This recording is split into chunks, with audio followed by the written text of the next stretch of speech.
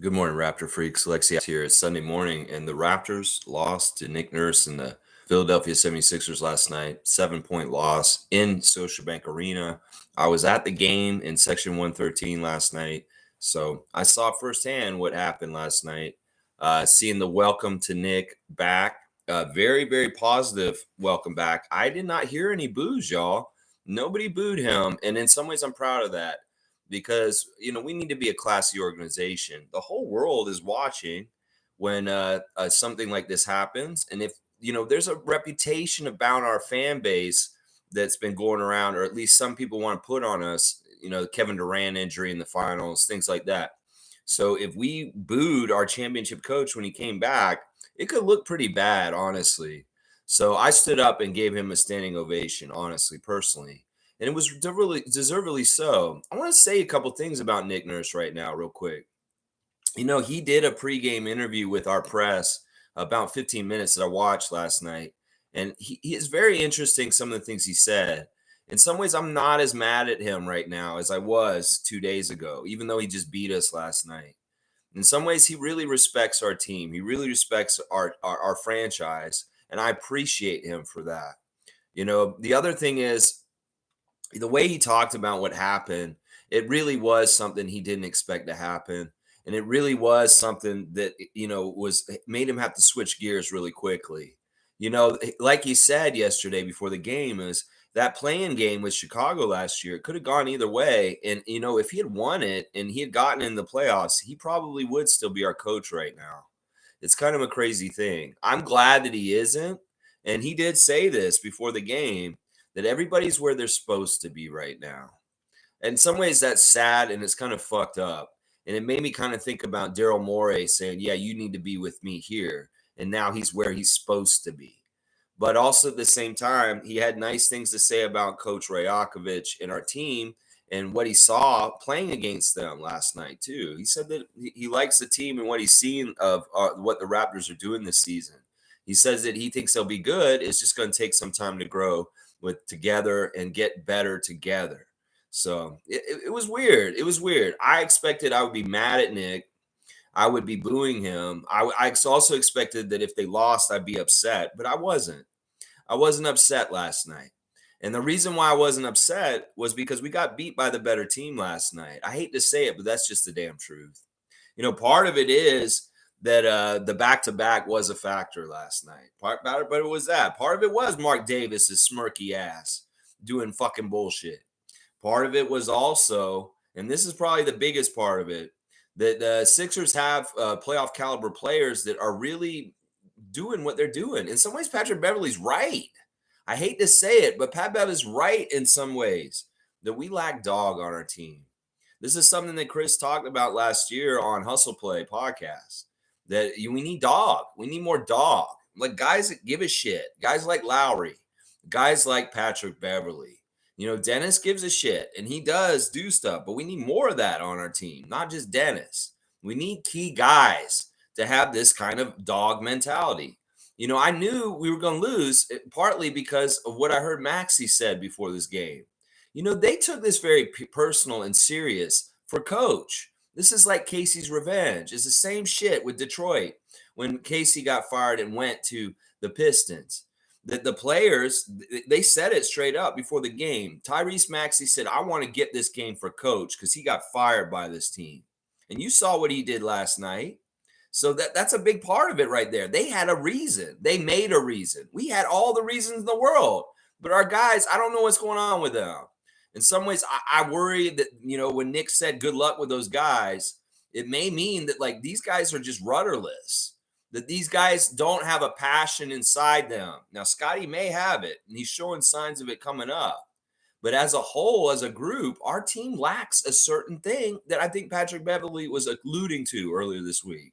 And I hate to admit this kind of stuff. In some ways, I got to give them credit because they were on a back-to-back and they played their ass off in an overtime game that was absolutely emotionally exhausting. And then they had to come in and play a playoff team. That's a playoff team. A lot of the things I said about Philadelphia, I want to take back a little bit because they're run very well. Nick is doing some certain things right now that are going to make them better than they were with Doc. And they're a little scary.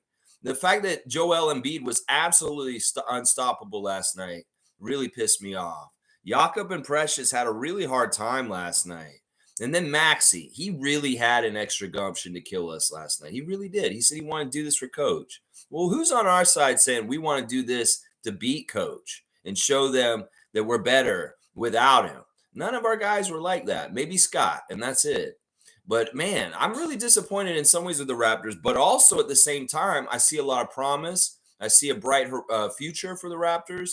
I see a lot of good things coming down the way, but we got some steps we've got to go through to get to that better steps. But the future is bright. And the 2 stars of the game, my first 2 stars of the game are a big reason why. Scottie, Wayne Barnes, Gradey Dick. And wow. So we're going to focus on the bright spots, and we'll give respect to the good job by the Philadelphia 76ers last night. Because honestly, I can't be mad at what happened last night. We got beat by 2 very overpowering players that absolutely dominated and showed that they are a contender. They're a contender. That team is very good last night. And they don't need James Harden, to be honest. They really don't. They got it pretty good. Dana's here. Good morning to Canadian Dana. Good morning, everyone. Can't believe NickNurse won. I know. In some ways, I was a little sad about it, but there's been a lot going on with my life this weekend that's been really, really difficult besides basketball.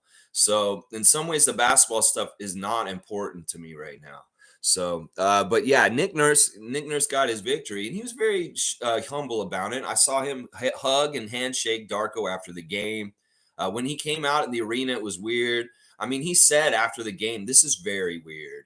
It's been so weird being in Toronto the last 2 days and the whirlwind of change that has happened in the last 6 months. It is really weird. Honestly, it's got to be. It's got to be weird for him to go to the visitor side of the court and run things from that side after running things on the home side for so many years. It's got to be so fucking weird. Trevor's saying, good morning, Raptors family. Good morning to you, Trevor J.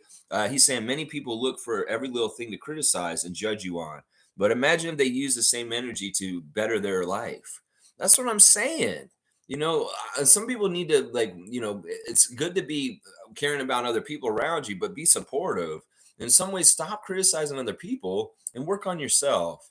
That's a better thing. In some ways, it's better to be kind than to be truthful. Let's just put it that way. That's a good thing to think about too in your life. It's better to be kind than to be truthful sometimes. It's just the damn truth. Keep it to yourself. It's not very nice. Jimmy Pope's here. 79 games left. That's right. It's a long season.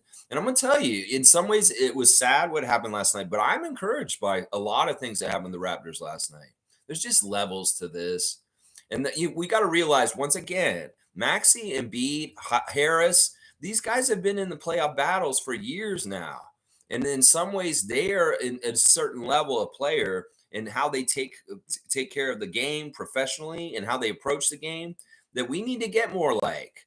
And, they show us where we need to get to. And that sucks because in some ways we were unequal to them in recent years. But at this point, we are a tier below them. We really are. And I hate to say that. Now, we're going to have to play them again on Thursday. I think it's Thursday. It's another back-to-back. They screwed us. They really were very calculated with the season starting open. First of all, they're playing Milwaukee in their first game and losing by 1 point. Adrian Griffin and the Bucks was calculated. In some ways, they did want Philly to lose that game. And then it was calculated that we would beat Minnesota. They wanted us to beat Minnesota. But it was calculated that we would lose to Chicago last night. And then it was calculated that we would have to go to Chicago. And that's a time zone that's ahead of us that we'd have to flip back. That's a fucked up back-to-back. It is either way. No way you slice it. The Sixers get here on Friday morning.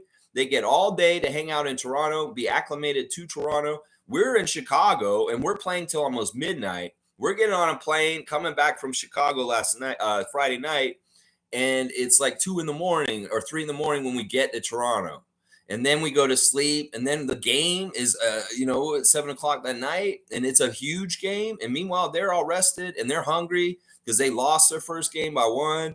Yeah, it's a recipe for disaster. Then you add in the magician and Mark. I'll tell you, Marc Davis is funny, man. I was watching him when the cameras aren't on him. He's a weirdo, man. He likes to keep limber. Let's just put it that way. all throughout all the timeouts and everything. He's doing like YMCA stuff on the side of the court. He's just doing this all day. And he was so snarky to some people. I would see him talking to some of the players, and he's just like, no, no. He's like, he had such an attitude towards them. It's hilarious. Yeah, I was watching you, Marc Davis, last night, and there was some fucked up shit, but the refs didn't really have a factor in what happened last night. It really was the overpowering play of the two best players on the Sixers. Really, really was. We couldn't stop and beat it all. I was really disappointed in Pirtle because he was not anything to try and stop him. He did whatever the fuck he wanted out there. And then Maxey was electric. You know, Nick said this after the game. He's like, Maxey's been getting 30 on the Raptors all the time I coaches. I mean, it's nice to see that continues with me on this side, coaching him from this side. Man, it's a messed up situation, but we need some time to grow to come back and get them.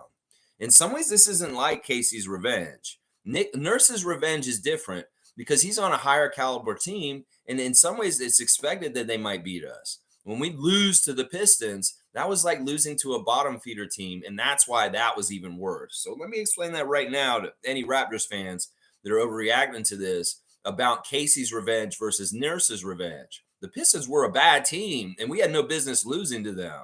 The Sixers are a good team, and losing to them is not a shame. I'll tell you that right now. All right, let's keep going. Tom Duke has got Gradey in the emotes today. I love that. Tommy Dukey, I love the work you're doing on this channel. We're putting new emotes in all the time. And look at Gradey. Really was a huge coming out game for Gradey last night. Really, really huge. You know what? Let's do our 5 stars of the game right now. Our first star of the game is Scott. Scott, once again, is absolutely the best player on the Raptors. He has been the best player in a lot of our preseason games and in these games in the regular season so far. He had 24 points, 11 of 16 shooting. It was fantastic. 2 of 5 from 3, 8 rebounds, 5 assists, 2 blocks, 1 turnover. That's fantastic. In fact, that was something he noted in the post-game interview, that I got my turnovers down this time, because he had 7 on Friday night and he had 1 last night. So your assist to turnover ratio was a 5-1. Scottie, that's approved. That's approved right now. But really, the thing about Scott last night was, once again, him showing the assertion, the dominance, the kind of like, I'm going to go and do something on this play right now, and I'm going to make it happen. And a lot of it was at the cup. He was going to the rim, and he was throwing it down or laying it up. There was one play where Joelle blocked him. It was right after Joelle did a little move on him and Gradey. Talked trash to Gradey. Gradey said that he talked trash after the game because they both went to Kansas, and Joelle likes Gradey because they're from the same university. But he talked shit to Gradey Dick last night, and then he ran down the court and blocked the shit out of Scottie Barnes right after that. But Scott had some impressive shots that he made last night. In fact, he showed some range on his 3 last night that has the NBA a little worried. They're like, wait, is Scottie got range like that all of a sudden? We might get that in a little bit soon, y'all. Y'all need to be very worried at the rest of the NBA, because our young superstar is evolving quickly, and I see him arriving very soon. So, yeah, very awesome plays by Scott in a lot of different places. And we did see him trying to exert his will on the game late to try and come back. But it was a double-digit lead in the fourth quarter, and they couldn't eat into it. There was like 5 minutes ago, and they got it down to 5. And the fans started going crazy with the defense chants then. But it was futile. They kept pouring on points, and they get the lead back up to double digits. And that's just how it went, ending with the game losing by 7. You know, the crowd was weird. I did what I said I was going to do. And you notice I still kind of have my voice, and I'm kind of mad about that. I was doing the defense chants right from the start, and nobody around me was doing it. I was the only one. And some of these people in front of me were like, what is he doing? I'm like, I don't give a fuck what you're thinking. I'm going to go ahead and do this. And another thing I noticed was the building, the in-game ops people were not playing it very often. It's like during the second half, there was so much just quiet possessions with no in-game ops, nothing going on over the PA system in the building, and just me yelling defense from 1-13. And a couple of people chiming in with me.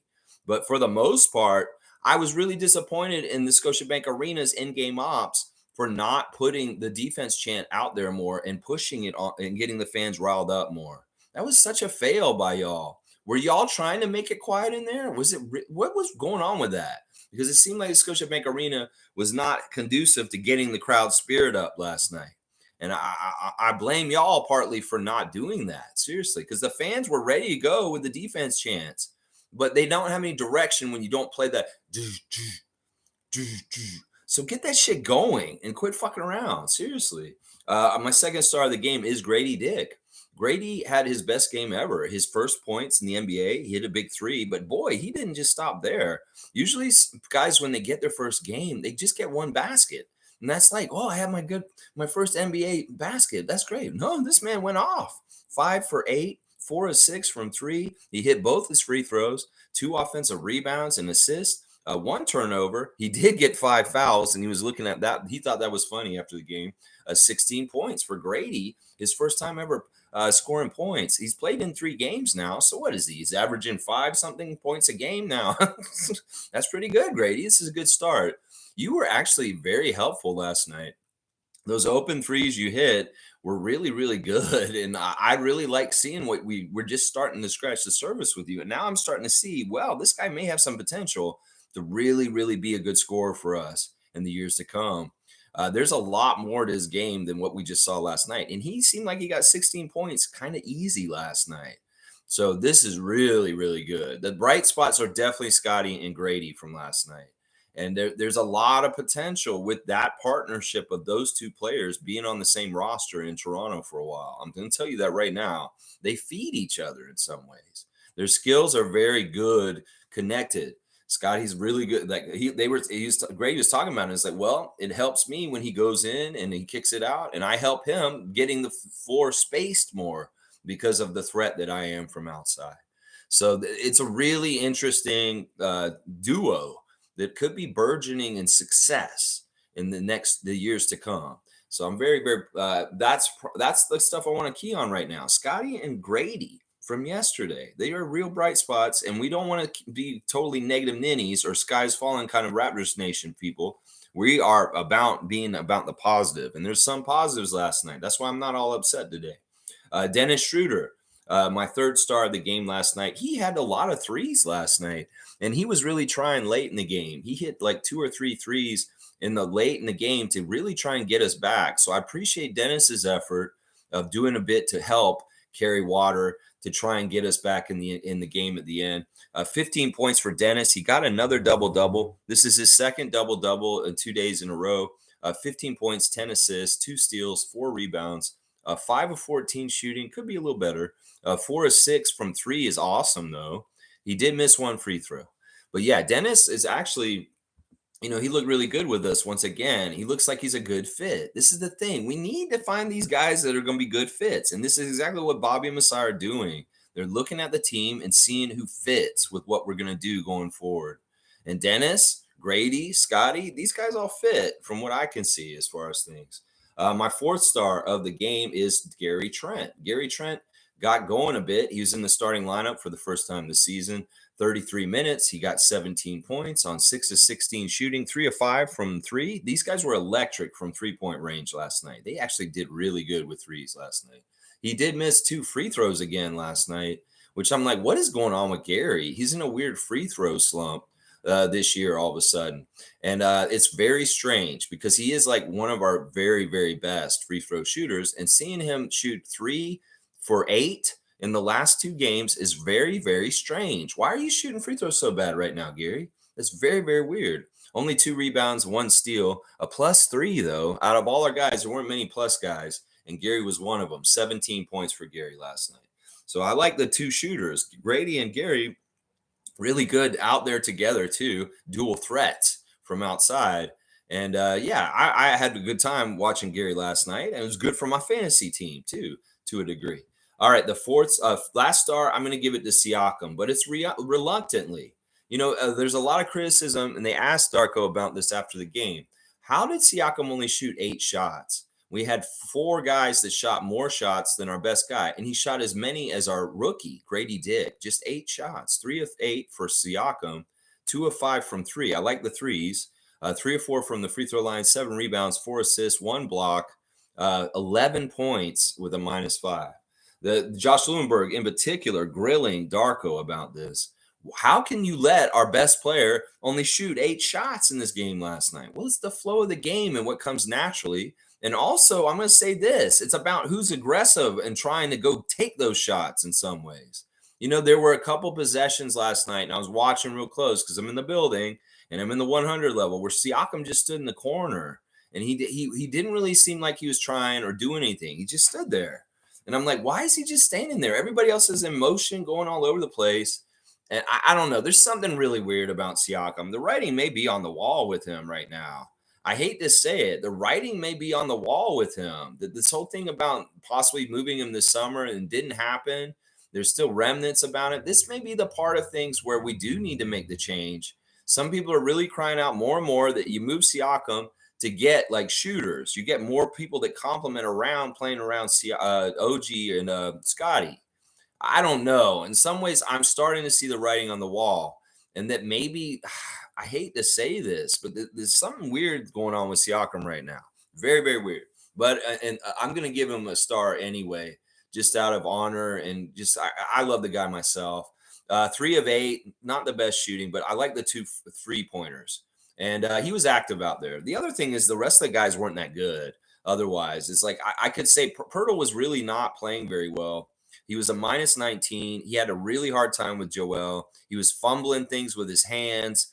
He just looked really clumsy last night, and that's no good when Pirtle's like that in that situation. It's no good because he looked clumsy. And the other one was Precious. Precious was getting stuff near the basket, and his problem was that he kept not handling balls right. He was fumbling the ball with his hands, and that was a problem with him. So our 2 centers looked a little chaotic and not totally smooth and a little bit bumbly with what they were doing with the ball, losing it. Some of it was that the Sixers are playing NickNurse style of ball. It's very physical. He's telling them to foul every play, and they were fouling all over the place. But that's the NickNurse system: is foul the hell out of everybody. The refs can't call everything; they're going to call some of it, but play very physical, grab people, hold people, do all kinds of stuff. You got Joelle out there doing that, and he's so strong. Then you got people like PJ Tucker, Patrick Beverly, Kelly Oubre running around, grabbing people on arms, just causing all kinds of toughness to try and score through. And it hurt our offense in some ways. There's a reason why most of our good offense for a while was from the outside. And we did really well. Like, I love that we were 7 for 7 from 3 to start. And they really looked electric. And it was cool to watch in the building. Like, being in the building and seeing it in person was really, really cool to see all the swishes and all the 3-pointers we were making last night. That was really awesome. But yeah, there's my 5 stars of the game. Scottie, Gradey, Dennis, Gary, and Siakam. Another factor last night that really added to us losing was OG. We had OG in this game. It would have helped a lot in a lot of ways. Our defense had problems at different times in the game, really big problems. And we saw them employ a backdoor play where Kelly Oubre just got easy layups twice late in the game because Gradey was kind of out there kind of playing defense, and he's a rookie. He's going to make rookie mistakes. Well, they did the backdoor on him, and they got 2 really easy layups near the end of the game from doing that. All right, let's see. Nameless is saying the refs again in our own barn. Foul, foul, foul, foul, foul. Yeah, there was a lot of BS. But I'm not going to go into the ref manipulation too hard. Let's just say that Marc Davis is a smirking asshole. And it was weird. I was watching him interact with different players in timeouts, and when they come to him and talk to him, and he's very a smart ass. Like, they come to him and he makes like the faces back at them, like, well, what do you expect from me? That kind of shit. Boucher's pleading his case to him, and he's doing shit like that to him. And I saw Dennis really, really talk to him for a little while in the 4th quarter. And in some ways, it's like talking to a brick wall. Let's just put it that way. That's the feeling I get from it. In some ways, it's just like talking to a fucking brick wall, trying to talk to Marc Davis. Yeah, it's sickening, huh? If you know, you know. Nameless. Yeah, Dana's saying the refs were straight trash. Yeah. I mean, they weren't as bad as Chicago. In fact, let's talk about what came out in the last 2-minute report for Friday night. They basically admitted that they screwed us over, and they're going to put it out in public. And this is the thing that kind of pisses me off the most. It's like, all right, we see you do it. We know you're doing it. We're going to talk about it afterwards. Okay, you're going to go look at it afterwards, official review, and you're going to say, oh, we did do it. Okay, well, where's the justice in this? Do you change the outcome of Friday night's game by admitting that DeMar DeRozan traveled, by admitting that Caruso flopped? I mean, what the fuck, NBA? Well, that's what I'm saying. You could give us these 2-minute reports. Are you just trying to say, yeah, Raptors fans, just get used to it. You're fucked. We're going to fuck you over. We're going to tell you we fucked you over, and nothing's going to change. I don't get this. It pisses me off. Once again, we're underdogs. We got to do what we got to do.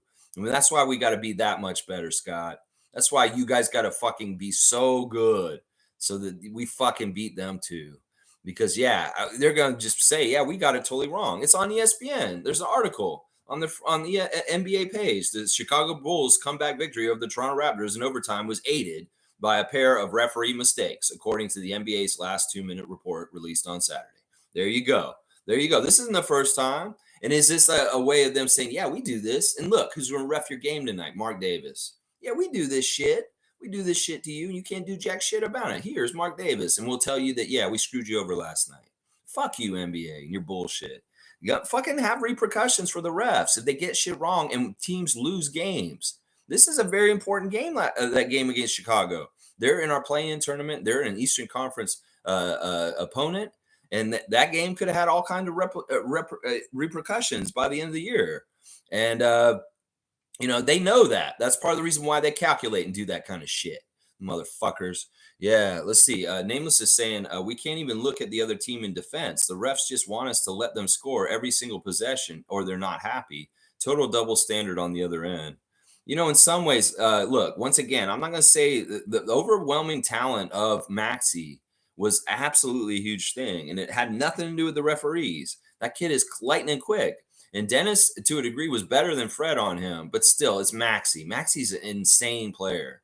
And it's the thing about Maxey that I've said this before is that he's got an ability to not have to stop and pop. He can run full speed and shoot, and he'll make it.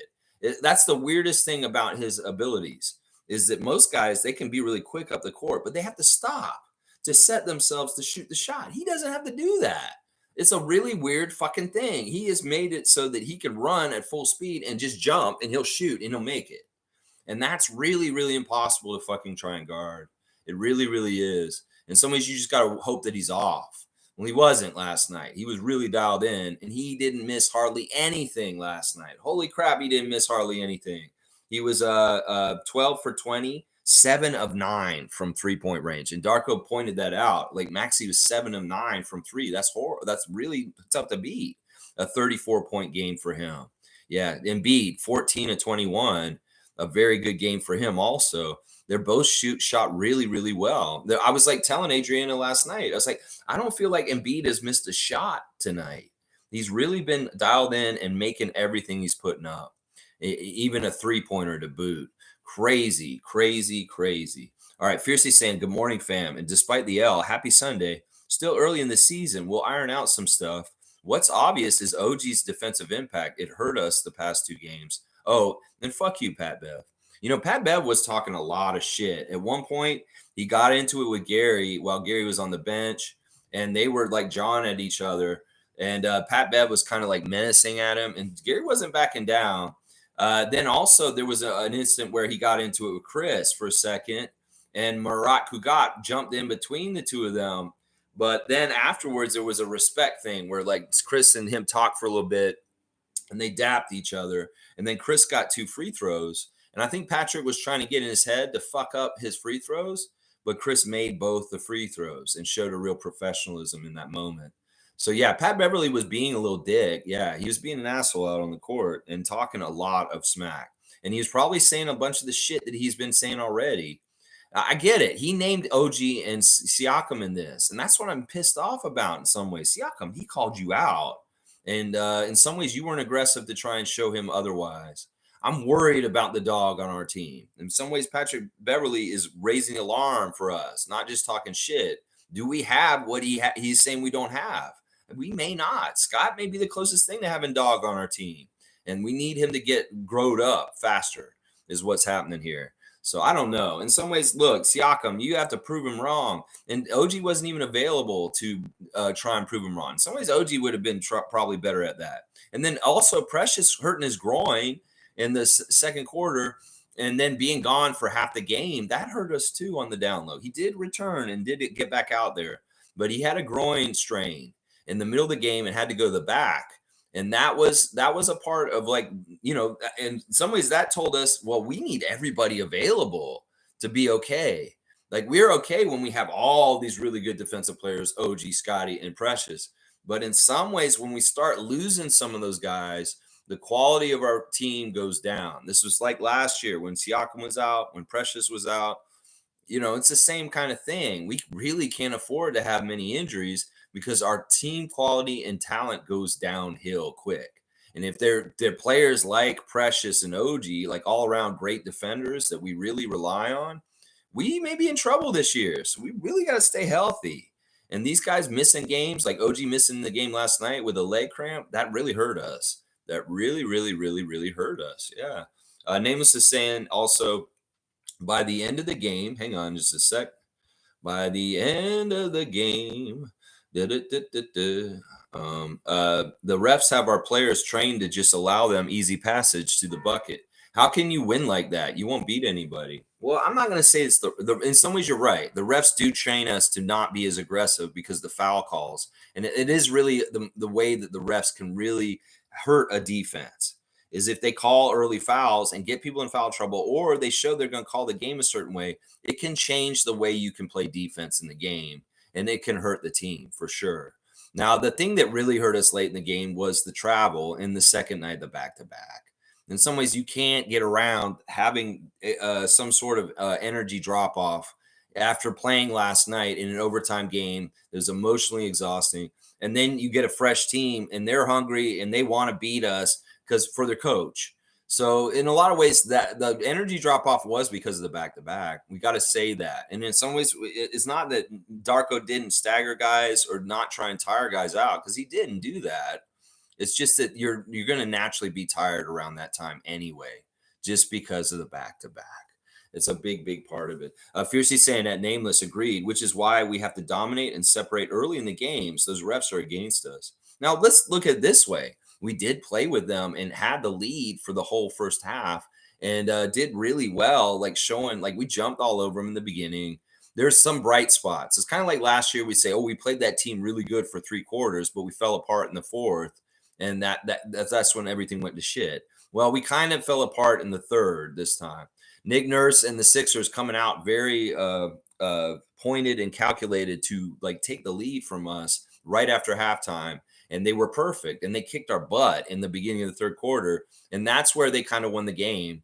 They separated at that point in the third quarter, and then it was trying to play catch up on them for a while. And when you have Embiid and Maxey just doing what they're doing last night, it's really hard to come back on them. Really, really hard. We had nothing for Embiid yesterday. Precious says he can guard Embiid, but he really wasn't doing that. And then Jakob not able to guard Embiid either. There was no answer for him. In some ways, I have a lot more respect for Philadelphia today than I did yesterday. And, maybe a random gamer will be happy to hear that. Love to see. Let's see. Jimmy's saying, I feel you, Nameless. We're not allowed to play the same defense as your opponents. The fast break no call that should have been fit for Scott had me furious. Doesn't help that Maxey went 7-9 from 3. Yeah, that's a huge dagger. And I love Darko getting the tech on that play. Scottie did get fouled in the air, and they're calling all this bullshit on one side, not on the other side. Darko got mad and got his first tech coaching for us. And you see what he got it for. He got it for standing up for Scott. And that's really good. I like that. And they're exactly right. And you guys are right, too. I was infuriated by that, too, in the crowd.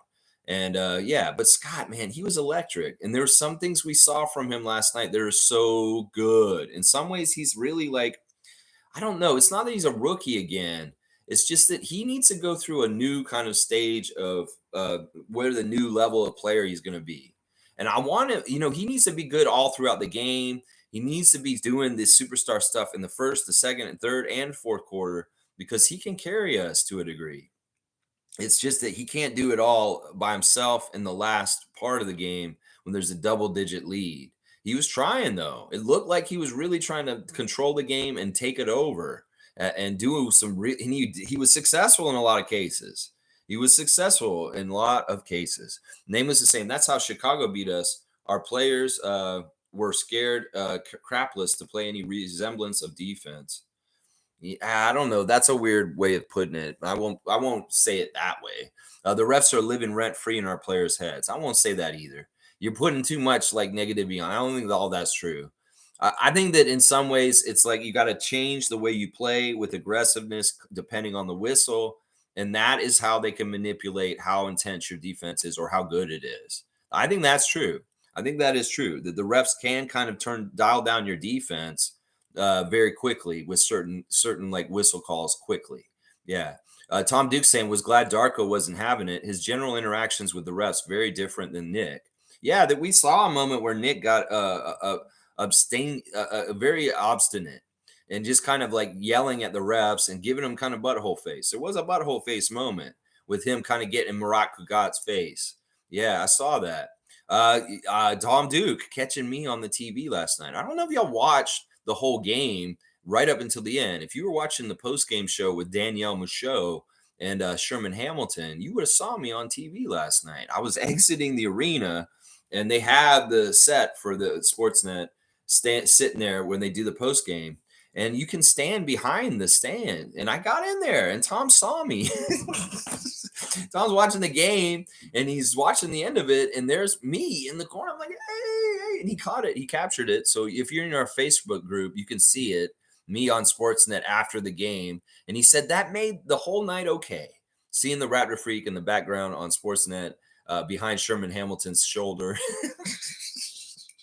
It's so meta. I was wondering how many people that might listen to me or watch me on this channel may have saw me at the end of the game last night and the Easter egg of it. In some ways, that made my night too. It's like, wow, Tom did see me. I was wondering when I did it if anybody would catch me on TV, and Tommy did. And I'm so glad you did, Tommy. If you want to see this clip, I'll try and put it in the community panel on this channel sometime today, so everybody can see it if you're not in the Facebook group where it's posted already. Fiercely saying, reporters asking stupid questions once again, trying to get a reaction from Scottie. Who cares if he interacted with Nick? It has nothing to do with the game. That was very telling and interesting. The questions about NickNurse's interaction with him during the game. In some ways, Nick, knowing the way he conducts himself, they're the enemy. When he walked out on the court, he said hi to a lot of the coaches and support staff around the Scotiabank Arena, but he did not acknowledge any of the Raptor players. He walked right out. He said hi to some of the security guys that are always there. He shook some of the hands of, I think he went and shook McKechnie's hand, and he may have went and saw Matt Devlin and the announce crew on the way. But he did not look on the court when he walked out. He walked straight to his bench, and he didn't come out there very early.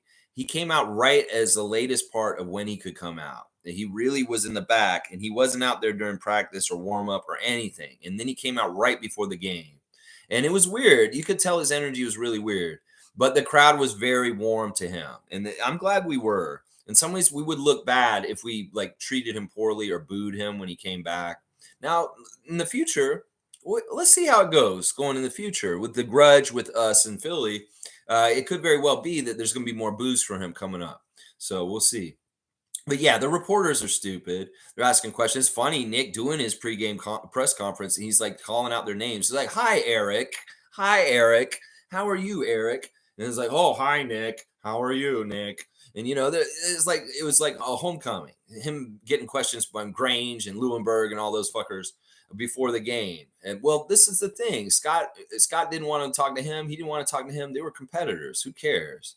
Even after the game, Nick said he shook Darko's hand and walked out, and he may have had a couple embraces with former players that are on the Raptors here and there. I did not pay attention to who he went and talked to or who he didn't, so I can't tell you for sure. But he did have a little bit of interaction with our team afterwards when he was on his way out.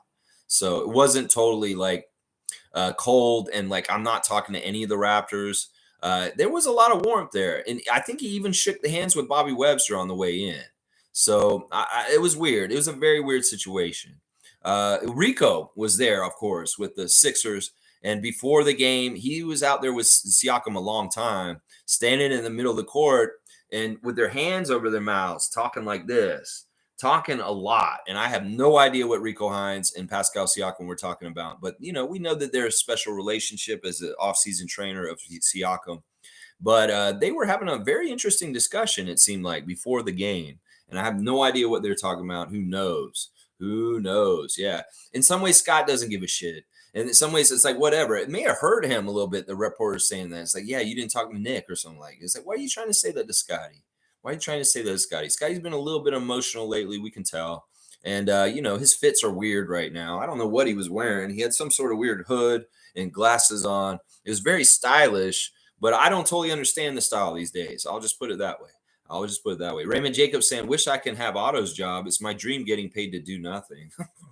Raymond Jacob, in some ways, he's a break in case of emergency. And hopefully he will get out there and he'll do some stuff. In some ways, also, you got to realize this. Once you get to the NBA and you prove that you're a professional for a long time, well, in some ways, you get more bona fide and you can get in these situations. He's a good professional. And I get it. He didn't play for us last year and he hasn't played for us yet, but that's not his fault this year. It's a coach's decision. He's a DMP coach's decision, and that's not on him. So maybe it's Darko. That's hey, listen, everybody, listen, UBI is gonna be great, Raymond, when it comes. So maybe you will be like Otto one day. All right, let's just put it that way.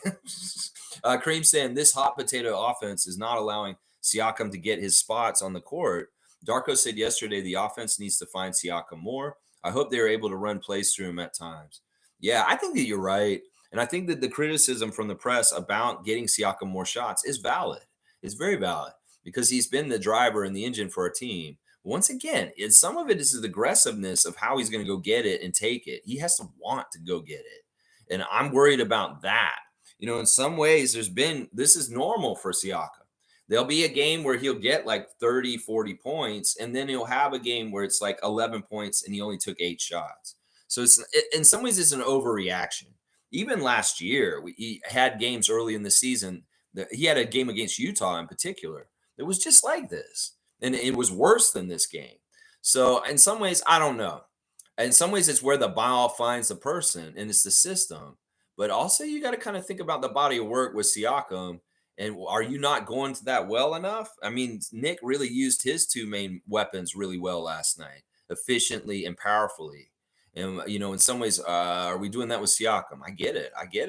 Nameless is saying, could be right, Kareem. Raymond, let's fucking go. Good to see you, pal. Bam. All right. Yeah. Yeah. Trevor J saying the NBA, no, we're going to be a badass team this year. So they want to put an early stop to it. I'm a little worried about this season. I'm not going to lie. This season is going to be very tumultuous.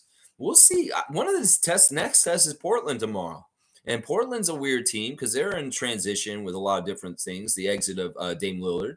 So we're going to have to see, they're bringing watermark gauges on every single game. And it's crazy because we really do need to beat Portland tomorrow night because the rest of the week isn't easy at all. Holy crap, the next games after that. We got Milwaukee in Toronto on Wednesday. And then we go to Philadelphia and play the Sixers in their second game against them on Thursday night. And then we got to play the Spurs and the Celtics right after that. So it's coming fast and furious. And listen, if we can find success, win some games we had no business winning, that's all good stuff. That is all good stuff right there. Name was saying Scottie is our Rottweiler, but we need more pit bulls and European Dobermans. I mean, the dog analogy, I guess. Yeah, sure. We don't need no pugs. We don't need no bulldogs. We need more, aggressive guard dogs, attack dogs. Yeah. Yeah. What is that dog that kills everybody in the UK? It's like the monster pit or something like that. I forget what they're called. I'm not really into those kind of dogs because honestly, I had a dog back in the day that got attacked by dogs like this. And it's like sometimes I don't want to get into this too much, but I feel like we need more of like angry or vicious or like I'm going to get mine. I think this is the thing we're really lacking on this team is the ability to like really give a shit and get out there and compete and have dog. I hate that Patrick Beverley's right, but I think he's right.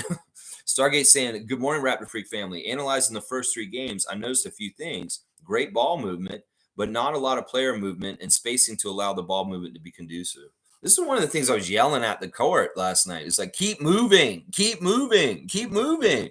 And when I noticed people on the offensive set, if any of them are not moving, they're fucking it up. And that's why I was kind of mad at Siakam for just standing in the corner sometimes. It's like I seen everybody moving around, and he's on an island of his own, just standing there. I don't know if that's part of the scheme, and that he's just the outlet, the last guy. Oh, throw it in the corner, Siakam. That may very well be he's doing exactly what he's supposed to do. But to me, it makes sense that everybody should be moving all the time if we're going to do this. Now, another thing is what is the pace of how quick they're moving. They have to put a pretty quick pace to free each other. Now, if they're just kind of going through the motions and they're just kind of moving, that's not going to be fast enough to shake the defenders off of you. So it's like you really got to put effort into that pace and movement also. And if you're not moving quick enough and making those moves fast enough, the defense is still with you and you haven't beat them. So the effort has to be there, and some of it is effort, but some of it I give them a break because it's a back to back. So Raymond Jacobs saying Marc Davis probably never favored the Raptors. He probably only favored Nick We don't know if refs like Darko yet. Sup, nameless hombre. Marc Davis has a weird career with us. I talked about the Sacramento game earlier already, where he single-handedly stole a game from us against Sacramento, like 10 years ago. And nobody's forgotten it. And he was called out on it very much like the Chicago thing. They came and looked at it and they said, you got it wrong, Mark, and you screwed over the Raptors. But we didn't get that win back. So he's notorious for this. Now, to try and cause good publicity after that, because it was known and Raptors fans were talking about it a lot, he overcompensated being nice to us for a few years. And he was very much favoring us in different games that he refed with us in recent years. Now, you saying you think it's because of NickNurse. No, I don't think it's that. In some ways, once again, I'll say this is some loud dog out in front of my house right now. It's distracting. In some ways, I'll say it's like Tony Brothers again. Marc Davis rewards effort. Marc Davis rewards people busting their ass on the court. And that's what Tony Brothers does too. He doesn't like people sassing him. He doesn't like people trying to show him up and talk trash to him or get mad at him. He's very not like that. He's no nonsense. So that's part of it there too. They had more energy. They had more ability. Their system was working better with the defense and the way Nick likes to play aggressive, that they got rewarded for it. Meanwhile, we were a step too slow and we looked lazy at times. And that's part of what will change the whistle with referees like Brothers and Davis, those two guys in particular. So I don't know. We can't really go by anything as far as the refs' relationship with Darko. Darko freaked out about Scottie not getting the N1, and that was good to stand up for him. But I don't think that really rubbed them the wrong way. He may have just said something really crazy. I don't know. He said that's fucking bullshit or something like that. Who knows? Name was saying, give me a Neapolitan Mastiff, a Neapolitan. It's not like ice cream. This is like a chocolate, it's vanilla and strawberry dog. It's like dark at one end. It's like pink in the middle and like white at the end. What is this? Neapolitan Mastiff. Yeah. MSJ saying, hot take. We have Barnes, OG, Dick, and Dennis. We have winners. But I also feel that Pascal will indeed have to go. Top play needs to be the top dog. And we have too many power forwards. Trade for guards. Well, this is part of the fact-finding mission about who's going to get extensions. And it's like Siakam is in a certain situation, but so is OG, and so is Gary. And so is Precious. So it's really, we got to see who's going to be okay with what we got going forward. We know what you just listed is probably some of the stuff that's going forward. I really do think OG is absolutely essential to this team. And we need to invest in him. We see the difference without him around, and it sucks. And so I'd say get OG done as soon as possible, Bobby Webster, is what I'll say right now. Trade for guards. Trade for dogs, I guess. Trade for dogs. We need more dogs as they bark outside my window right now. Kareem saying, Siakam is an all-star. All this talk of Scottie's team must be wearing him down. We need them both as our dynamic duo. So let's all support and embrace the narrative instead of trashing Pascal's play. Yeah, I mean, I'm okay with that. If we can get this to coexist and to continue to be okay, that's fine. But, in some ways, there's weird stuff. Like I said, there's some writing on the wall, and I'm also going by what I'm seeing with different people. I don't think that Siakam, if I was Siakam, this is the way I would think right now. This is my team. This has been my team. I shouldn't look at Scottie as a threat. I want him to come up and stand beside me, but I need to stay where I'm at, and I need to stay as badass, as powerful, so he can stand beside me and we can be powerful together. In some ways, I feel like it's not that he's shrinking away. It's more like, I don't know what it is. Maybe it is partly the system and we need to just feed the water to him. or something. In some ways, it's like, once again, he can work his ass off all summer and show us, like, what are you doing playing piano with your life? Well, I'm wondering, are you playing piano with your life? Seriously, you say that, and I get it. You're up on Monday morning working out, but I'm telling you, man, take more initiative and control over your life, Siakam. In some ways, I get it. You want to just play basketball and just show up and do that. But there's levels to this. In some ways, you need to enforce your will on your life in certain ways so that you can control your narrative and what's going to happen to you. If you do not do that and try and do that and be proactive in this, somebody else is going to control the narrative for you. And that's what I'm saying right here. In some ways, if he thinks Scottie's a threat to take over and be the top dog on the team, well, fucking fight it off, Siakam. Seriously, do it the right way. I'm rooting for him. And I once again, I'm not anti-Siakam. I'm just trying to be fair here in what I'm seeing right now. And I know that there's people that will say, oh, you're being overly critical of him. I'm not. I love him. And I think he's a good player and he's doing badass. I think he was fine last night. He was one of my 5 stars. It's just, I'm just pleading with him. Like, if this is going to change, you can have a control over this, but you need to initiate your will. You need to go and fucking do it, bro. And then everybody will shut up and they'll be like, oh crap, yeah, Siakam's him. Siakam's him. We got to keep Siakam. Of course we got to keep Siakam. Look at what he's doing. There's his power right there. There's his power right there. Jimmy's saying Chicago was our game to win. This game was always going to be the hard one to win since it was the second night of the back-to-back. Should be 2-1. I completely agree with this, Jimmy. And in fact, if we had not had our momentum hurt last on Friday night, we could have also been 30-0 last night, possibly. You know, in some ways, it all adds. It's like dominoes; they run into each other. And you know, the losing of the Chicago game really sucked, and it was really bad, really, really bad. And in some ways, I hate that loss way more than the one last night. The one last night is a little bit more respectable, considering the opponent was very good last night. Let's just put it that way. Random gamer saying, "What's up, guys? I'm not gonna lie, a lot of those calls were horrendous for y'all. You never want to blame refs, but that was just so bad. I feel like every year the refs get worse." Some people are saying this. Some people are saying, I appreciate that, random gamer, but you don't need to blame the refs. You guys played really good. I'm going to give you kudos. You know, you hang with us through the good and the bad with your team. Well, you guys did a really good job. And I'm going to say that I'm impressed with y'all. In some ways, I got to reassess my way of dealing with the Sixers at this point because you guys are a real legit playoff contender. And I would even say that you guys could win the championship this year, even without James.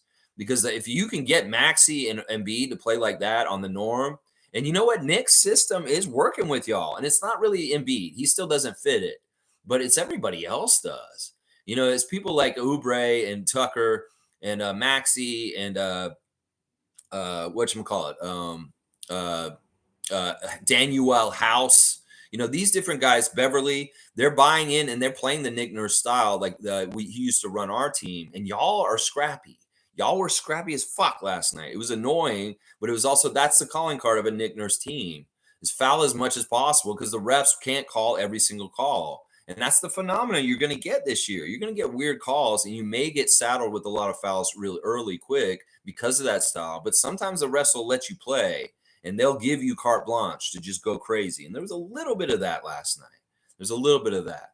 But in some ways, I can't blame the refs for this one. And I really, honestly, even though the refs fucked up and they admitted it on Friday, I can't blame them for that either. The Raptors had the chance to win the game on Friday, and they blew it. And they blew it on multiple occasions. And then on Saturday night, that was just a better team that came into our house and beat us. And that's just the damn truth. So congratulations, Random Gamer. If I'm going to say this to any Sixers fan, I'm glad it's you. Let's just put it that way. And on a positive note, Gradey Dick, Gradey Dick looks like an absolute stud. Excited to see the heights he takes his game to. See, look at this, man. Random Gamer, listen, you don't have to tout us, man. And I appreciate you being nice and giving us some sunshine after yesterday. You know, there were some Sixers fans in the house last night. And in front of me, I had a couple people wearing Iverson jerseys. Somebody in a Harden jersey, which was pretty funny to me. Yeah, there were about 5 or 6 Sixers fans that came across the border and were in our building last night, sitting in the section with me. So that was interesting. They were very respectful. Well, one guy had cornrows in his hair like Iverson. It's like, this dude really cosplaying Allen Iverson for Halloween right now. It's crazy. Yeah. But I appreciate you being here. Appreciate you being gracious in a victory. is what I'll say right now. MSJ saying, I'm not worried. It's just we are still in a flux period. This is exactly right. And I'm going to give MSJ a dunk for this because this is a voice of reason. There's going to be a lot of people overreacting today like they were yesterday. And there really isn't any reason to do this. There really isn't. Casuals will overreact to every single game like it's one way or the other, whether it's a win or a loss. They're going to be crazy either way. Let's see.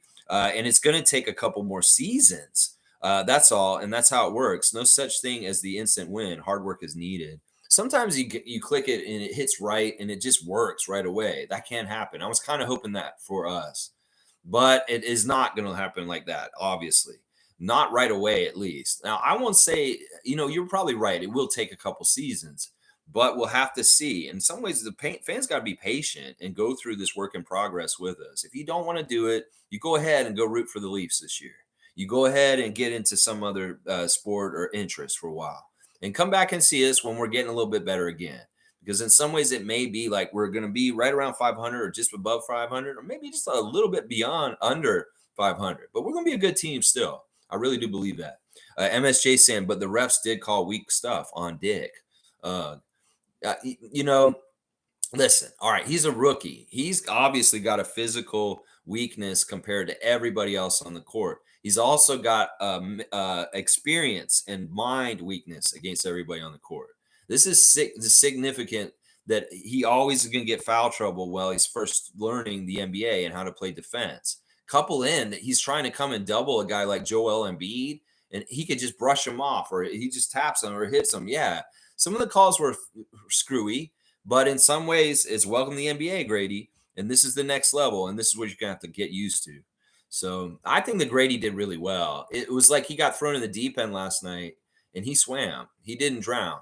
He swam, and he did really, really good stuff for us. So it's going to be, in some ways, his early career is going to be like, we got to really kind of like see if he cannot be a detriment on defense. We can keep him out on the court for longer periods of time if he can do certain things on defense to hide any kind of deficiencies or problems. In some ways, he's going to be somebody, like he said in his interview after the game, that the other team's going to target going at on their offense. And he has to figure out, like, yeah, I'm going to play them straight up. He said he doesn't care who's coming at him in the NBA, who he's playing against. He's going to meet them face to face and not be scared. It doesn't matter if it's big old dumbass Joel Embiid. No, he's not going to be afraid of him, is what he said. Fiercely saying, I agree with you, Lex. We're too nice and kumbaya. Dennis and Scottie are the only ones showing dog mentality so far. Marquise as well, but he doesn't play. The other ones need to step up.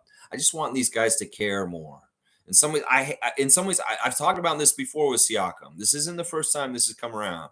I worry about his late coming to the game of basketball. In some ways, he doesn't have like the instilled stuff as a little kid would here in the States or Canada.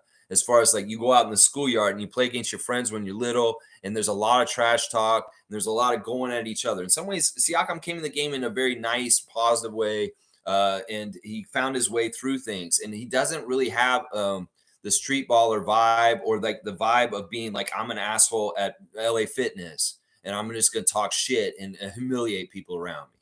You know, he did a little bit of that to PJ Tucker last year, and that was fantastic. And I would have loved to seen a repeat of that last night, but it wasn't to be. And whether that was the coach and his system and the guys and the system just not naturally finding him, or him not being aggressive enough to call for the ball and get it himself. You know, I don't know where it is. I don't know where it is right there. It's a mystery. And in some ways, I know it's a lot to figure out. And there's so much pressure. And it's so hard for anybody to try and be in that position like him. But I wonder if his late coming to the sport of basketball is a factor in this and his unconventional path. You know, like I said, this guy was in seminary. He was in a religious school studying priesthood for a little while there. And then all of a sudden, it was just diverted to basketball, just kind of randomly. And in some ways, his heart coming from up, like Gary, he grew up. His dad was an NBA player as soon as he was born. And he was around it all the time. These Thad Young kids are around it all the time. It gets programmed in them. Some of this stuff we're talking about right now. And I wonder if Siakam, not having it in his like early years, more in his teenage years, it hurts his dog factor because of that. I mean, it is a plausible theory. I mean, if you really think about it in some ways. I just want more dog. I just want you guys to give a shit more. I just want more Lowry. Okay? I want more Lowry. I don't give a shit who does it. You're going to be my best friend. If you show up and you just like, I give such a shit, I'm going to do this. I'm going to lay on the floor and bleed like Fred VanVleet. I'm going to get out there and bust my ass like Kyle Lowry over and over again. I take 10 charges and my ass hurts. It's raw after the game because I hit my ass on the floor so many times. I want that on our team. You're right. Dennis is one of these guys. Scottie wants to be this guy. He's just got to grow into his powers and really know how to exert them on the court to get more wins for his team. And that's what we want, you know? Any of these guys can show just a little bit more like I give a shit. That's what it is. Cool Cat's here. Good morning, Rapid-Free Cool Cat. Now, Cool Cat, I love you. And I know right now we're in one of those periods where there's a little bit of criticism going around about Siakam, your guy, in the Raptors circles. And I want to be sensitive to this. In some ways, you are a very important member of this channel. And I don't want to rub you the wrong way by going totally negative on Siakam. I want to try and balance this and be fair about this. And I know that in the past, I've rubbed you the wrong way in this. So in some ways, I highly value your opinion on any Siakam issues or anything about Siakam. And if I am overstepping or you feel like I'm being overly critical of him or overly negative, please tell me and I'll work with you on it, because I don't want to do anything like people were doing to Fred last year. First of all, that's for damn sure. And then second, I want to try and get this right with him. It's not that I hate him and I want him to go away. I want to get this right with him. That is my ultimate goal for sure. Cool Cat saying it was that we gave NickNurse a standing ovation and a loud cheering. That's why we lost. No, we had to do that. We would have looked really bad if we had booed him. Seriously. The reputation of Raptors fan nation is kind of bad in some ways down south because they think we're like mean people for cheering Kevin Durant's injury in the finals. They see us have our championship coach and we boo him, it'll look like we're ungrateful in the whole scheme of things. And I don't want to, in some ways, we did it exactly right. In fact, I didn't hear a single boo. I don't think I heard anybody boo last night. And in some ways, it's disappointing, but it's not. I'm glad we didn't do that. Name was saying, listen, let's not make too much of this, Lex. They were sitting there waiting for us after an overtime back-to-back. Of course, the wheels are going to fall off. Yeah, exactly. What do we do on this channel? We keep things positive and we keep trying to strive to get better. It's just like what they're doing in the locker room when they talk about this. They look at the film, they figure out what they could do better, and hopefully the wins come better. And that's what we're trying to do here too. In some ways, this is also damage control for a fan nation to be the antidote for the toxicity of it. So there's a couple of things we're trying to accomplish here. We're trying to keep it real. Keep it, in a place where it's like, look, well, let's be honest here. We just played an overtime emotionally crushing game. That was crushing the way we fucking lost that game. I'm not gonna lie.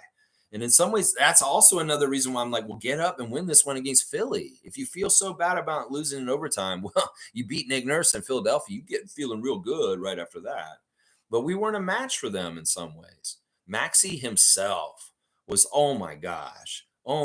Cowboys here. Good morning, Lex and Raptor Freaks. Bam. Good to see you, Bradley. Cool Cat saying, I have observed something. Folks at the game are very respectful and cheer for our previous players and coaches and staff. On Twitter, the audience is a bit toxic. Yeah, it didn't match up, did it, Cool Cat? We've seen so many people talking trash about Nick. I talk trash here, and I didn't even boo him. In some ways, I was like talking about it when we're coming in. There was these guys in line ahead of us at Gate 3, and we're just like, hey, you going to boo Nick? And I was like, I'm going to give him one. I'm going to cheer him once. And then if I get a chance to boo him later in the game, I will. He's like, yeah, I think that's what we're going to do too. So there was some people that were intending to boo him, at least from what we talked about outside. But the opportunity never really came. I guess when he was getting into it with the coach, with the ref, we could have kind of booed him there. And B got a lot of boos last night. That's for sure. He got it booed when he got introduced. And he got booed almost every time he touched the ball. Kelly Oubre was a little punk at one point too. He was like mocking our fans because we were doing the to try and mess up his free throws, and he was doing this like clap thing at us, like, "Oh, you're trying to mess me up." Oh, but he made both the free throws, so he was like trolling us back for trying to mess up his free throws. That was kind of annoying. But this is true, Cool Cat. This is the thing. That's why Twitter isn't the real world in some ways. We got to think about Twitter as bots. Twitter is trolls. Twitter is people that would act a certain way to your face Like they're a totally different person. And then on Twitter, they have a Twitter persona that's absolutely fucked up. So there, it doesn't line up with reality completely. All this acid and toxic bullshit on Twitter. You come to the game, well, you have to be a bit civilized. You can't fucking come in there like the animal you are on Twitter, is what it is, kind of in some ways. I think that's part of it right there. There were some weird people at the game last night. A lot of celebrities at the game. PK Subban at the game. The tight end, the rookie tight end for the Bills at the game. And then Logan Paul. Logan Paul strolling in the game, in the middle of the game, him and KSI or whatever, and they're sitting at courtside. They took a bunch of pictures of them at halftime in Raptors jerseys. Logan Paul in a 19 and KSI in a 7, and they're just posing with the Raptors pictures, and they're trying to do the Simon Says game in the middle of the halftime with them out on the court. And the Simon Says guys, Simon Max, he's like, Simon Says, put your hands up. Simon Says, put your hands down. Oh, you put your hands down. Oh, you're out. You're out. All that bullshit. And all the people who are coming in and out of the court for the halftime game of Simon Says are trying to talk to Logan Paul as they're walking through because he's having a little impromptu photo shoot. And the guys that were sitting behind me got to go down there for that. And they were like, man, what did you say to Logan? Oh, it was so cheesy, man. I was like, how are these guys celebrities? That's what people were saying behind me. It's like, are these guys celebrities? Who are they? These old heads like me. We don't know who they are. They're internet celebrities. They're influencers. Who fucking gives a fuck about them? Come on now. Callie's here. Good to see Callie Mayer. Let's see what the stress meter's like last night. Really wanted to stick it to Nurse. Disappointed. However, my expectations have changed. Not going to stress too much and enjoy the process. This is beautiful. This is a beautiful thing. And Callie's going to get a dunk for this because it's kind of turning the other cheek. One of the things that's really important in life is understand what you can and cannot control. That most people in life are upset and unhappy because they're trying to control something they can't control. And we can't control how the Raptors are going to do. So why should we get so bent out of shape and miserable and upset and depressed about it? In some ways, we got to keep ourselves detached from things that we cannot control. And that's a real true key to happiness, is understanding what you can and can't control. Callie can't control this. So in some ways, she's got to temper her expectations and come back and say, well, you know what? Let's just see progress. We were hoping we could hit it out of the park coming in the season and go 3-0 at this point, but it's not happening. And we just got to go with what's going to happen. And like MSJ said, it's a process and the future's bright. And we're going to look forward to the growth and changes and the accolades as they come again. In some ways, it's like we're back at 2012 again. And we may need to go through a 5-year process to get to our next championship again or something like that. 4 years, something like that. So it's going to take a couple seasons. And I like hearing what Callie's saying. This is a very mature, best way to deal with anything in your life when you have something that you have no control over how it's going to go. And we don't over the Raptors. We do not. That's for sure. Yeah, MSJ saying, personally, I can't deal with excuses at the NBA level. These players get paid so much money. There should be a perma smile on anybody's face who is paid millions to play basketball.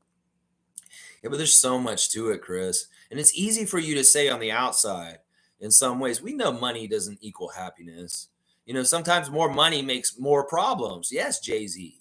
And that's part of the thing is like these guys can have this money and sure, it's real world problems versus first world problems, whatever. I get it. But there's also a lot to it. There's a lot of pressure. There's a lot of public speculation that none of us deal with, maybe me a little, but most of us do not have to deal with the sheer pressure and absolute craziness that somebody like Siakam's got to deal with. So I get it. I get it. And it'd be nice if the world was like that, but there's a sliding scale of this. Let's think about John Morant. There's a sliding scale of this. Let's think about James Harden. There's different specific cases and, they're all different individuals and people. And that's one thing you got to realize. One of the things that Nick said yesterday was interesting. He said he's talking about Joel Embiid. He's like, I knew a lot about Joel Embiid from playing against him for years in the playoffs and all this kind of stuff. But until I got to coach him, I didn't really realize who he was as a person. And it's really interesting to get to know him as a person. This is something we got to realize. All these guys, they look like the people on the court and they do the things on the court, but in some ways they're not that person in real life. Like that's one of the reasons why I love Scottie's Twitch is because I really get to know the person that he is in real life from watching the Twitch. Some of these other guys on the court, they may be completely different kind of people around their lives and they just have an NBA persona and then they have their real life persona. They're real people, just like all of us. And they all have foibles and weirdness. They have issues just like normal people do. They have issues in their family that they go through just like normal people do. They have issues in their lifestyle that normal people go through, maybe not exactly the same level or stuff like that. But people got to realize that. The NBA is what, 300 people or something like that, or how many players? I don't know. They're just as varied and different as we are as society. So there's a lot to this, MSG. I understand what you're saying. You get paid that much. You're like Charles Barkley. See, you get paid this much. You only have to play 3 days a week. You need to fucking play. You need to get your ass together. I get what you're saying. Cooket's saying, fair assessment. We don't have enough skilled players on our team. We are in the building stage. Yeah, I think it's an exploration stage, Coolcat. And we really got to figure out what this nucleus is going to look like. And, the big question is Siakam, is whether he's going to fit with the future of what we're trying to do. And, I hope he does. I really, really do. But in some ways, we also got to think about the chunks of money we're going to invest in different people. And maybe this is part of the reason why none of these extensions got done, is because they really got to figure out what the right investments got to be with who. I think that in some ways you're right. In some ways we don't have a skilled enough roster or talented enough roster, but we're making do and doing as best we can in some ways. We know we're hampered because we're the only Canadian team, and there's a couple of other things that hamper us in certain ways. But I'm not going to diss the front office for this, because I do feel like part of it is the lack of development the last couple of years with Nick being around. That it's kind of helped hurt us. And now Darko is going to have to start developing guys up properly, and hopefully we'll see that pay off in the next 4 or 5 years, like I just said. Name is saying, disagree. The refs were extenuating Embiid and Maxi's abilities. It's because those kinds of players don't need any extra help from the refs. And when they do, obviously they look like gods. Okay, I'll say they did help Embiid. Oh, yeah. They gave him and ones he didn't deserve to get, and a little extra free throw here. And they gave him all the benefit of the doubt in any kind of contact with anybody around him. But no, Maxi was not helped by them at all. That was completely Maxi's amazing talent, scooting around the court and getting all over the place. The fouls weren't involved with Maxi for the most part. How many foul shots did he shoot? He only shot 3. So it's not like they were putting him on the charity stripe through charity. No, that man moved the ball around in himself and did what he did and made those shots.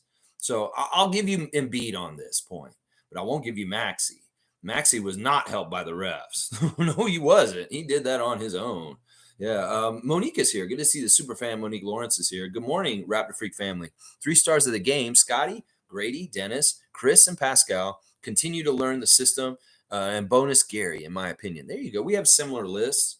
I didn't list Chris, though. Let's look at Chris real quick. He did get to play in the rotation this time. No screwing around, but he was 1 for 6. He missed both his 2 3-pointers. He did make both his all 3 of his free throws, which was good. The free throws are still a little bit janky and weird. I don't understand what's going on with our team in free throws, Gary in particular. But 4 rebounds for Chris, a steal, 1 turnover, a -2 with only 5 points in 12 minutes. He didn't get as many minutes out on the court as I thought he would. And in some ways, man, Precious being gone in the middle of the game and OG being gone really, really, really hurt us. Malachi, interesting game. He was better tonight for sure. 2 for 4, 2 of 2 from 3. Those threes were nice. And seeing him get those open threes and be perfect from 3 last night was amazing. 7 points, 2 assists, 1 steal. He did have 3 turnovers to 2 assists. So there were a couple turnover problems. But some of that is related to the referees not calling shit also. Definitely on that. So, yeah, I won't say that Malachi was that bad. Jalen McDaniels, just a brief appearance, 3 minutes, nothing on his stat sheet except for a -5. But, yeah, both those San Diego State guys' minuses for their minutes are horrible so far this year. Absolutely horrible. Jalen McDaniels and Malachi Flynn's plus-minus. Very, very bad right now. Yeah. Let's see. Trevor's saying, did you see that report about the Chicago game and the refs made 2 mistakes, allowed Chicago to win? Yeah. Yeah, Trevor, that's a hot topic right now. They basically admitted they screwed us over, and we have a loss because of that. And then the dominoes fall, and boom, you lose good feelings. You have to play in overtime, it's deflating, and boom, you lose your next game. Yeah, that's why we need to clear our heads and go and take care of Portland tomorrow and get back on the right side of things. Stargate saying, I said it on here before the season. Expect growing pains for at least the first 15 games. We're going to see lots of miscues, turnovers, and missed assignments. It's a new scheme. They'll get it. Your optimism about the Raptors figuring it out is the same as Nick Nurse. I'm telling you, he said some really nice things about our team. He said that he really thinks that the system's interesting, what Darko's doing, and that he thinks it's going to be successful, that it's just going to take a little time to iron out and get it together. So what you're saying is what our old coach is saying from the other side, looking at us from the outside. Monique's saying too early to be pissed. Go Raptors. Yeah, it's too early in the season to over dramatize or get overreactive to games. You want to do that all year? Well, your blood pressure may be wrecked by the end of the year. Just chill, baby, chill. Let's go with the flow. That's right. We're going to ride or die with them, lose or win. And hopefully we'll be winning more as time goes on. And I think we will. I think you guys are right. And I like that you're saying in 15 games. Let's see. And part of it is how bad the schedule is right at the beginning. We may look worse right now just because this is an extremely tough first 10 games of the season. So we may get to a better part of the season, and there may be some filtering through the teams. Like teams start going, well, we're going to kind of be shitty for this year, and then there may be some slouch opponents that we could kind of fuck up. So we'll have to see. We'll have to see what the different parts of the schedule, where we get to them, and where we're at with our record. Monique's saying, yeah, it's too early. Yeah. Kareem's saying this Darko offense isn't showcasing our two best players. I was afraid that the offense would allow Scottie to be better and for Pascal to play Robin. We need both of our Batmans to play like superheroes. I like that. And in an ideal world, this is what would happen. I want Siakam to be like more proactive and taking control of his life. That's what I want. That's my basic criticism right now. I just want you to take control of your life, Siakam. You have more power than you're allowing yourself to take into. And it's your world, man. Just like I say, it's Scotty's world. You can do whatever you want. So do it, man. I love you. I want you to be successful. Name is saying, why the F are we celebrating Nick during the game? We were whooping their ass until we did that. Do that homage crap to Nick at the end. What the fuck? A bunch of morons ruining things. This is becoming a common criticism around Raptors Nation. It's like honoring the Canadian players on other teams, and they go and burn us afterwards. Different things like that. Kyle Lowry, the return game, we kissed his ass and he smiled and he kicked our ass and took a win. It's a very similar thing. And I was at both games when Lowry returned, and that feeling of what you're saying, it is similar to what happened last night. Now, I don't think you can say that the Raptors started losing just because we honored Nick in the middle of the game. No, in fact, we were still winning after that. That's not totally accurate. It wasn't until the third quarter that they took off and just kicked our ass. We were actually controlling the game and winning the game for the whole first half. And they did that tribute to Nick in the first quarter. So that's not totally accurate. That celebration was absolutely necessary because that man was the coach of our 2019 championship team. And this was the first return game with him. If anybody needs to get a return like that, Kyle Lowry and Nick Nurse do. And I got to disagree with you, Nameless. In some ways, maybe we could cut out honoring people like Trey Lyles or, Nickel Alexander-Walker just because they were on Canada or they're Canadian. We could get away from that. But these Raptors legends and former Raptor people, they do need to get their shine. I don't totally agree with putting all the Canadian guys on blast up here. But I do agree with putting the Raptors people on blast. And this is his first time coming back. This is the first time. It's important. In some ways, I would have been with you a couple days ago, but the way it was handled and the way we need to do this way is exactly the way it needed to be. See Nab Bhatia giving a huge hug to Nick and talking to him before the game. He's a huge supporter and loves Nick Nurse and very close to him. And, that kind of pissed me off a little bit right before the game. I was like, yeah, and that's kind of your mentality and what you're thinking. So I get it. Coolcat saying, I was at the game. Most of our players need basic skill development. A lot of them are still learning the 0.5 offense. The offense has Siakam on the outside perimeter where his role is to cut and pass.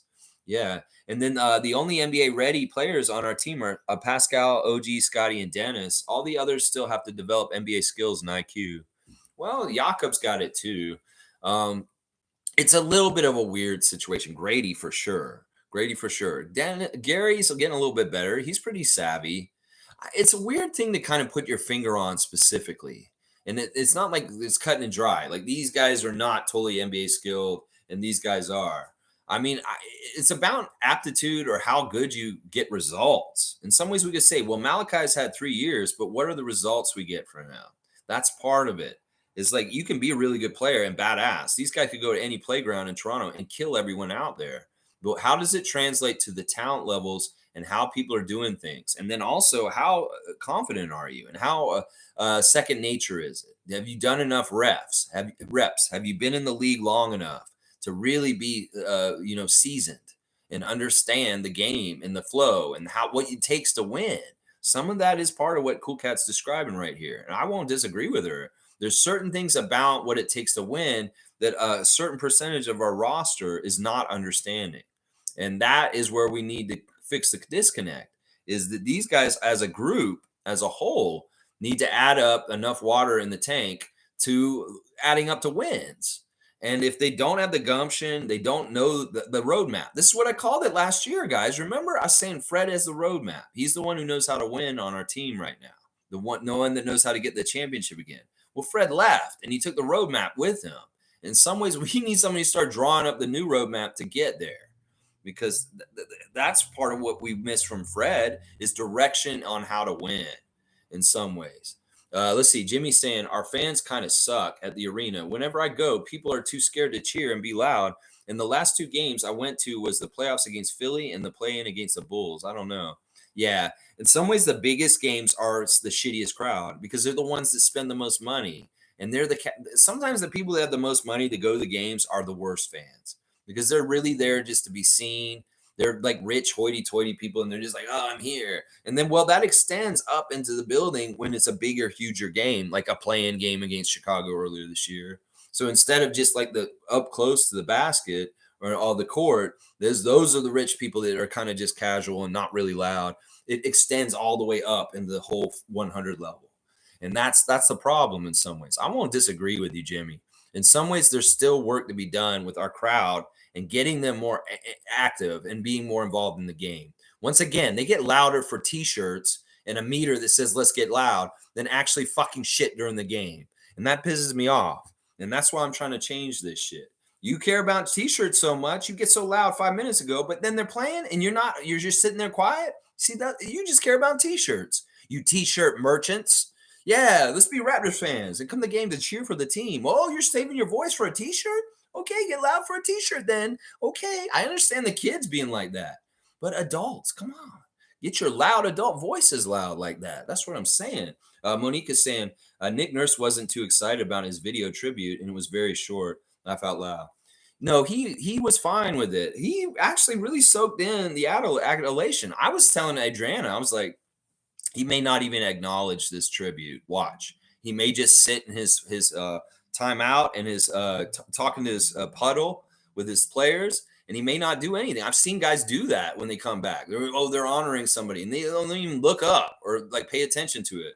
Well, he did, and I was worried that he was just going to ignore it, but he didn't. He was touched. He was actually touched by it, and you could tell. He waved to all of us, and you could tell there was emotion in it, Monique.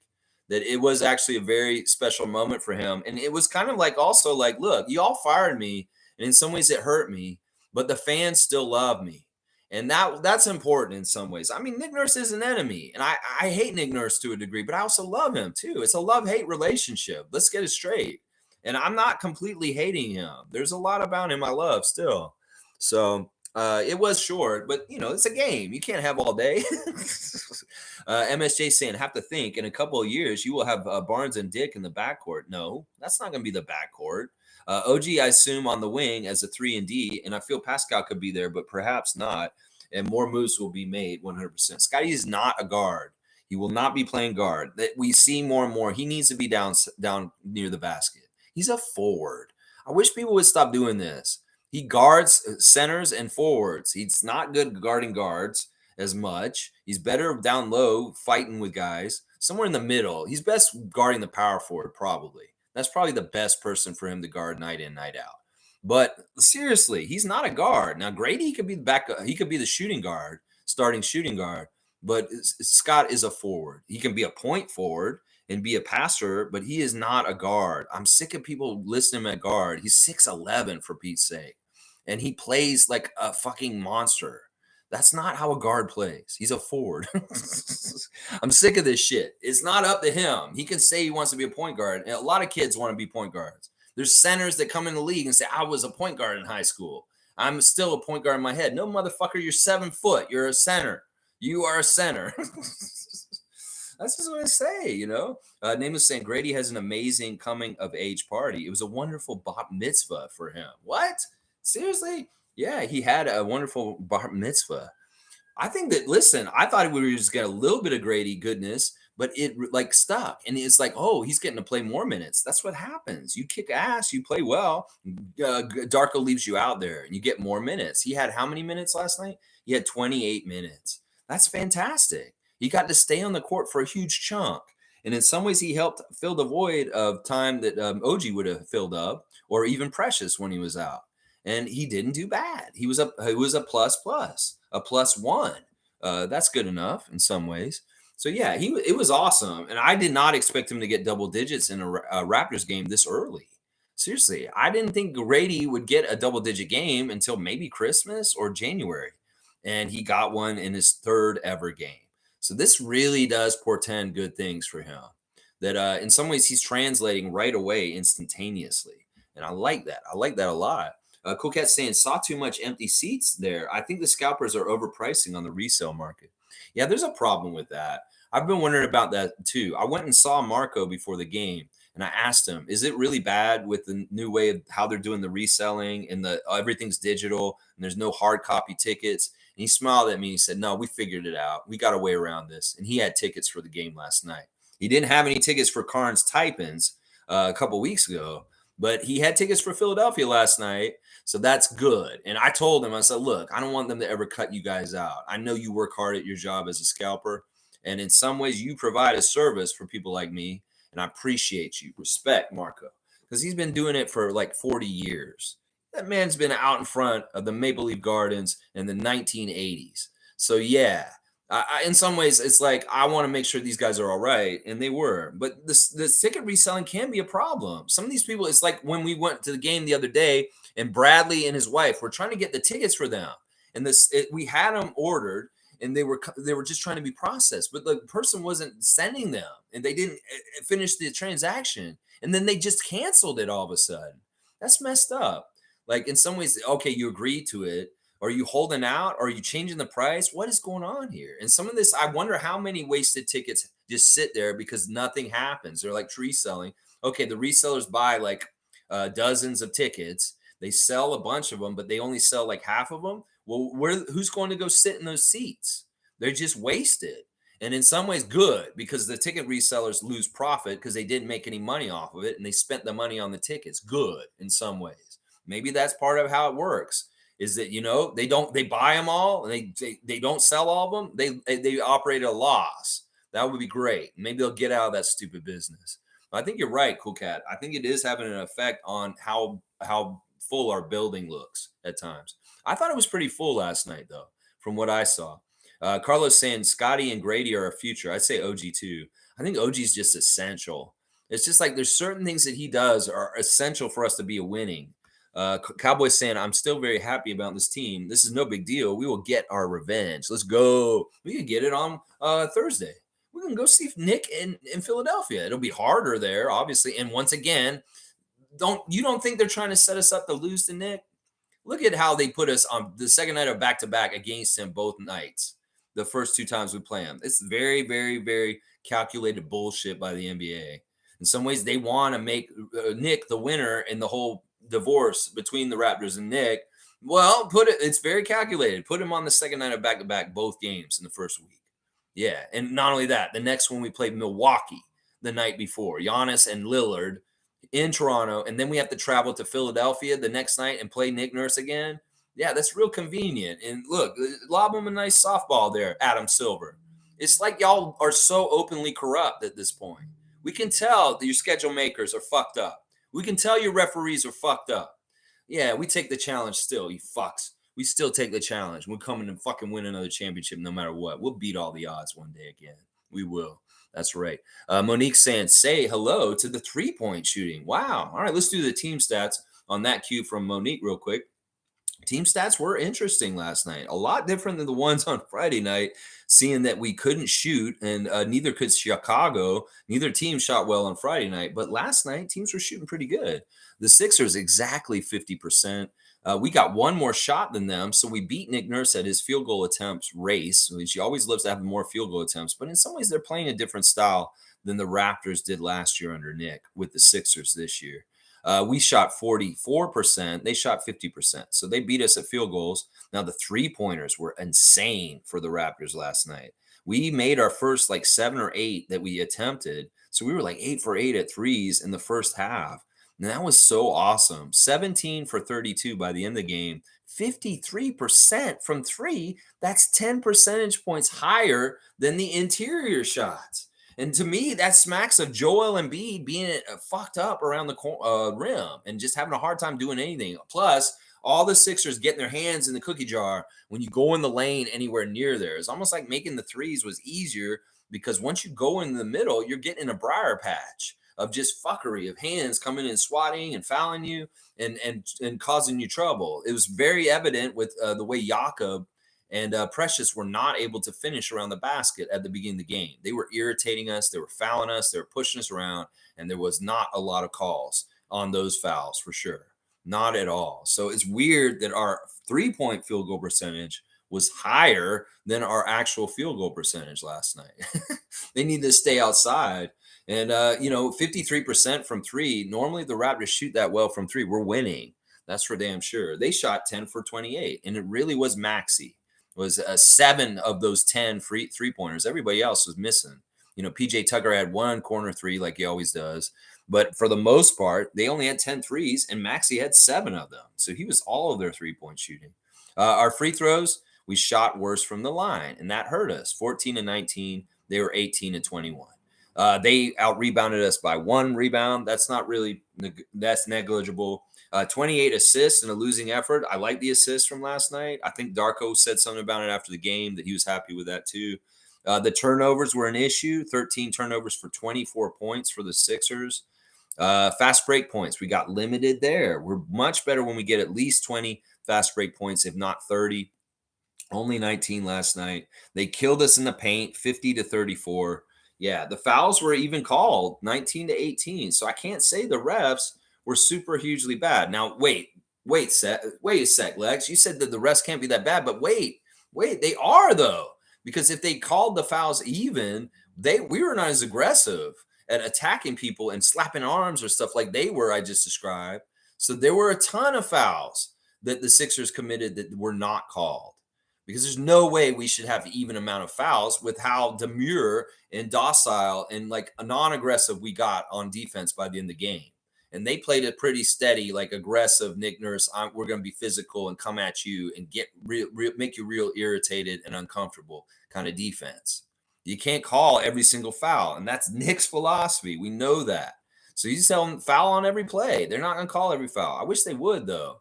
Teach them a lesson. Call a foul every single time they do that. Every single time. But the three-point shooting, Monique, Trey Magnifique.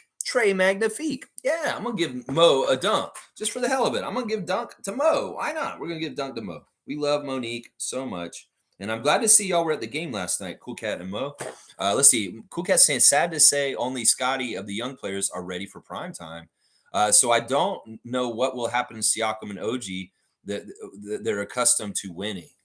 That's the thing. And we got to think about who's the percentage of what with Dog and this and that and their resume and their history and what they do and all this kind of stuff. In some ways, I get it. I think Precious is pretty good too, but he just needs to settle down. It's all a work in progress. We're just going to have to strap ourselves in, keep eating the popcorn, watching the games, and we'll see how this all turns out. There's going to be losing. There's going to be winning. And there's going to be decisions made also. MSJ saying, yes, I saw the low shot totals on Pascal. Something there, folks. Either Pascal has let it be known he wants out or he's just not a fit. Very odd and sad, really. You're right to say it's weird, Lex. I don't think it's that he wants out because he has said very much that he wants to be there. It's just that he's really in an uncomfortable position because in some ways he's trying to get his money. In some ways He's trying to work with the team and be a team player and learn with this new coach and be in it. And that's difficult on its own. There's a lot on his plate. And in some ways, I think he's handling it very well and very professional. There's nothing that he's done around the team that's been disruptive or a problem.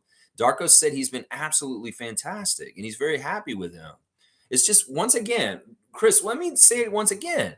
The Siakam has up and down kind of thing to him at the beginning of the season sometimes. And he may have had just like a little bit lower. In some ways, a 13-point game instead of an 8 or a 7-point game at this time of the season is better. It does show progress because in the last couple of years, there's always a dog kind of a dud game at the beginning of the year for Siakam. And then he'll come back and he'll get like 30 points for like 5 straight games. So it's one game. We got to temper it. We can't take it as a whole picture. And it's just this particular game, the water didn't find Siakam and he only got 8 shots. But honestly, 11 points on 8 shots, I like that. That's not that bad to me in some ways because he did make some points with a limited role in some ways. So he was contributing. And, I'm not dissing him. He was one of my 5 stars. It's just his quantity of what he did out there was not as much as normal. And that's what people are looking at. Cool Cat saying, I now understand why NickNurse was saying he needs better players. He is not in the mood for development. He wants players that are ready for competition. Yeah, in some ways, that's the part of the fit with Philly that fits better for him is he's got guys that are playoff tested. They're people like PJ Tucker that are very, very much more like some of the guys on our championship team. And that's totally accurate what you're saying, Cool Cat. Yeah. Fun guy saying, fuck, man, I did not want to do another year of the same shit, man. And feels like it'll be the same while Pascal is still here. Front office digging deeper hole. Oh my God, man. You're panicking, fun guy. Don't chicken little. Seriously, there's no reason to be like this. In some ways, we got to start over right now. And well, you got to start over. And it's not always easy starting over. But you know what? You get a little bit of time, you get more used to the new things, and boom, things get easier. It's like moving to a new city. In some ways, we got to move to a new city. You got to make new friends. You got to learn your new neighborhood.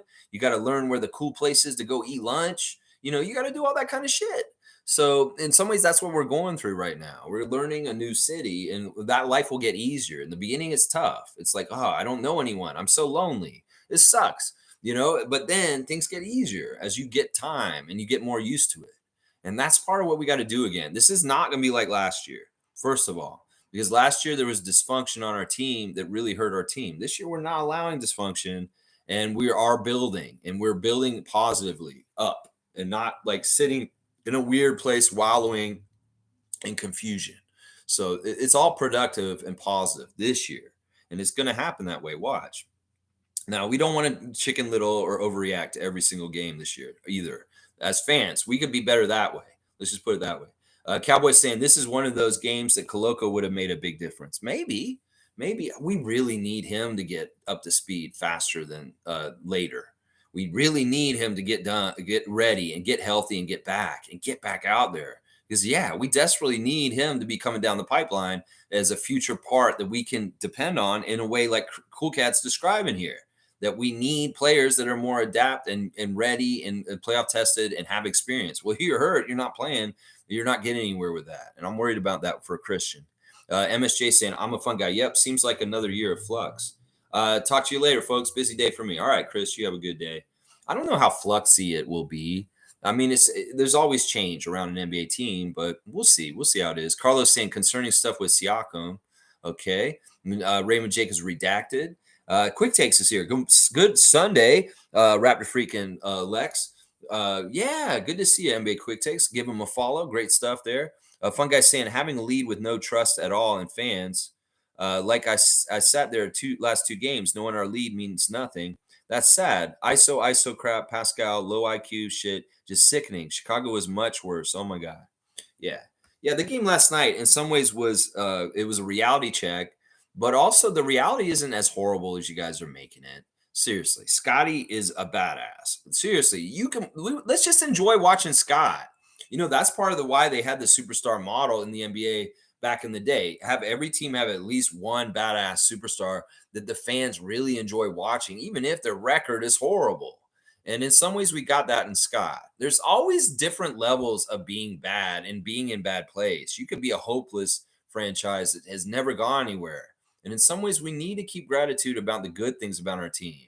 And there are a lot of promising things for the future. It's just that some people are going to be impatient. And you're going to want it right now. And that's just not going to happen. So patience, Raptors fans, and also stop overreacting and just allow the team to go through the growing pains that they're going to go through anyway, whether you freak out or not. They're going to go through it anyway, and we can't control it. So it is what it is. Let's see. Infamous is saying, salute freaks. This game highlights the importance of OG. Oh yeah, I agree.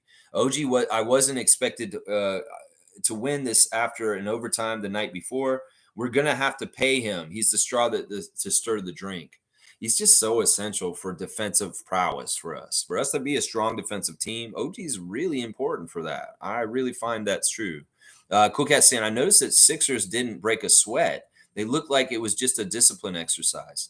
I didn't see that from where I was. They were working extremely hard and they were sweaty. No, it wasn't like that. And he did overplay them. He did overplay his players. He was very heavy on the starters last night. 41 minutes for Maxey, 35 for Embiid, 36 for Harris, and 32 for Melton. Those guys, there was a big period of time in the game where Embiid didn't play in the second half. And I was like, well, he's kind of got a lead. Is Nick going to not play Embiid for the rest of the game? But no, he immediately got Maxey and Embiid in the game at that point with like 7 minutes or 6 minutes to go in the game. And they played till the end of it. In some ways, I thought, well, they could probably beat us without bringing him back, the way that their bench was playing a certain way. But Paul Reed was in foul trouble, and they probably wanted to bring him back. He wanted to get his minutes quota for him, too. He would have been under 30 minutes if he didn't put him in for the fourth quarter.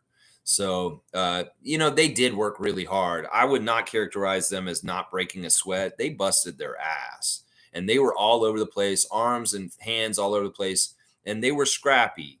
And they were hustling. So I wouldn't say that they didn't break a sweat. They were very much sweating. They were very much, at least from where I was sitting in the 113 level, 113 section. OG, oh my. Yeah, Cowboy, that's right. And get that money to him. I'll pay him. He's worth it.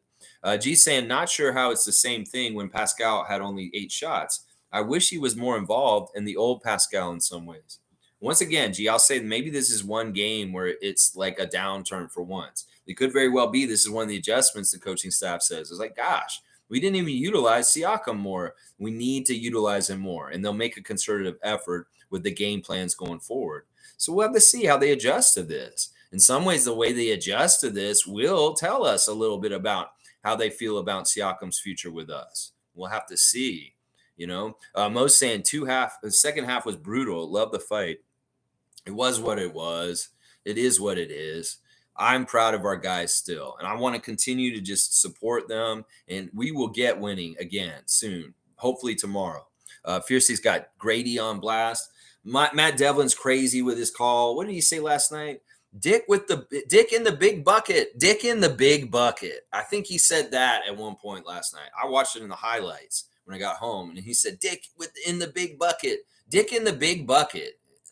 I think that's exactly what he said. Dick in the big bucket.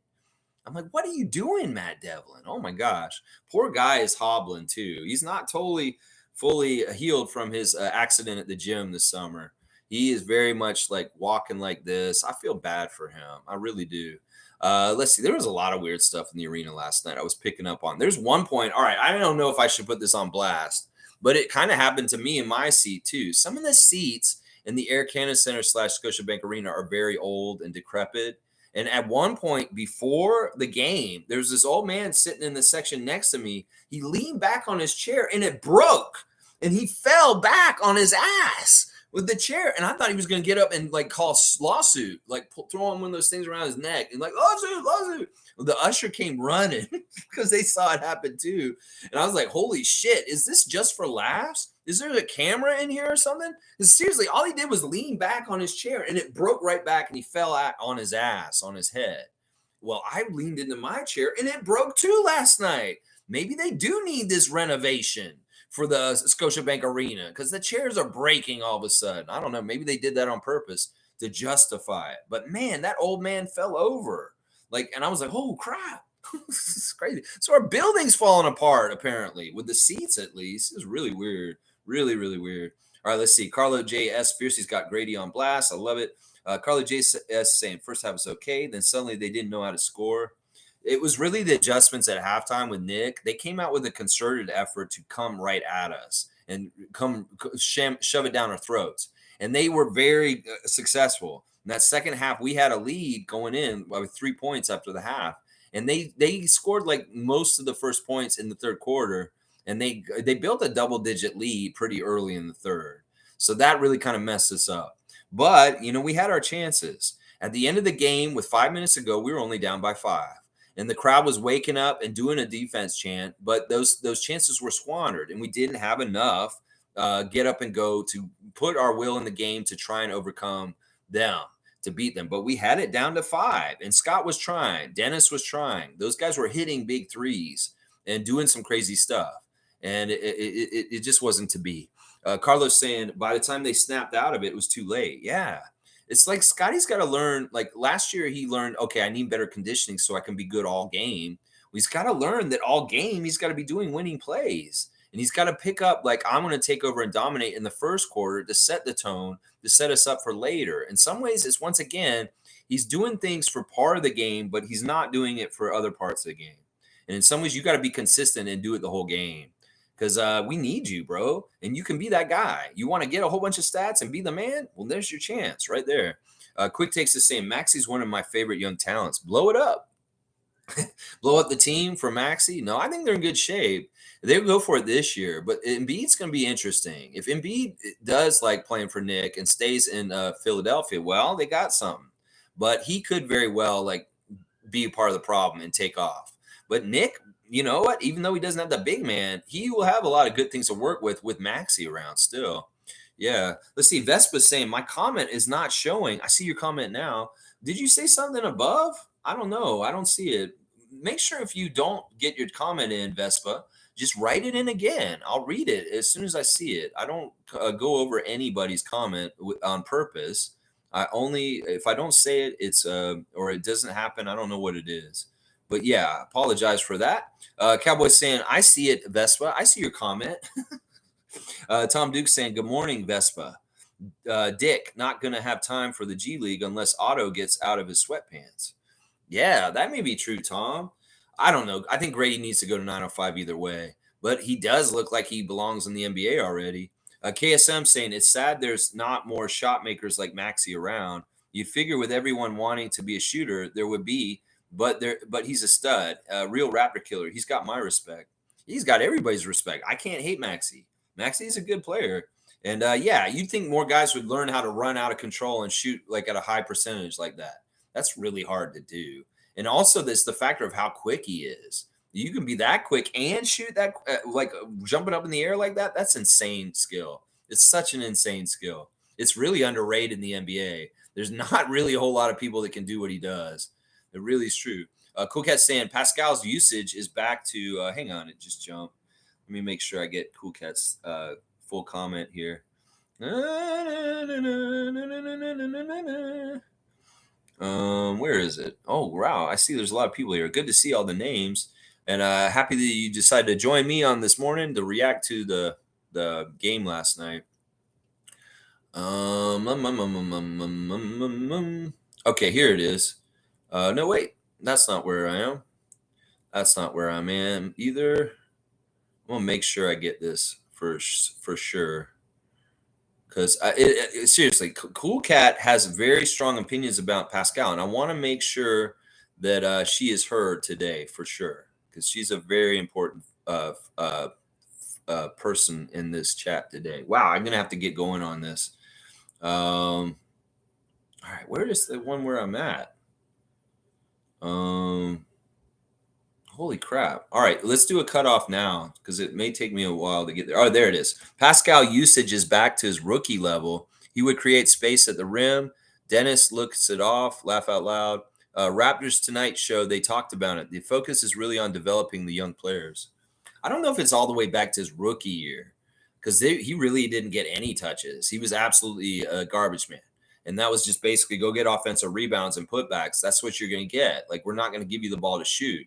That's not totally true. But there is somewhere in between. Once again, I'm going to speculate that this is just one of those weird games, and Siakam always has, where he just has kind of a dip into production because of this. It's just a game like that.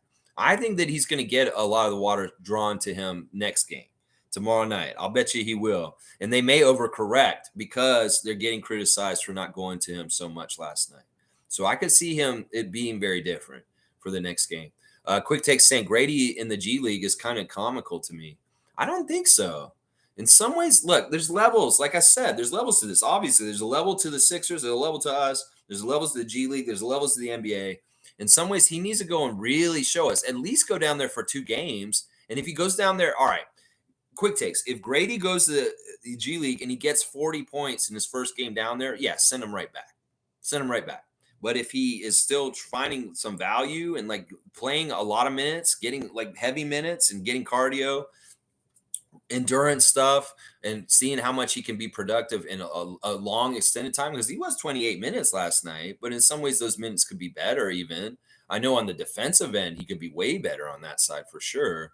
In some ways he's dangerous to play because he will make rookie mistakes, and it's not that he's just do them, as all rookies do. It's about learning the game and learning the other players, and they're going to get you. They're going to exploit you, and it's a hard, long journey to get savvy and learn all those tricks. Scottie's going through it too. He's at a different level than Gradey, but Gradey's got to start somewhere. I get it. I don't know. I always think that development in earlier, easier places like G League is very helpful for people. I think it is. And if they prove that they don't belong there right away, they're like, okay, yeah, this is a waste of time. Like, look at how he just dominated everybody. Then, yeah, send them right back. Send them right back. Cowboys saying, true NBA quick takes. All right, so you guys are anti-G League for Gradey. All right, Nameless is saying, Beverly Patrick reminds me of my ex-girlfriend. Shout out, KW. I dated a woman just like her before. What? You seriously, like, you were dating somebody who reminds you of Beverly Patrick? That's insane. Was she really tough on you? Was she like talking trash to you all the time? Like maybe you guys were in bed and she was like, she was like, is that all you got? You have no dog in you. I wouldn't be afraid of you meeting you in a back alley. No. Oh, and that's how you got up for like, romantic time. Fun guy saying, laugh out loud, bro. Siakam can't prove him wrong ever because Siakam is a mo dog. Not even close. Scottie's the only one. OG is much more a dog than Siakam. Can't be someone you're not. Siakam's soft as fuck. See, this is what I want him to care about. People are saying shit like this. This is what Patrick Beverly said when he meant this. We need Siakam to stop being such a nice guy and be pissed off and be like, yeah, we want angry Siakam. Maybe you need to grow a goatee like OG too, so we can have goatee brothers of evil goatees. I know he kind of has facial hair already, but I'm just saying, like, get an evil goatee, put an evil mustache or something, or maybe like some weird evil mutton chops or something like that. I don't know. In some ways, just signify that you're a villain. And in cartoons, they always put an evil goatee on them if you're the evil side. And I think that's what OG's trying to do. Davis saying, it was nice to see Gradey get minutes and play well. Well done, young man. Maybe we'll stop fucking cheering for the enemy when they come back to their old arena. We lose every time they do that. Yeah, another person really not happy about celebrating NickNurse last night.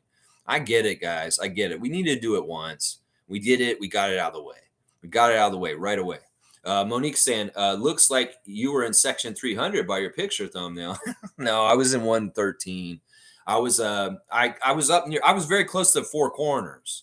Honestly, I was like maybe 10 feet away from Four Corners where I was sitting. So that's where I was. It's just that I was sitting, I shot the angle so that I could see the score on the scoreboard. If I shot it more at the court and zoomed in, you would have seen it. But I wanted a wide shot with the score on the scoreboard for my stream picture today. That's why it looks like that. Tom Duke saying, fun guy, tell us how you really feel. Cowboy saying, we're good. Bam.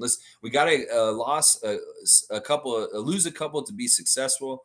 Let's go. 100%. All right, Cowboy. I like your positivity. It's going to get you a dunk, an alley-oop from me today, Cowboy. You're getting an alley-oop from me for being positive. There you go. I like it. Quick Take saying 100%. And Infamous saying there is a strange body language coming from Jalen McDaniels. He looks disengaged. Yeah, I don't know about Jalen McDaniels. We'll see. In some ways, we'll see what happens. Once again, let's not read into things too much. Y'all said the same thing about a weird body language from Precious, too. And I just don't see that. Cool Cat saying Raptors tickets should be cheaper, focusing on developing young players. Preseason, regular season, Coach Darko has left him perimeter, then get the ball to pass to others cutting. Our guys are not cutting. Yeah, they got to move off the ball. This is so important for offense this year that all of our players on offense are moving all the time. If somebody's standing around too much trying to catch a breath, if you're trying to rest on offense, stop. Stop. You're not doing the same things on defense that you had to last year. So you have more energy on offense. So you need to keep moving around on the offensive end, Raptors. This is so true. Cool Cat saying Masai should apply the same respect and work with Pascal to give him a contract and then sign to another team. We are wasting the skills. This team is not ready. See, in some ways, she's looking at it from his perspective, and she's saying, like, well, he needs to be on a team that's more like the Sixers than the Raptors because we're in a younger stage of trying to develop. And, in some ways, I don't disagree with her. I don't disagree with her. She's looking out for his interests.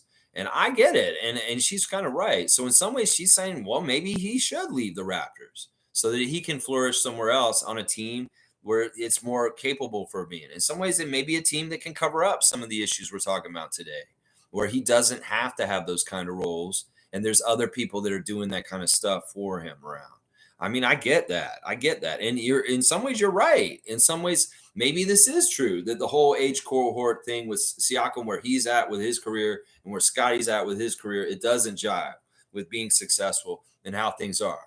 Because Siakam's got to do it now because he's in the prime of his career right now. And I get it. I get what you're saying, Cool Cat. I won't disagree with it. But in some ways, I don't know. We got to see how they figure it all out. And I'll bet you they will treat him just like they treated Kyle, just like they treated Fred. They'll give him the right respect. And we obviously want to get a sign and trade for him. Obviously, if we're going to do it at the end of the year, it's got to be a sign and trade, if not a mid-season trade at some point during the season.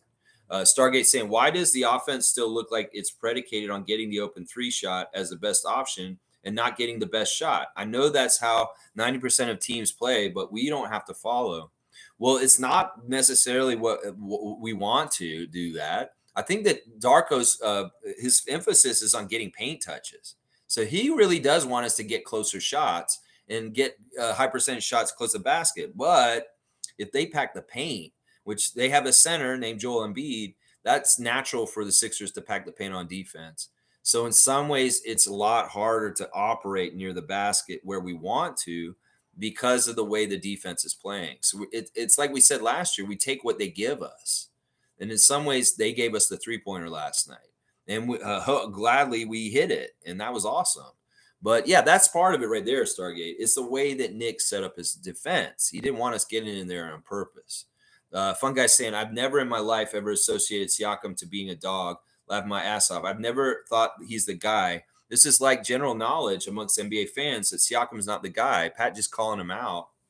In some ways, this is true what Fun Guy's saying here. I can say I've seen him win one game for us in a clutch kind of way. And it was that Phoenix game a few years ago where he did a layup right at the buzzer and won the game right then. That is the only game I can think of in his entire history of his career where he was the guy who took us home. And I can absolutely say he did a franchise player kind of clutch thing that won the game for us. This is why this criticism of him from last year, and it's continuing right now, is because in some ways, this is what Pat Bev meant, that this guy just doesn't show up right at the end to carry it home and win it. And we need him to do this. And that's why I'm wondering, what is this? What is it? Why can't this happen? It didn't happen last year. And this is part of the reason why people had a problem with him.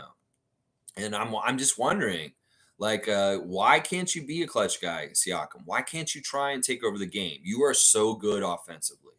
Nobody can stop you. So what is the disconnect here?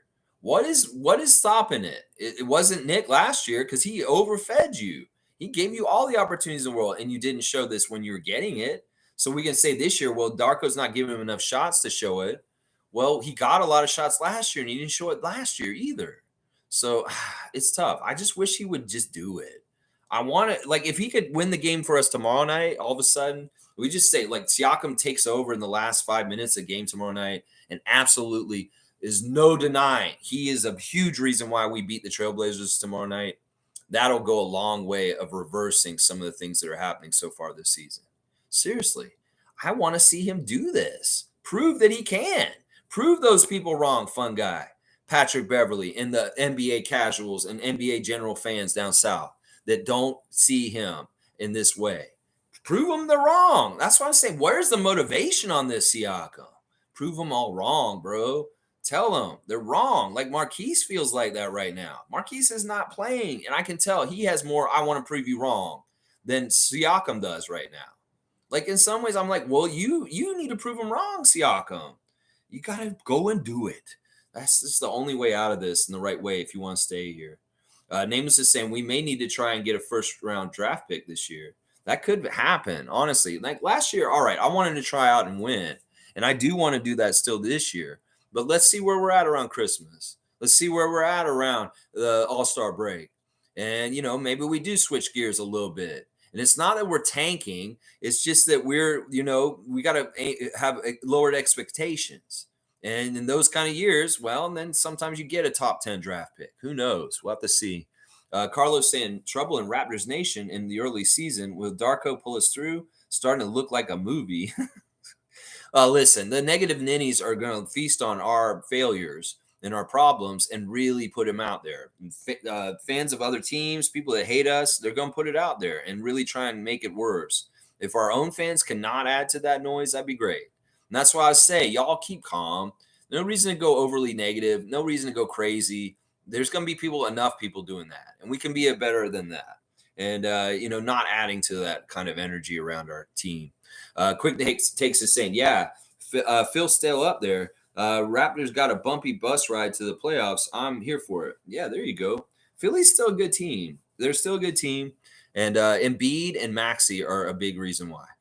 Tom Duke saying that totally was the best highlight from the game for me anyway. So classic, Raptors Freak.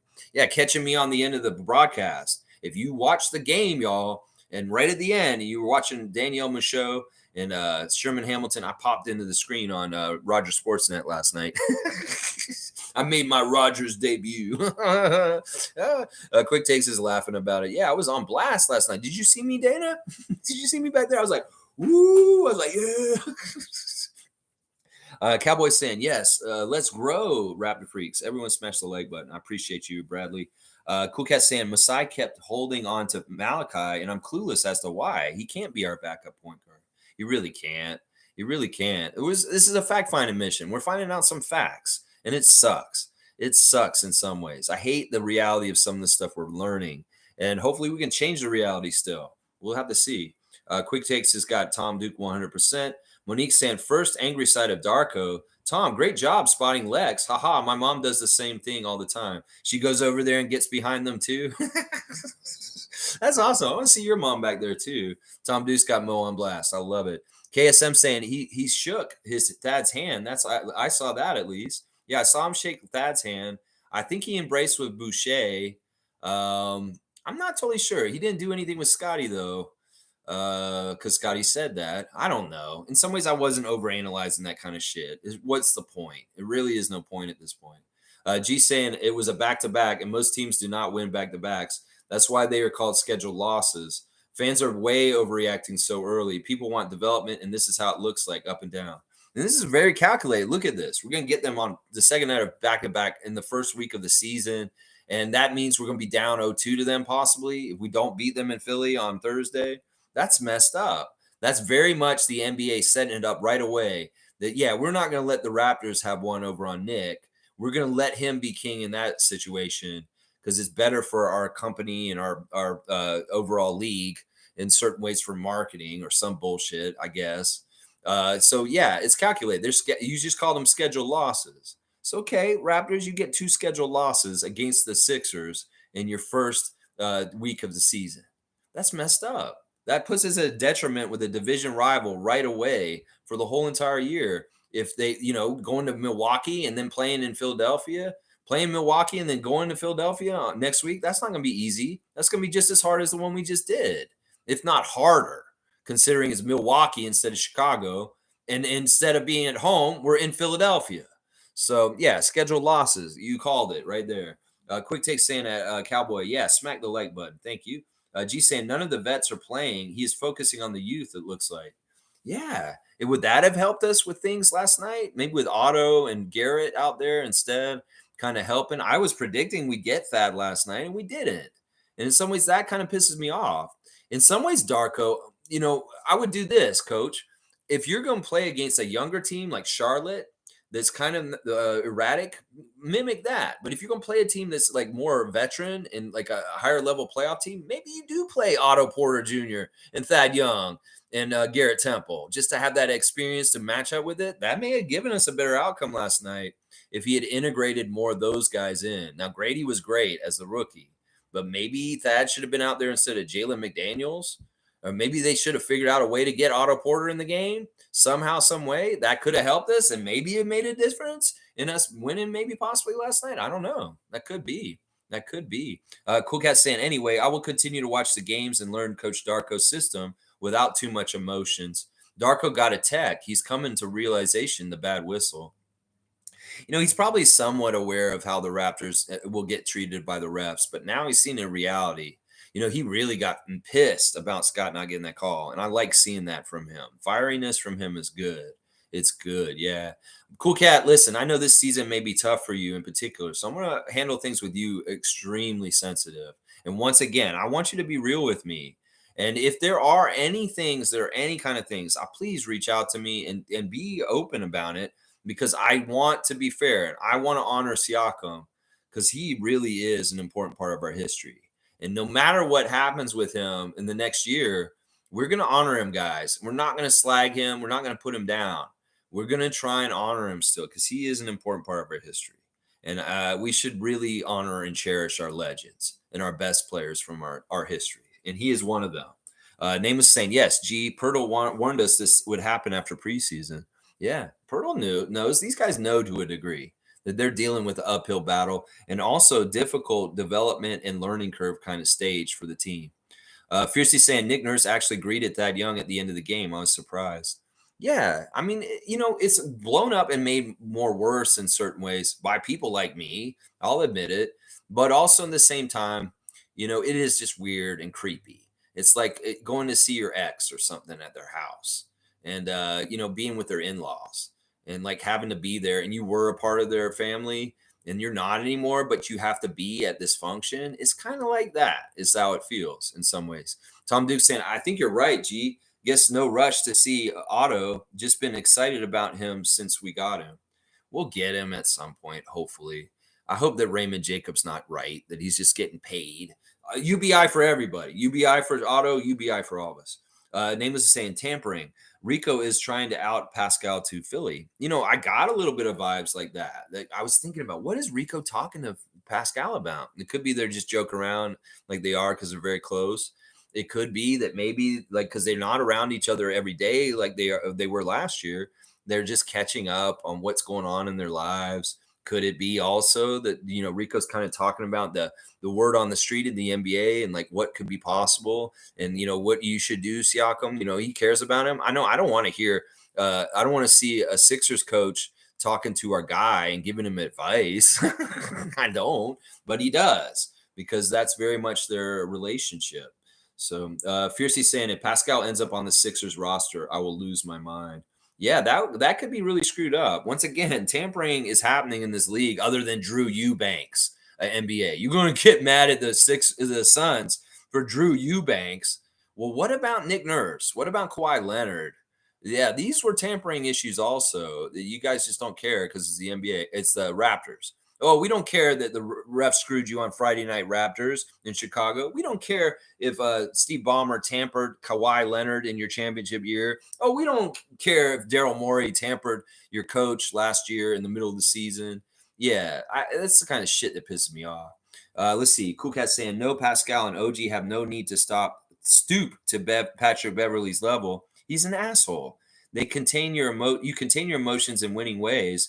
They have to learn to ignore troublemakers looking for highlights. He was doing really annoying shit on the court, like being a pest, talking a lot, talking trash to our bench. There was one point when Joelle made a move and he did a little bang bang at Darko, but then he felt really embarrassed afterwards. It was really funny. It's like Joelle made a shot and he turned around and did a little bang bang at our coach. And then he realized, oh, that guy who used to be there is on my side now. But Darko wasn't like, I don't know if Darko said something to him, but whatever he said to him, Joelle kind of got humbled for a second after he did. He's like, oh shit, maybe I shouldn't do that to him. Maybe he had a moment where he felt like showboating and he learned from the airplane that one time. And he's like, I'm not going to do that anymore. It is immature. I'm trying not to do that. And maybe he had a moment where he's like, I did it. Oh, crap. I didn't mean to. Oh, crap. I don't need to like get a new relationship with Darko like I did with Nick before. I don't know. That was funny. Joelle was acting a little bit more grown up last night. At the end of the game, he could have done a really fucked up thing, like done this to the crowd or something like that or anything like that. No, he's very humble. And he left the game like not being like a big baby and kind of like the showboat and kind of an asshole. So, but yeah, I get what you're saying. Like there's two different things here, Cool Cat. We want these guys to show that they can put their impression on the court. Now we know OG does it in really like underlying ways with defense and shutting people down. He's making his presence felt. That's what we want. I don't care about them being assholes. I don't care about them talking trash or being bullies. I care about them caring that they are going to go out there and force their will on the game. And they can do it in a quiet, positive, productive way without being a villain, for sure. That's what we're talking about. We want him to force his will on the game. I want him to be like more like Michael or LeBron and just take over. That's what I've been wanting from Siakam for a couple years now. And it sucks. I just wish he could do it. In some ways, it's like hitting your levels. It's like, I guess he just can't. Malachi can't do certain things on the NBA level. In some ways, Siakam cannot be that franchise player at a certain level because he's not accomplishing some of the things that are necessary to do that. Now, I get it. You don't want them to be assholes, and they don't have to be, but they need to force their will on the game. Nameless is saying that's what's happening. The Philadelphia Raptors, I believe in Darko, is what Cowboys say. Yeah, in some ways, he's playing them. It was weird to see the Sixers play under NickNurse. And in some ways, I could see where it kind of works. I don't know. In some ways, I may be rooting for the Sixers on the down low. I'm going to say this right now. Y'all may be kind of crazy, partly because I kind of do want Nick to do well. I don't know. It's weird. I was very anti-Nick this whole summer since he left. But something happened to me last night, weird. In some ways, I got the vibe from Nick that he's a hurt soul. And the whole thing that happened with us was just very poor circumstance in some ways, other than like him not doing a good job last year. But yeah, it's weird. G saying, I want to see Otto too, but it looks like the memo is focused on development. That Thad, Otto, Temple, none played. Meanwhile, Pat Bev at 35 and PJ Tucker at 38 playing for the Sixers. Yeah, can we match up with them? Now, in some ways, are these guys ready to go out there and do stuff? I don't want Otto out there if he's going to play just as lazy, if he's going to be like not putting in a good effort. I don't want him out there if he's going to be like that. We have to see. He's got to go back out there, and we can see if he's useful this year. Top of Top saying, good morning, Raptors crew. Lex, they have priced the real fans out. Scalpers are also a big factor in crowd softness. Yeah, in some ways you're right, but in some ways you're wrong. I get it. In some ways, the ticket prices are crazy right now. They definitely are. That's where my expendable income goes to, is going to the games. I'm not spending it on bars. I'm not spending it on movies. I'm not spending it on any kind of things like vacations. The games are my money to spend on going to. And some people that are diehards like me will do that no matter what. But it is true.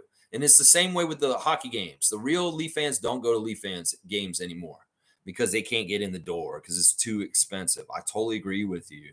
And I don't know. The Scalpers are not a factor in it. They're cool. They're good. The Scalpers are good people. It's the resellers that are the factor. Make sure you use the right term. The resellers are the assholes. They're the ones that mess it up. It's not the Scalpers. The Scalpers are a good system to help you get in the game at the last minute. Name was saying the Raptors have siblings everywhere. That's right. They do. I saw Ellen and the crew in arena. I saw where they were sitting, and I was watching them a little bit, watching them kind of watch the game. Joelle and his kids, and Alex and Ellen and Dennis's kids. And I was wondering how much they were filming. I watched them at the end of the game come over to the entrance where they come out to go in to see Dennis after the game. It was cool. Let's see. The NBA Raptors, straight up cowboy.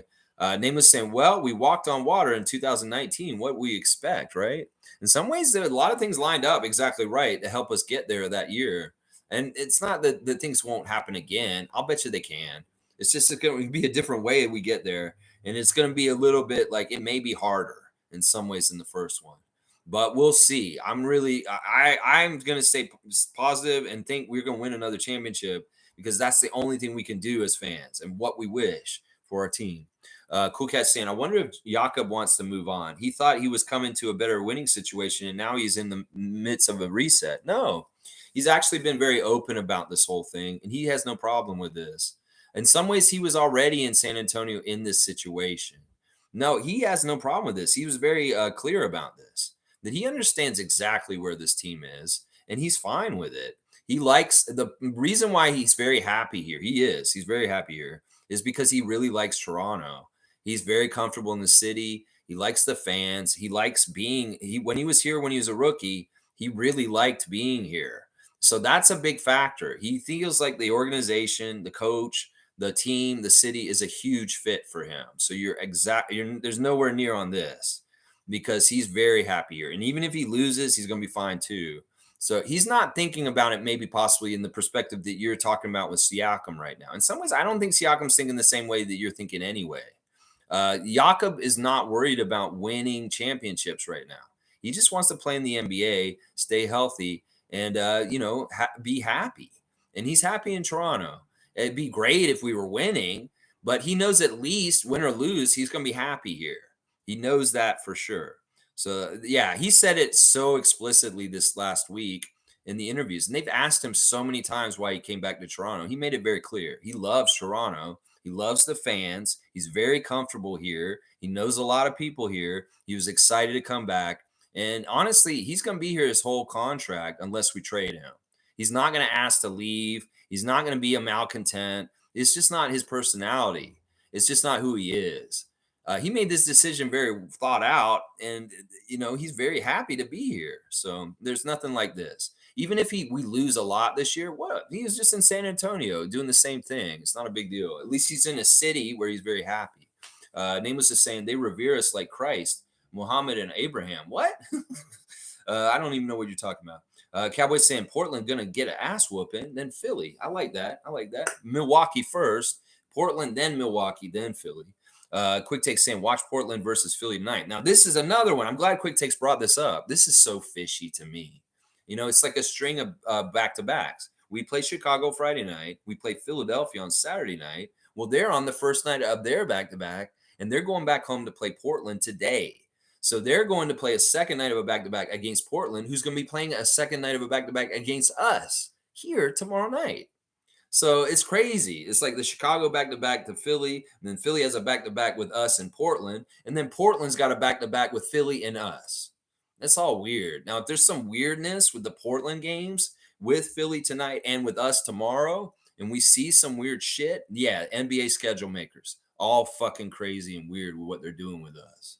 So I thought this was a really weird situation that Philadelphia is basically playing us last night. They're going to play Portland tonight, and then we're going to play Portland tomorrow ourselves. Very weird situation.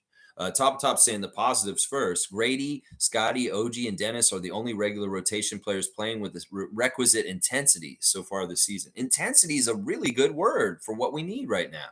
Intensity. We want intensity. We want dog. We want you to really give a shit. And Dennis, Gradey, Scottie, OG, you're saying those guys? I say Pirtle too. Pirtle's had intensity. I say that Boucher and Precious have shown intensity off the bench. The DX guys came out and they were kicking ass right away when they came in. I was like doing DX in the crowd. I was like, suck it. I was like, go DX. I was cheering DX. It's crazy. Fun guy saying, can't say I believe in Darko, man. Doing literally everything NickNurse did, but worse so far. Took the whole fan base against Chicago for him to finally play Chris Boucher for energy. Like, what the fuck? Fun guy, overreacting too early, too quick. You need more of a body of work. This is way too soon. And seriously, don't start putting takes like that out in Raptors Nation because idiots will follow you on it. And there's no reason to come after Darko this soon. The man's barely had a chance. So, yeah, it's way too early. And you can't make these assumptions yet. You got to give him a chance to get on his own feet and start walking. He's still getting up out of the chair. Yeah, you got to give him a chance. It's way too early. Cowboys saying, I think Portland will beat Philly. I actually kind of hope that they do because if they do, then they'll be maybe less likely to have teeth tomorrow night. I don't know. Portland's weird. In some ways, they're very talented, but they're very young, and they may not understand totally how to win yet. In some ways, like we do not know how to win exactly right now. Tom Duke's saying it's more than Darko. His support staff seemed quite involved and in his ear. That team is badass. The coaches are really good. James Wade is good. Pat Delaney really hyping people up before the game, going and high-fiving everybody. A lot of energy. Vin Bagnani, all those guys. Mike the Bulldozer Batiste. They're doing stuff. Those coaches are doing things, and they mean it. And Darko's a really good coach. He's an excellent coach, and we're going to see that. You're going to see that over time. It's just you can't go by the last 2 nights. You really can't. In some ways, that's the schedule makers' fault that what happened to us. The refs on Friday night, along with the schedule makers for last night. Yeah. Let's see. Cool Cat saying, to be fair to Nick, he has Sixers playing disciplined, winning basketball. Yeah, that's the difference. That's the levels I'm talking about. They look ready to compete for a chip. I think Sixers will get further than Doc took them. You know what? I got that feeling too last night. I got to be completely real. I can hate on Nick, and I'm going to say, oh, it's not a good fit and stuff. And it isn't totally a good fit with Joelle. But with the rest of the Sixers, it's a good fit. And maybe they are already planning post-Embiid days with having Nick and establishing what he's doing. Who knows? But I agree with everything Cool Cat's saying here, and I want to hate on the Sixers, but we have to be honest and realistic. They're a championship contender. And Nick has done good things for them. He is better than Doc for them. He is. Sixers Nation, you should be happy to have NickNurse. Seriously. Some of those intangibles that Nick has for the Sixers is what we're lacking right now with this. But it is not because Darko doesn't have it. It's he's got to have a chance to establish it and get it going. And in some ways, we'll have to see. But there's no guarantees. It may not happen with Darko. But I'm hoping it will. I hope it does. Oh, my gosh. I really do. Let's see. And this is part of the reason why last year when I told people, it's like, look, when you get rid of your coach like Nick or you get rid of your front office, it doesn't mean that people coming in are going to be automatically just really good and badass. And that's why you got to covet the good things that you have. Seriously.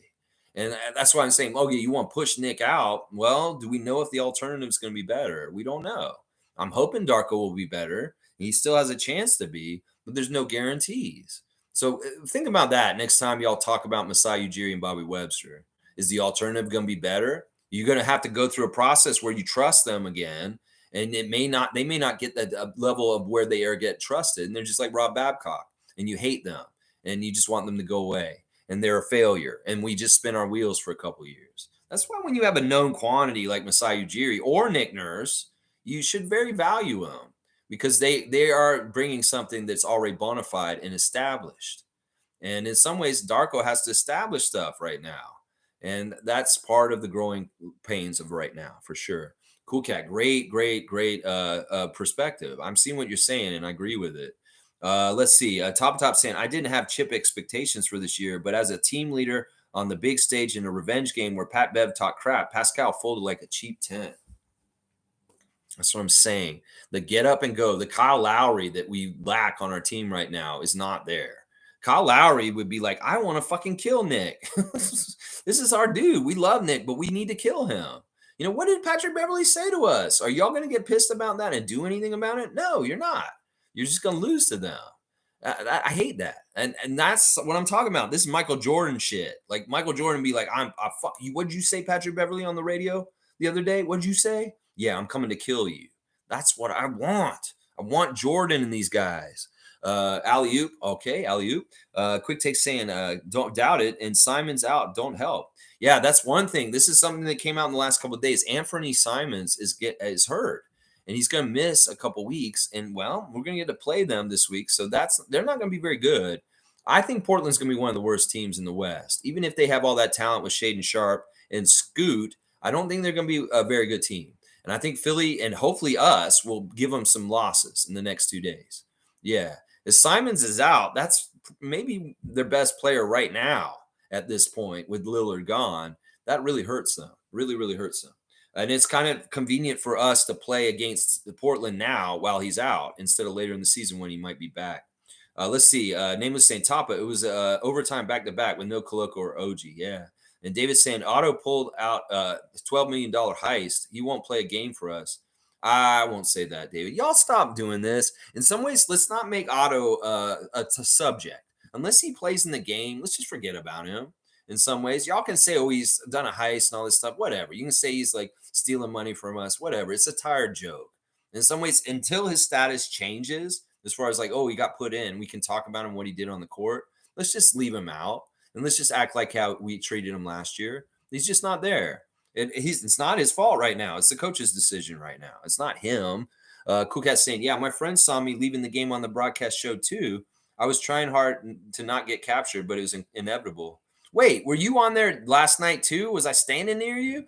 Cool Cat, if you're seeing me at the game, you know what I look like. I don't know what you look like. So you need to be like Raptorsfreak.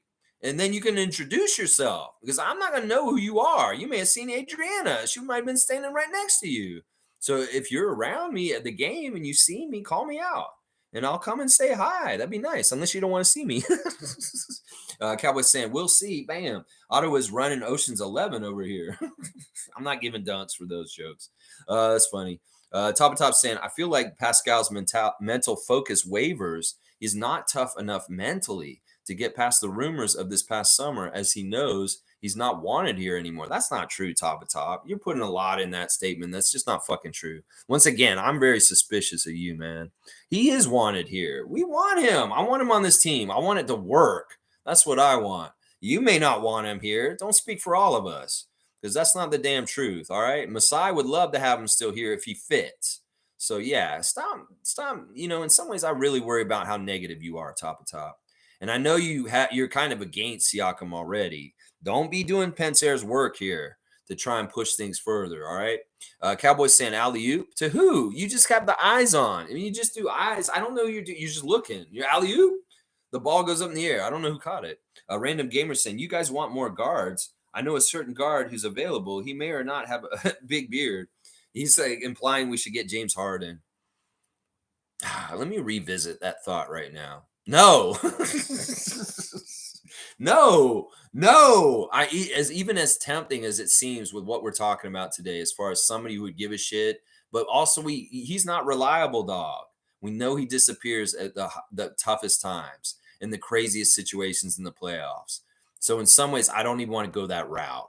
He's not the right option, but it's interesting that you're offering him like this.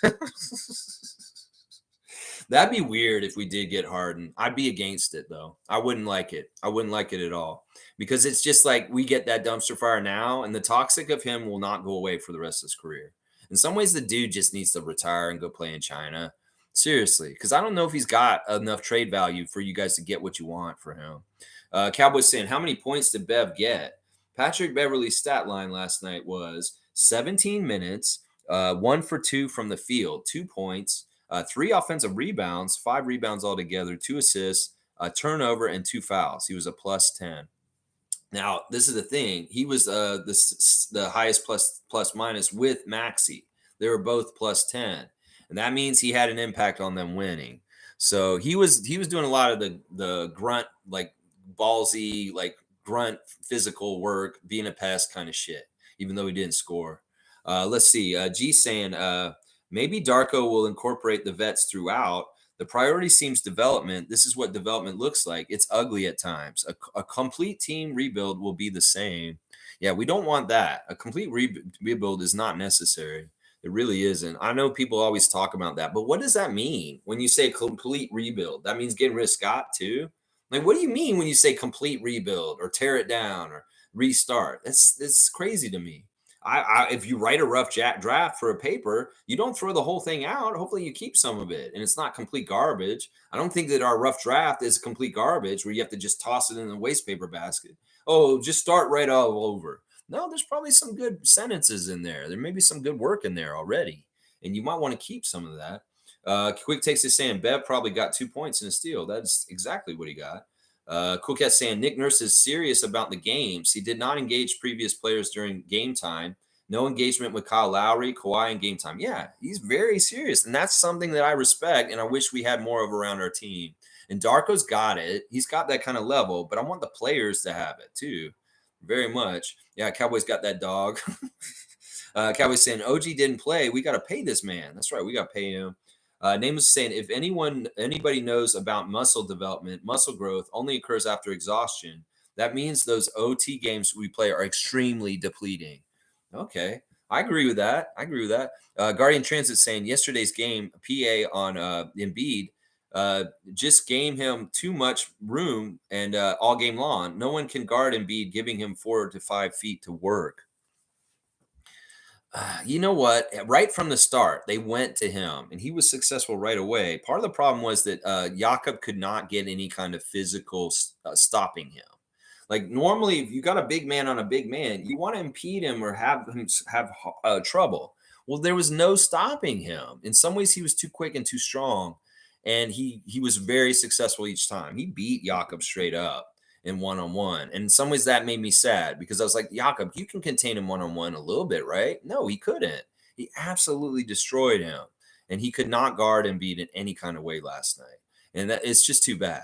It's just too bad. It's what it is. It's what it is. In some ways you can say, oh, he was too far away from him. Well, what do you do? The man can put the ball on the dribble and he can do a lot of different stuff for his height. And in some ways you have to worry about guarding him just like you got to worry about guarding Scottie. You can do a lot of different things to hurt you in different ways. So I don't know. And Jakob didn't have the best game yesterday. That's for sure on either end, defensively or offensively. Top of top saying now you absolutely have to move Pascal at this point. Moving him early is best and likely to a mid team like the Grizzlies or Atlanta, who has a great pressure to make the playoffs. Wait until he plays a bit better. I don't know. Top of top. In some ways, everything you say about Siakam, I'm going to disregard at this point. I don't give a shit what your opinions on Siakam are. In fact, if you don't bring him up anymore, you can talk about other things on things. But you particular, we're not going to talk about Siakam anymore because I'm worried about you and what your purpose is here exactly. So, yeah, we're not going to talk about Siakam. If I see you read it, I'm going to disregard it. If I see you talking about Siakam, I'm just going to disregard opinions on him. You can talk about anything else with the Raptors, but anything you say about Siakam, I'm gonna think that I'm not gonna believe.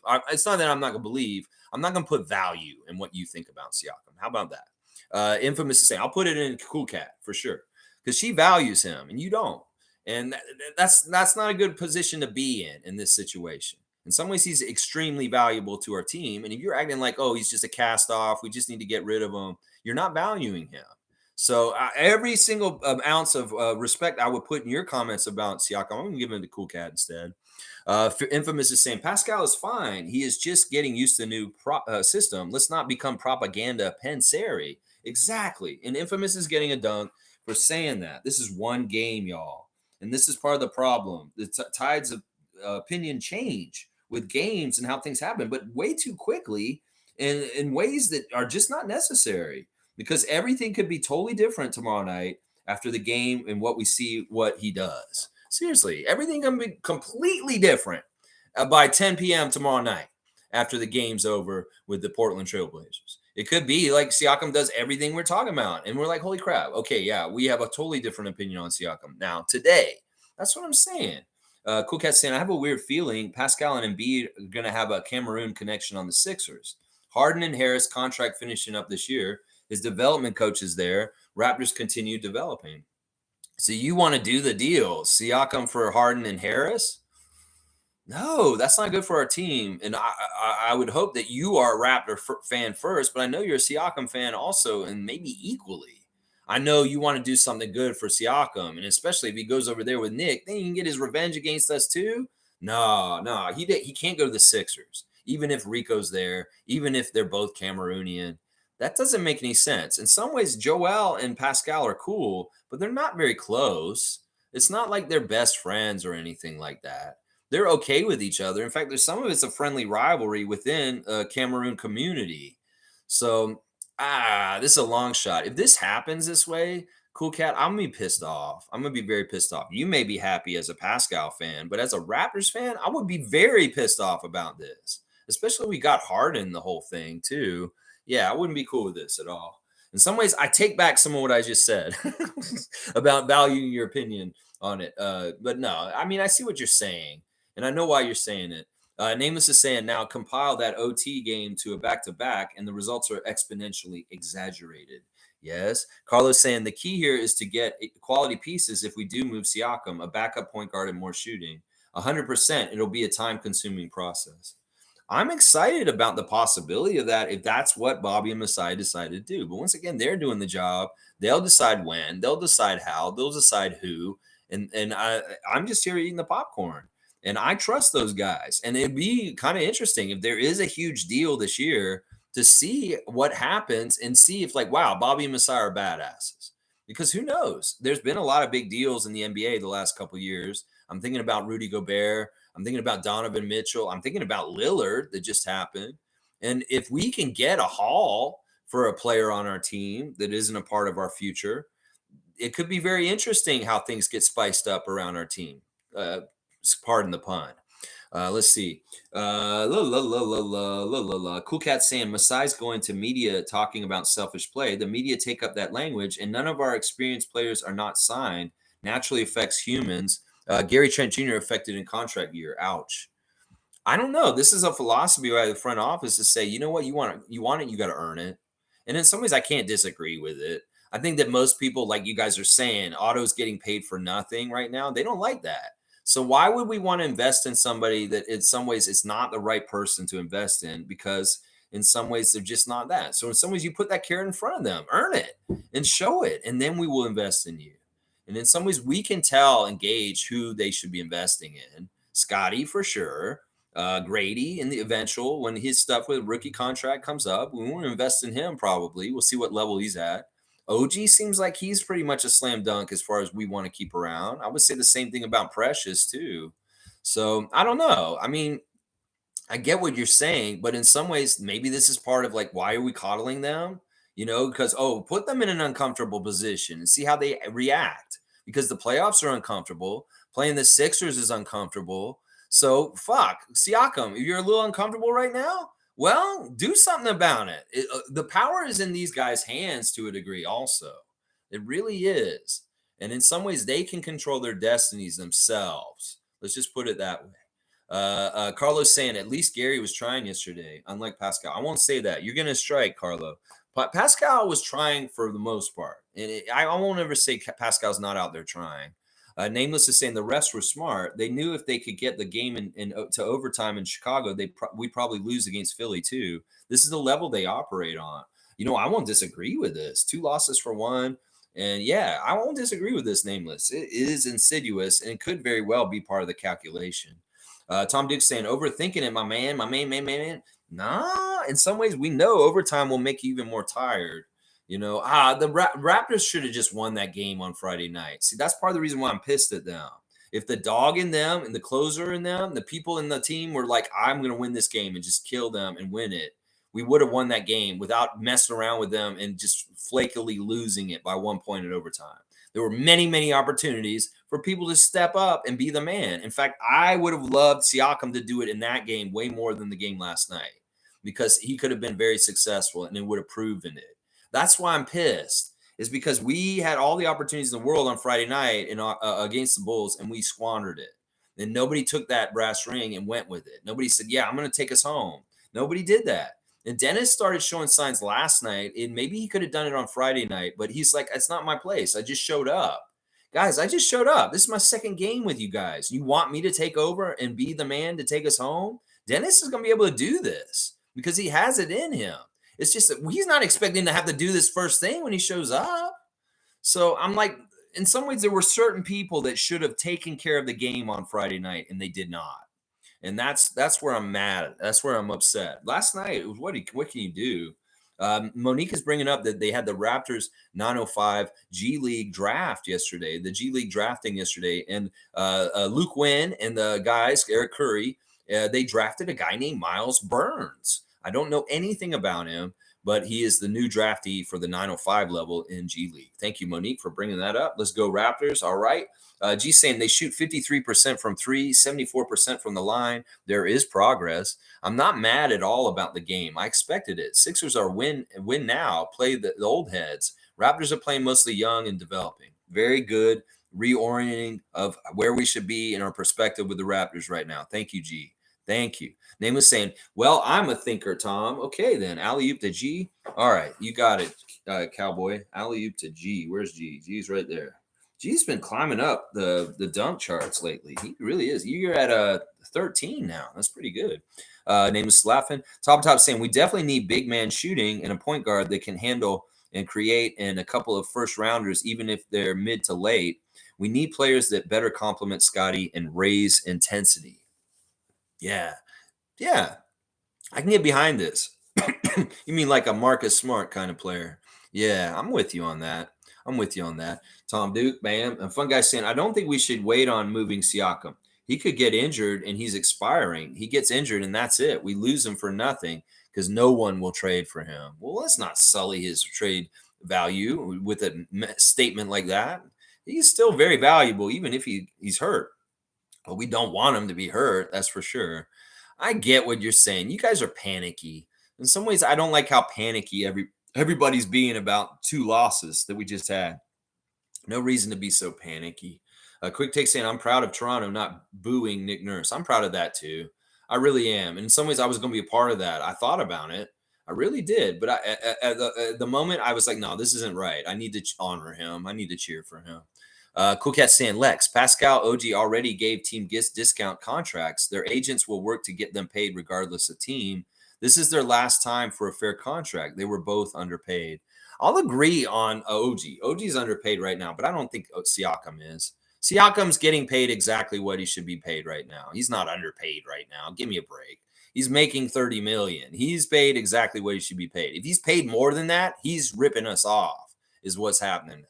So yeah, I can't agree with that completely. Now, I get it. These guys want to get paid, but fuck. That's the mentality of like, oh, I'm Otto Porter. I should just get paid and sit on the bench. These guys got to earn what they get. And I'm telling you, if they want to be Supermax, they got to be Supermax players. And Siakam's not a Supermax player the way he's playing right now. He just isn't. If he's not going to be a franchise, take it home kind of player, he shouldn't be a Supermax. That's just the damn truth of it, Cool Cat. So, I mean, he's going to get paid. Sure, he's going to get a good contract. But it may not be a max contract. It could be whatever. And it may not be with us. I don't know. If somebody else wants to pay him, overpay him like Houston did for Fred, I can't control that in some ways. But yeah, that's kind of insulting. You're going to say that Siakam's underpaid right now? No way. He's paid the most on our team. In some ways, he is paid exactly where he should be. I'm not saying he's overpaid. I'm not saying he's underpaid. He's paid exactly where he should be paid. He's definitely not underpaid. I could argue that OG is, though. I could argue that. I could say that that's true. Cowboys saying classy, bam. Quick take saying best city in the world? Sometimes. Infamous is saying Dennis needs to work on finishing at the rim. What? He's been in this league for a long time. Pascal is totally being overanalyzed. Once he adjusts the system, he'll be fine. This was a scheduled loss. I was encouraged they didn't give up. I like the differences in our different Raptor freaks here as far as how they're looking at Siakam. And I really do think he's going to be fine too. I think we got the range of it. Trade him now. He might get hurt. We don't get rid of him. We got people that's like, if you trade him, he's going to be fine. He's going to get paid and he'll be good either way. And then we got people that are like, he's going to be fine. You just give him time to learn the system and it'll all grow and go together still. That's so erratic. It's like some people this way, some people that way. And I'm in the middle with Infamous right here. I think that we're overreacting to 3 games and we got time to discover more still. And we need to allow for that. Cowboys saying, you know it, quick takes. Alley-oop, the quick takes. All right, NBA quick takes is getting an alley-oop from Bradley. Another alley-oop from him. Let me see. Where is he on here? There's quick takes right there. Yeah, all right. There we go. All right, let me see. Who's next? We got the safest alleys in Canada. Well, this is how the hardcore match went between Patrick Beverley and Gary Trent Jr. Basically, they're in the alley in Duncan or whatever, John Street or something like that. And Patrick Beverley grabs the tin trash can and he bashes Gary over the head with it. But it's tinfoil. It's like in the wrestling, they have the fake ones. And Gary's like, oh, and he acts like he's selling it. He's like, oh, and then he gets all intense and mad. And they get right in each other's faces, like in Minnesota a year or so ago. And they're right in each other's faces, yelling at each other. And all of a sudden, Patrick Beverley knees him in the nuts. He dirty knees him in the nuts. And Gary goes to the ground. He's like this. And then Patrick just kind of like kicks him in the gut again. And then he walks away. And that's what happened right there. Yeah, that's it. Yeah, our alleys are not totally safe. Let's just put it that way. Some of them are. Some of them are. Most of them are. Let's see. Top saying, I'm glad Nick is gone. Bun him. The way he sabotaged this right before the play-in is unforgivable. Yeah, I'm glad he's gone too. But in some ways, I'm sad that it didn't work out, that he could have stayed and it could have been the way it was supposed to. He wasn't expecting to not be our coach right now. We weren't expecting him to not be our coach right now. There's something really evil that happened somewhere in the whole thing that we don't know about for this to happen this way.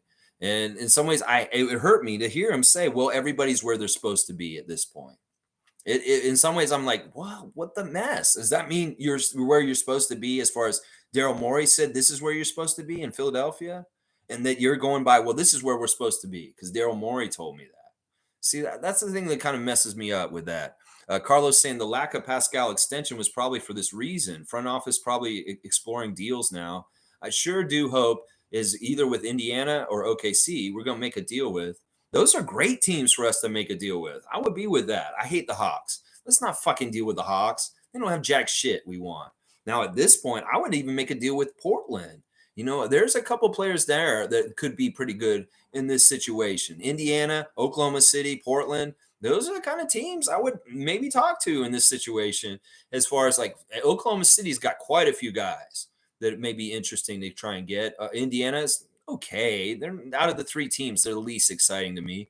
Portland, Shaedon Sharpe, Anthony Simons, we're going to see them tomorrow. Let's see. Cool Cat saying Pascal is a player that does what the coaches want. NickNurse wanted ISO. He's doing that. Darko wants him to be a role player. He's doing that. He has no issues with Scottie either. I think the front office is shopping around. OKC pairing with SGA, I think would be nice too. They're ready to compete. You know, it'd be awesome if we could get SGA for Siakam somehow, some way in a deal. That would be really crazy and weird, wouldn't it? That may be the dog we need. I don't know. You know, she's exactly right. Siakam's a good soldier. He does what the coaches says, and he's following orders. It's not that he's like, you know, in some ways, this is part of the reason why he's playing the way he's playing. She's exactly right. And that's why I'm not overreacting, because he needs to have time with him to see what's happening. I'm not saying get him the hell out of here. I don't want Siakam to leave the Raptors. I'm not one of these people. I want it to work out, and I want him to get his head out of his ass and be more of a guy for us. That's what I want.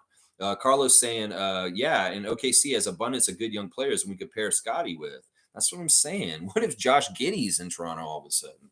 You know, that'd be interesting. SGA, you know, there's some good crop guys down there in OKC. You know, those are the teams I'd rather deal with. I don't want to deal with Atlanta. Atlanta doesn't have jack shit that I want. Seriously, they really don't. Let's see. Cowboys saying, let's go, Raptors and Raptor freaks. That's right. Carlos saying either Darko can make Scottie and Pascal fit or gone by the deadline. Yeah, that could be true. Quick take saying at Carlo, who you want from OKC? He says, I like that rookie point guard they picked ahead of Grady. You want Case and Wallace. Case and Wallace is pretty damn good. Yeah, Case and Wallace. That's right. Let's see. For who? Yeah, well, who we're talking about right now. Quick takes. Who are we talking about right now? Top saying at Cool Cat, Flynn has no value. Masai would have to throw him in a trade as a filler, just like the Thad contract. Yeah, that's not totally true. And even with him, the way he's playing right now, he still has some value. All right, too negative today, top. Cool Cat saying, last statement about all this Pascal talk. Pascal is showing IQ and aggression on defense. So we can't say he is disengaged. He is doing his role on offense. Coach Darko is experimenting. Yeah.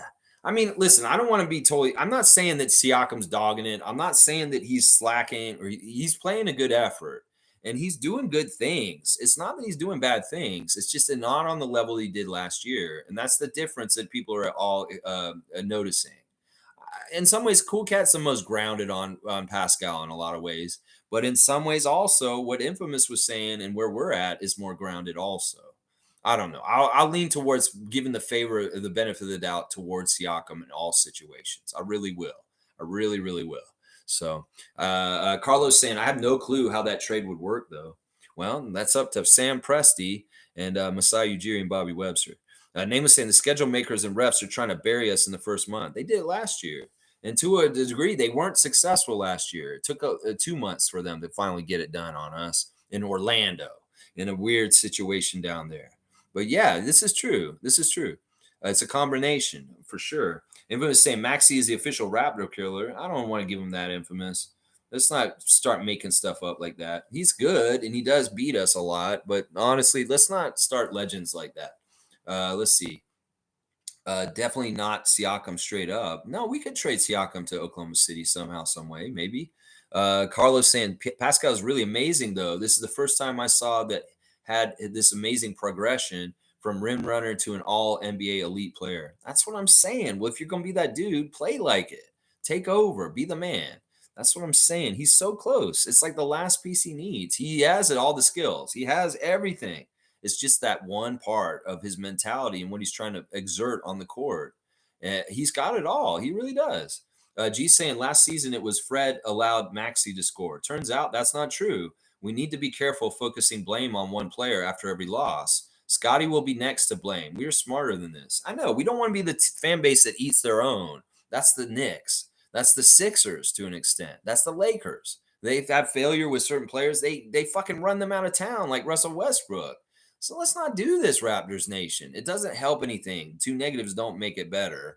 It really doesn't. If they have a bad game and then you come after them and you make things worse for them to be around in the environment of the team, you're not helping things, fans, in that kind of way. So that noise is destructive and wrong. You know, when Siakam came in the game last night, his picture in the hallway, he looked sad. He didn't look exactly right. Both him and Scottie had weird looks on their faces.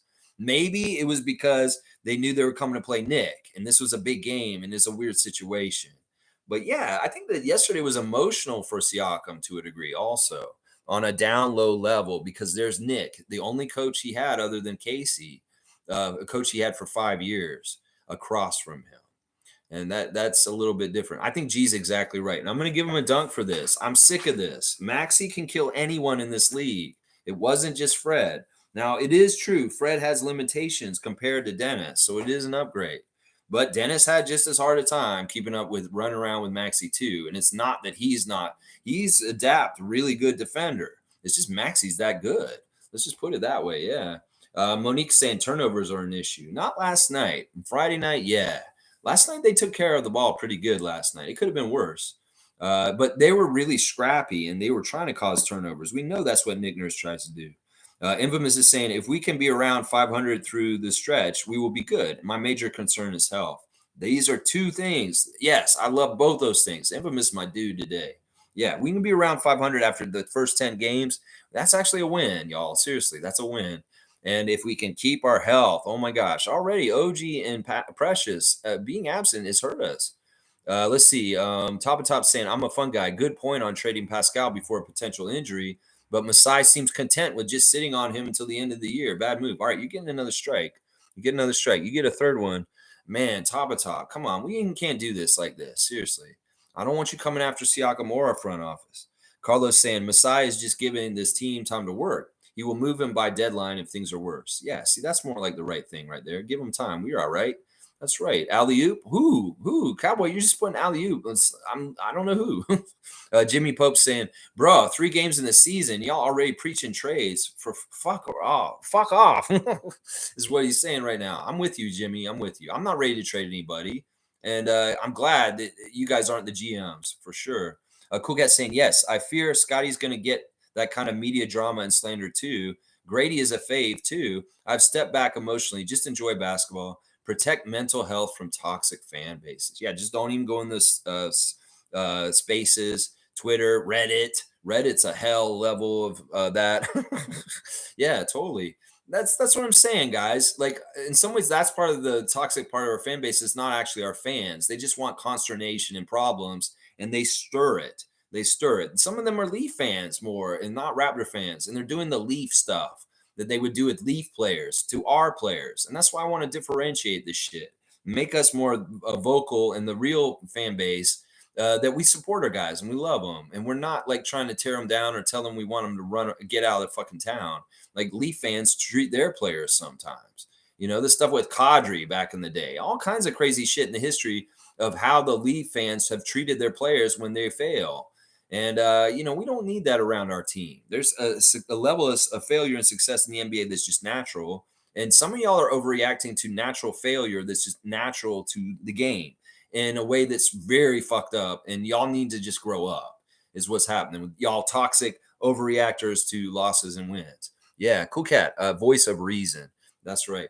Monique saying top of top. Enough is enough. Now you're getting the super fan is mad at you at this point. Let's see. Cool cat. I'm not convinced about if Nick Nurse actually made this team better. It comes down to what they get back in a Harden trade.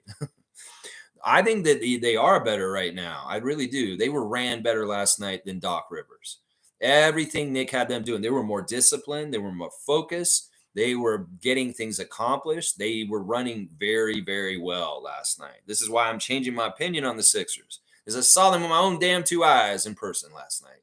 And Nick Nurse has made a difference already with them. His system's good. He's got them playing an excellent defense. And he got the very much ultimate premium effort and production out of Embiid and Maxey last night.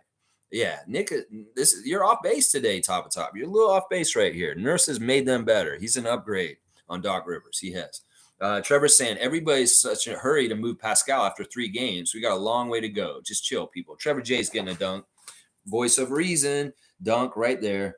That's a voice of reason. Cool Cat saying Speedy Maxey scorches the entire league. It's okay. I give him his flowers. He plays with a smile on his face. Hard to hate the youngins. Yeah, I'm going to give Cool Cat a dunk for weathering all of the bullshit that's going on right now around her guy. And we're going to give her a dunk for that and just speak pure facts. It's not about Fred. It's not about anybody else. He's doing it to everybody. Carlos saying Raptors games became a social status symbol in this city, pricing out real fans.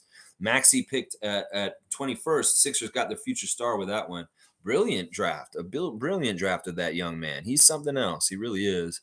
I hate it. And I had people sitting around me that were like this. Instagram models. They're taking pictures, trying to look cute with their friends. Oh, let's take a picture. Oh, there's Logan Paul. Ooh, all that kind of bullshit. Everything but the game. And they're looking at me funny for cheering defense all through the game. Yeah, they're looking funny at me. Well, I'm here for the right reason. What are y'all here for? What are y'all here for? Seriously. Name is saying, you better hope Scottie don't hear you say this before he does it just to spite you. He's like that, bro. He's a dog. I don't even know what anybody said. G saying, video of Wemby stating he knew months before that the Spurs would get the number 1 pick. The teams tanking for him better hope their picks pan out. Yeah. I mean, whatever. The tanking thing, this has been an argument this week, and different people come in. Nuggets fans saying, people have tanked successfully in the history of the NBA, but not very many. Right. But once again, I'll stand on the hill that I said. The NBA does not want tanking anymore, so it shouldn't be in anybody's wanting to do this. Now, if you do it on some sort of little level, well, why would you do that? Why would you instill losing culture in your team for a difference between a player? Like if you pick 5th between 10th, the difference between the players that you draft in those areas is negligible. So it's like you're putting a lot at risk to try and get one of those players by losing on purpose with messing up your culture and your team in different ways, just for a slightly better player than somebody who's just somewhere else. That's why you say the generational talents are the reason why you tank. Well, there's none of those coming out next year. So who would want to tank this year? Seriously. In some ways, even if we are a bad team this year and people saying we just need to lose as much as possible to get the highest pick, that's horrible mentality. The first pick next year is not going to be like Wemby. It's not going to be like Wemby. It's not going to be transformational, right, like that. So I think you play as hard as you can, like the Spurs did last year. And if you don't have a team that's good enough, you get your record that you get, and you get your draft pick where you're supposed to. And that's the way people should be thinking about it. The whole word tank is loaded at this point, and it's kind of stupid. It's antiquated, and it's going to go wayside like, the dodo bird, because they don't want it anymore. Now, if you do any kind of manipulating of losing to try and change where you finish at the end of the year, you're going to get penalized. You're going to get penalized now. So Infamous saying, thanks, Scott. Thank you, Lex. Scottie is not a point. Anthony Davis played point in high school. It would be foolish to put him at the point. Putting him at point limits his full capabilities. It's like leaving some really good stuff on the counter at the store you forgot. Like, oh, I bought this. I paid for it, but it's still sitting there with the cashier. Well, what? Wait, don't leave that stuff there. You want that? That's the good stuff. That's what you were going to eat tonight. That's what I'm saying. Scottie's strengths are so good in certain areas that it's a waste to play him at point guard. Let's just put it that way. Yeah, G saying Scottie in a recent interview said himself he's versatile and wants to play all positions. He's relaxed his power and is not stuck on being a guard. Yeah, he's realizing this himself. And partly it's probably from talking to people like Darko and saying, listen, Scottie, if you want to be exactly the best player you could be in this league, listen to me and trust me. And wanting to be a point guard may really actually hurt your career and may actually not allow you to get to the fullest potential of who you could be at your ultimate best in the NBA. That's what I'm saying. That's the folly of them wanting to be a point guard. You're limiting him, and you're making him probably going to be a worse player over his career if you want him to go that track, Scottie fans. So you want the best for your young man, Scottie? Well, you should say, go do the best things you do that help the team win the best. And that is low post, overpowering, high percentage shots near 10 feet, at 15 feet, little turnarounds he's doing the other day too. Three-pointers, shooting, that kind of stuff. He's still going to make passes. He's still going to be a playmaker. He's still going to be a glue guy. But in some ways, we really need him to score buckets because we need those scores. And he is very overpowering, and he will make them more often than not. It's a waste if you don't use him that way. It's just a fucking waste if you don't use him that way. It's like, oh, you want Anthony Davis to bring the ball up the court? He's not going to do anything in the paint. He's going to stand on the perimeter. That's a waste of using the length and height of Anthony Davis. Exactly. Good stuff, Infamous. Really good stuff today. You're kind of the MVP today, honestly. G saying Scottie in a recent interview said him. Oh, yeah, I just read that one. Cowboy saying, I ain't married yet. She hasn't asked me. Oh, did I say is your wife? I apologize about that, Cowboy. You're lovely, lovely lady, Sasanya, and your lovely, lovely family. We love you guys. You guys are awesome. I was so happy I got to meet y'all the other day. That was really cool. Name is saying OG and Pirtle are both essential. The refs know this. I promise. Watch the dumbass fouls they get. Yeah. Yeah, in some ways, they see how bad we are without a center from times before, and now we got a center. Well, foul him out. Foul him out. Okay, Meredith this year. Good to see MK. I asked you in the offseason how you would feel if we saw improvements in individual players, but a worse record, because winning and developing is very hard. NickNurse optimized winning. You know, this is a trade-off. Like Meredith is saying, this is very true, that in some ways to develop these guys, we may have to lose more this year. And in some ways, I'm okay with it. If it means in the long run, we're getting closer to getting a championship. In some ways, that is true. In some ways, that's very, very true. Quick Takes is saying 6'8", starting for the Raptors, Gradey Dick. Gradey Dick for shooting guard. Yeah, it could be very soon. Maybe not this year, but maybe next year. Who knows? He could be one of the starters next year. Could be. We'll see how quickly he develops.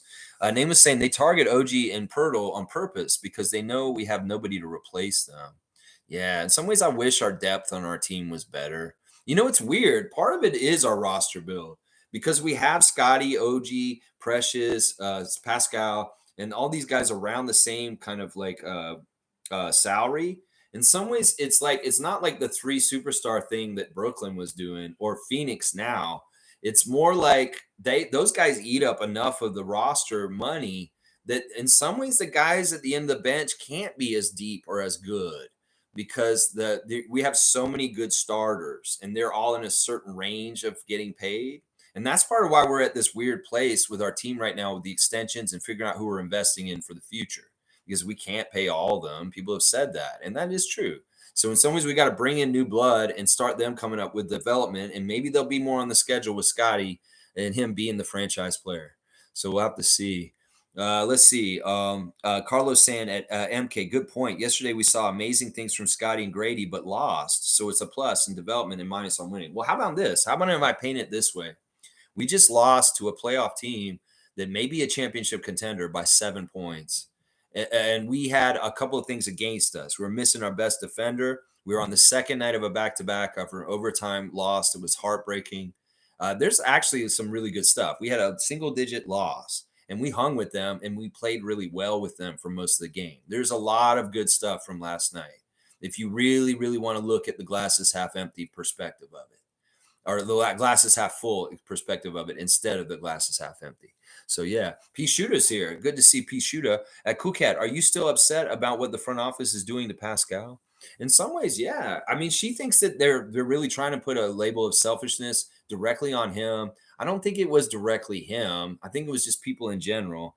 But in some ways, the press has oriented the questions around him after asking Pascal, after asking Masai, all the different stuff about selfishness. It just seems that those questions have gotten more in Siakam's face than anybody's else. I don't think it's fair to do that. I think that the selfishness wasn't just contained to Siakam and Fred. There's selfishness all around the team. And it was kind of unfair to paint him in that way. I don't think Masai had the intention of it to all get on Siakam. I don't think that was calculated or true. I think the press calculated that. I think they did that. Name was saying, knowing people in the way they think is what I do. It's my forte.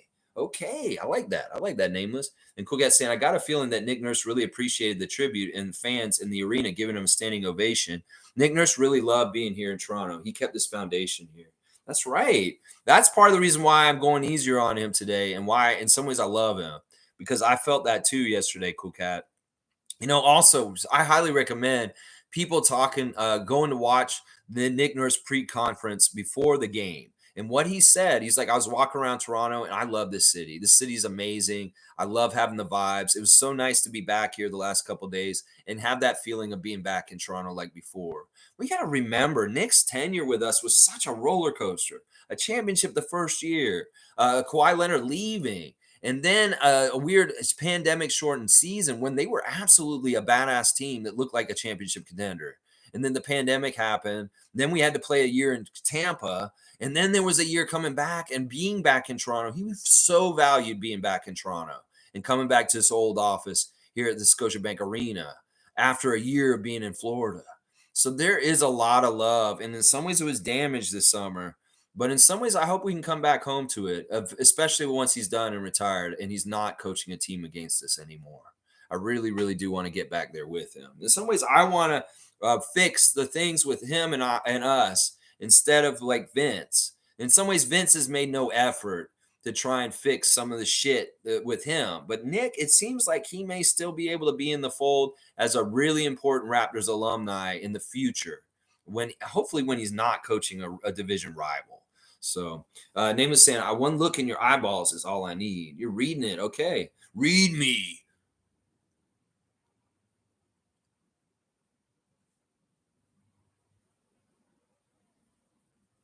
That might be the most uncomfortable 5 seconds of my stream in the whole 2 years I've been doing this. Let's go. Read me. Read that face, Nameless. Quick Takes is saying, if Gradey is here, I'm open to whatever moves the Raptors make. I'll explain tonight, 10 p.m. All right, y'all, there's a plug. NBA Quick Takes, 10 p.m. tonight live. Go listen to Quick Takes take on Gradey Dick and what he's saying here. I love it. I love it, Quick Takes. Definitely put you on blast for that. Cool Cat saying at PS Shooter 43, not upset. I understand the business of basketball. Pascal, too. He's a pro, 7 years in. His agent's dealing with the business. Pascal doing what coaches want him to do. Exactly. He's just keeping his head down. He's doing what he's supposed to. He's being a good soldier. And I have no problem with Siakam. Other people are having problems with him. They're being hypercritical. In some ways, I just want him to be the dog. That's what I want. I want him to be the dog, and I'm good with him. Everything else is great. I don't mind him being a role player on certain nights, like last night. I don't mind that. It's just he needs to sometimes exert his effort and say, I'm going to make this game happen for the Raptors to win. That's what we need in our leadership on our team. Guys that will lead us like Lowry used to. That's what we need. Cowboys saying, we don't need dogs. We need Raptors. Carlos saying, Masai wants to do the hardest thing, to develop and try and win at the same time. I don't know if he cares about winning as much this year. In fact, that wasn't what he cared about last year. And that's part of why Nick got fired, is because Nick cared about winning so hard. Maybe Darko has a little more balance in some ways. It's like, I don't mind losing a bit if it's going to mean better things in the long run and we're going to win. And that may be more in line with Masai. So I'm going to say this. Nick Nurse got caught halfway between the subway door. He was trying to win while they were supposed to be developing, was what Masai wanted him to do. He didn't listen. He got fired. Fiercey's giving me a cutoff, and so is Tom Dude. Let's see. Colecast saying, I just noticed the league does not update players' heights. They keep the rookie height. Scottie, Pascal are not 6'8" anymore, and neither is Precious. Yeah, I was talking about this the other day. It's fucked up. It's the same thing with Scottie right now. Yeah, 6'11". Pascal 6'10". He may be even almost 7 foot. This is totally true. They don't update, and maybe they only update certain players' heights, and they don't do it later. I don't know, whatever. They said that Charles Barkley was 6'7". He was 6'4". He was the opposite way. They tried to say he was 6'7". I don't know if he wore platform shoes that day, but that man was really like 6'4". It's hilarious. Shoota's saying at Cool Cat, yeah, I get that it's a business, but front office is doing him dirty. But hopefully he stays and gets paid what he's owed. We'll have to see. I'm saying you got to earn it. In some ways, these guys get so much just handed to them in the NBA these days ahead of what they've done, and they just sit on these contracts like Otto. In some ways, Masai's kind of bucking that system. He's always said, you guys got to earn these contracts with the Raptors. We invest in the guys that prove it, and then we throw money at them, and they stick around. So we'll see. We'll see. And it may be the level of what he gets paid, what matters. I don't know. Pascal's got to make sense, though. He's got to make sense for the future. That's the most important thing, though. Quick Take saying, smack the like button. Thank you. Cool Cat saying back at Shooter, can't be emotional. It's a business that they're running. It's not personal. Their job is to always get the advantage. A powerful agent levels the playing field for negotiations. Laugh out loud. Rich Paul, get that man overpaid. Get that man overpaid like crazy in the oil fields of Houston. Yeah, get that man overpaid. Name was saying, drop a like for my freaks. Yeah, Blackhawk saying, I'm not going in on Pascal. He has fatigue and it happens on a back-to-back. There you go. I like that. Blackhawk, you're getting a dunk for supporting Siakam.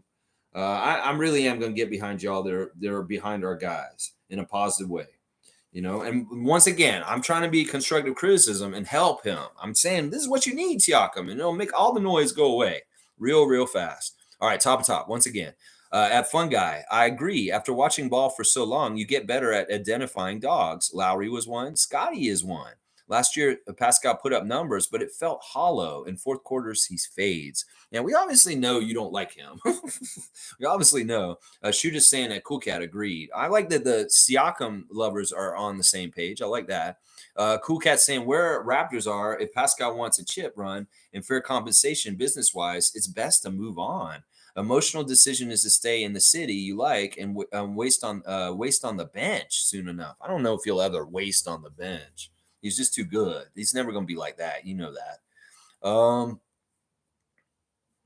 I mean, I get what you're saying, and you're coming from the perspective of a Siakam lover, and you're saying, I want what's best for Siakam. I want him to get paid, and I want him to be in a position to win and be happy.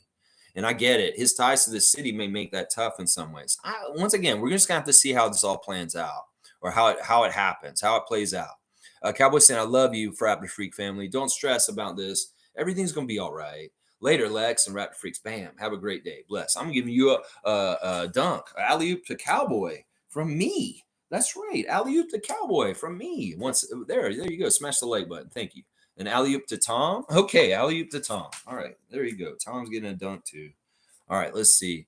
Cowboy back and forth. 10 p.m. Quick takes. Y'all be there. Seriously. Let's see. David saying, I'm surprised by everyone's reaction to Pascal. Jakob was my only concern last night. Was pretty ugly. Yikes. That's a horrible matchup for him. That may be one of the hardest matchups. This is the thing. This is why Philadelphia is so dangerous. They got two players that are very unstoppable. Both of them are unstoppable. Maxey and Embiid. And they're unstoppable in different ways. That's going to be very tough for anybody that plays them. Anybody who plays them. Oh my gosh. Now they got NickNurse running them. Look out. So I give Jakob a pass. That's Joel Embiid. That's one of the hardest center guards in the whole entire league. Right there. Fiercely saying Matt Devlin pause. Against Chicago, he said Pascal backing up on Siakam. I'm worried about Devlin. I'm going to say something, and this is speculative, y'all. And this is only out of pure love, and I worry about Matt because I love him. He's been great. He's replaced Chuck Swirsky, and at this point, I love him. He's my guy. And Chuck Swirsky, fuck you for your little dance after the Bulls won the other night. And that cheap-ass win that the refs gave to y'all. Y'all shouldn't be dancing and all giddy about a hollow win in a bullshit way. And y'all lost to the Detroit Pistons last night and the second night of back-to-back, even though Zach LaVine got 50 points. Anyway, this is what I'm going to say about Devlin real quick. I'm worried about him. I'm worried about the fallout from his injury this summer.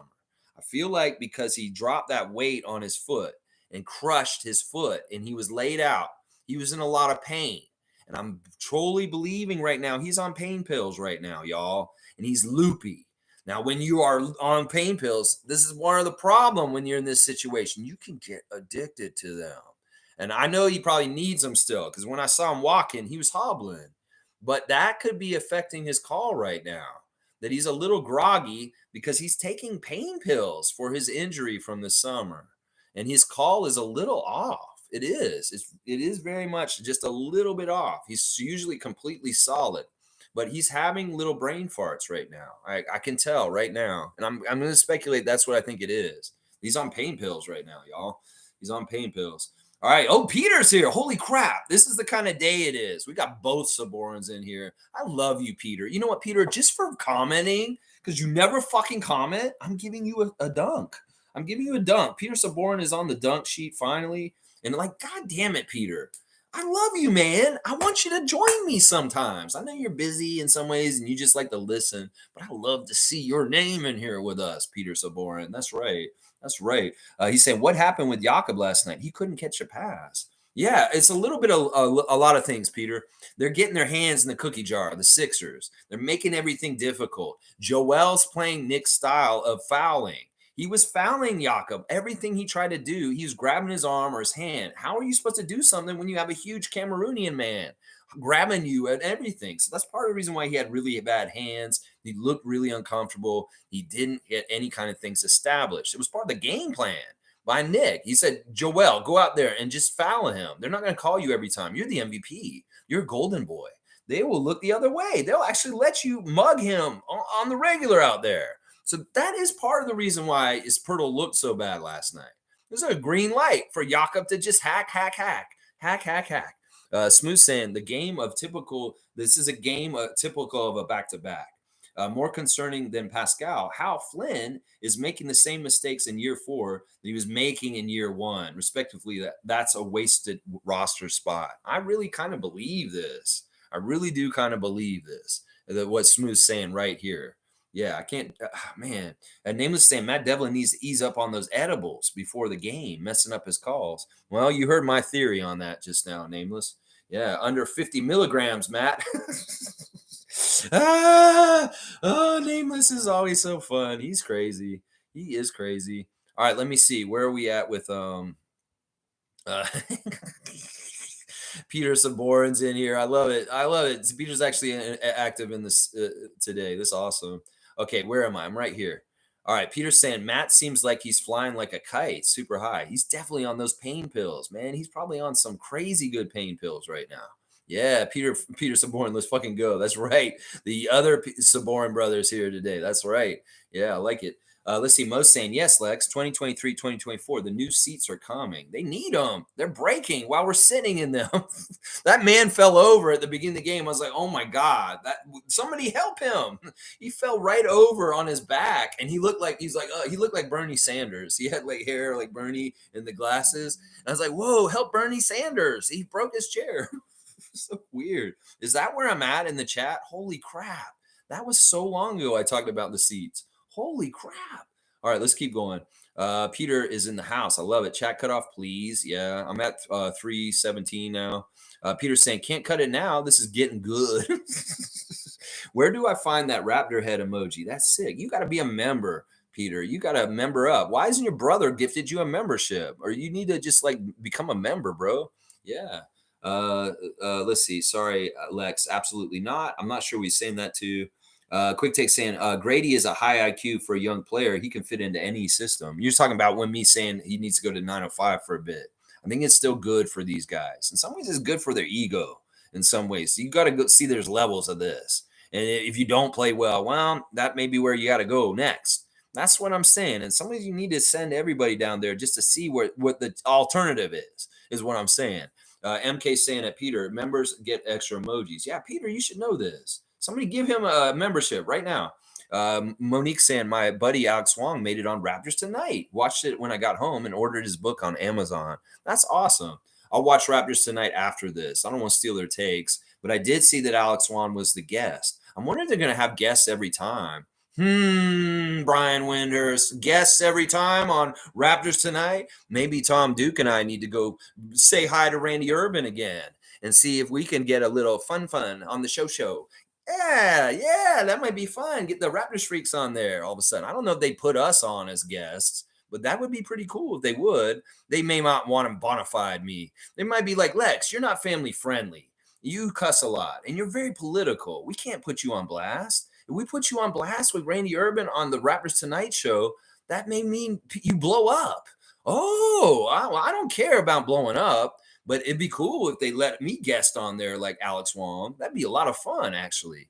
Let's see if we can make this happen this year. Maybe it will. Who knows? Randy was very open and he does know about what I'm doing here.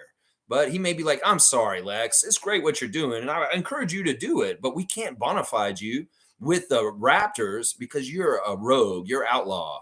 And you talk about a lot of things that we don't want you be connected to us. And okay, I get it. I'm not corporate. I'm not going to toe that line. You can't control what I'm going to say. They can control what y'all say, but they can't control what I'm going to say. And that may be the reason why right there. Fiercely saying, someone like what I say, but Fred had that dog in him. Could be feisty at times. This is true. This is true. That dog, that's part of what I was saying. If Fred leaves, we're going to lose some of that. And Fiercey's exactly right.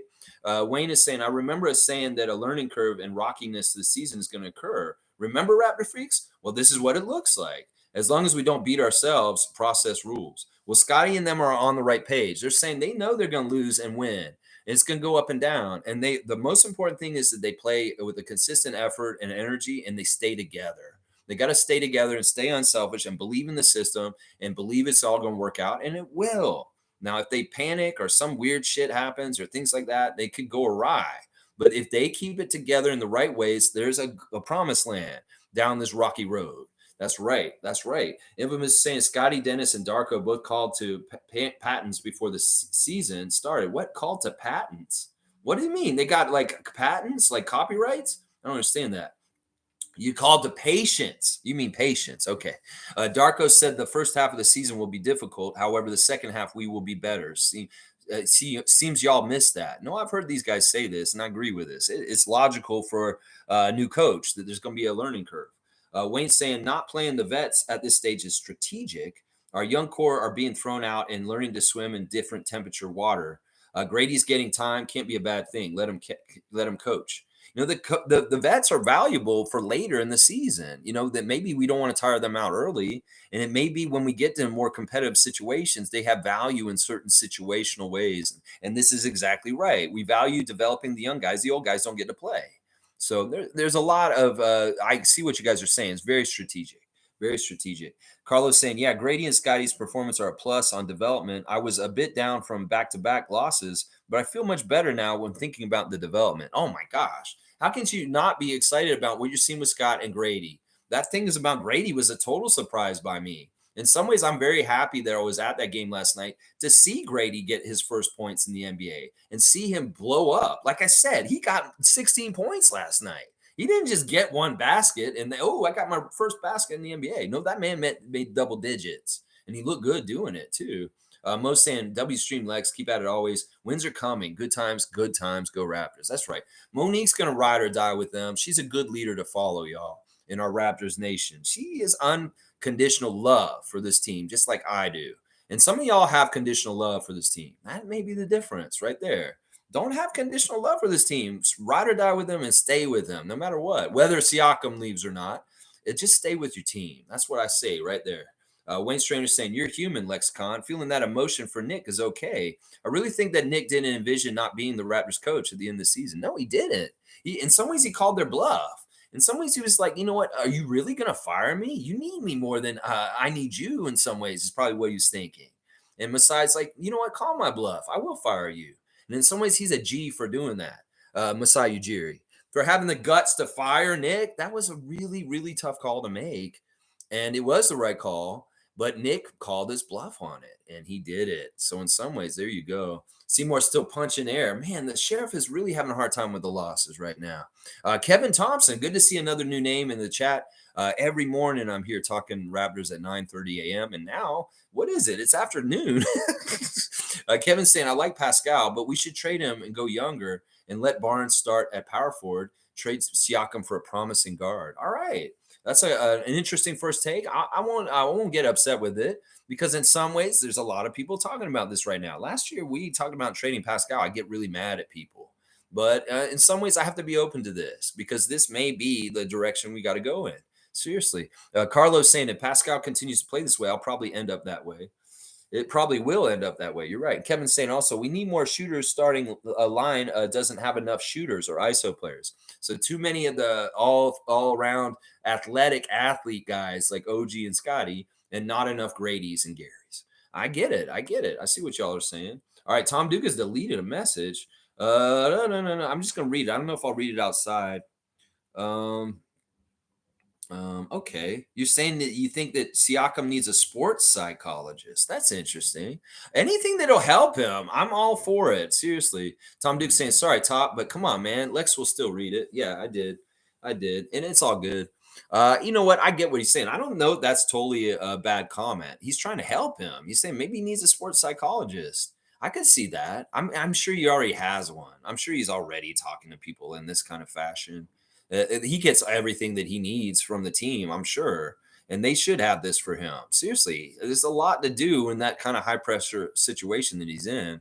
Name is the same. That's a perfect selection. I would take SGA for a Siakam. Well, if that's possible and it lines up and people are willing to do it, I mean, that's the other thing. Is Presti willing to do it? Well, maybe he is more willing to deal with the Raptors than other teams because he likes Darko.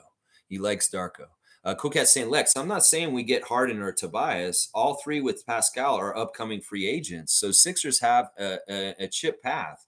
I'm not saying I want it. Just saying Rico and his development coach is influential. Okay. All right. I get what you're saying. I'm glad you clarified, too, from way before. Okay, so you're not saying we should trade Siakam for those two guys that come here. You're just saying that they're all in the same contract year and they're all going to be in the same kind of situation at the end. You know, in some ways, they need to get that part of their roster back somehow for Harden.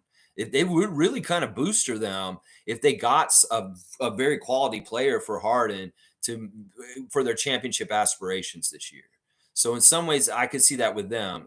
Tobias, is he in trouble? Does Nick value him? In some ways, he's more like our players that we have that he had last year. And I don't know. Maybe he does like Tobias Harris. He might want to keep him around.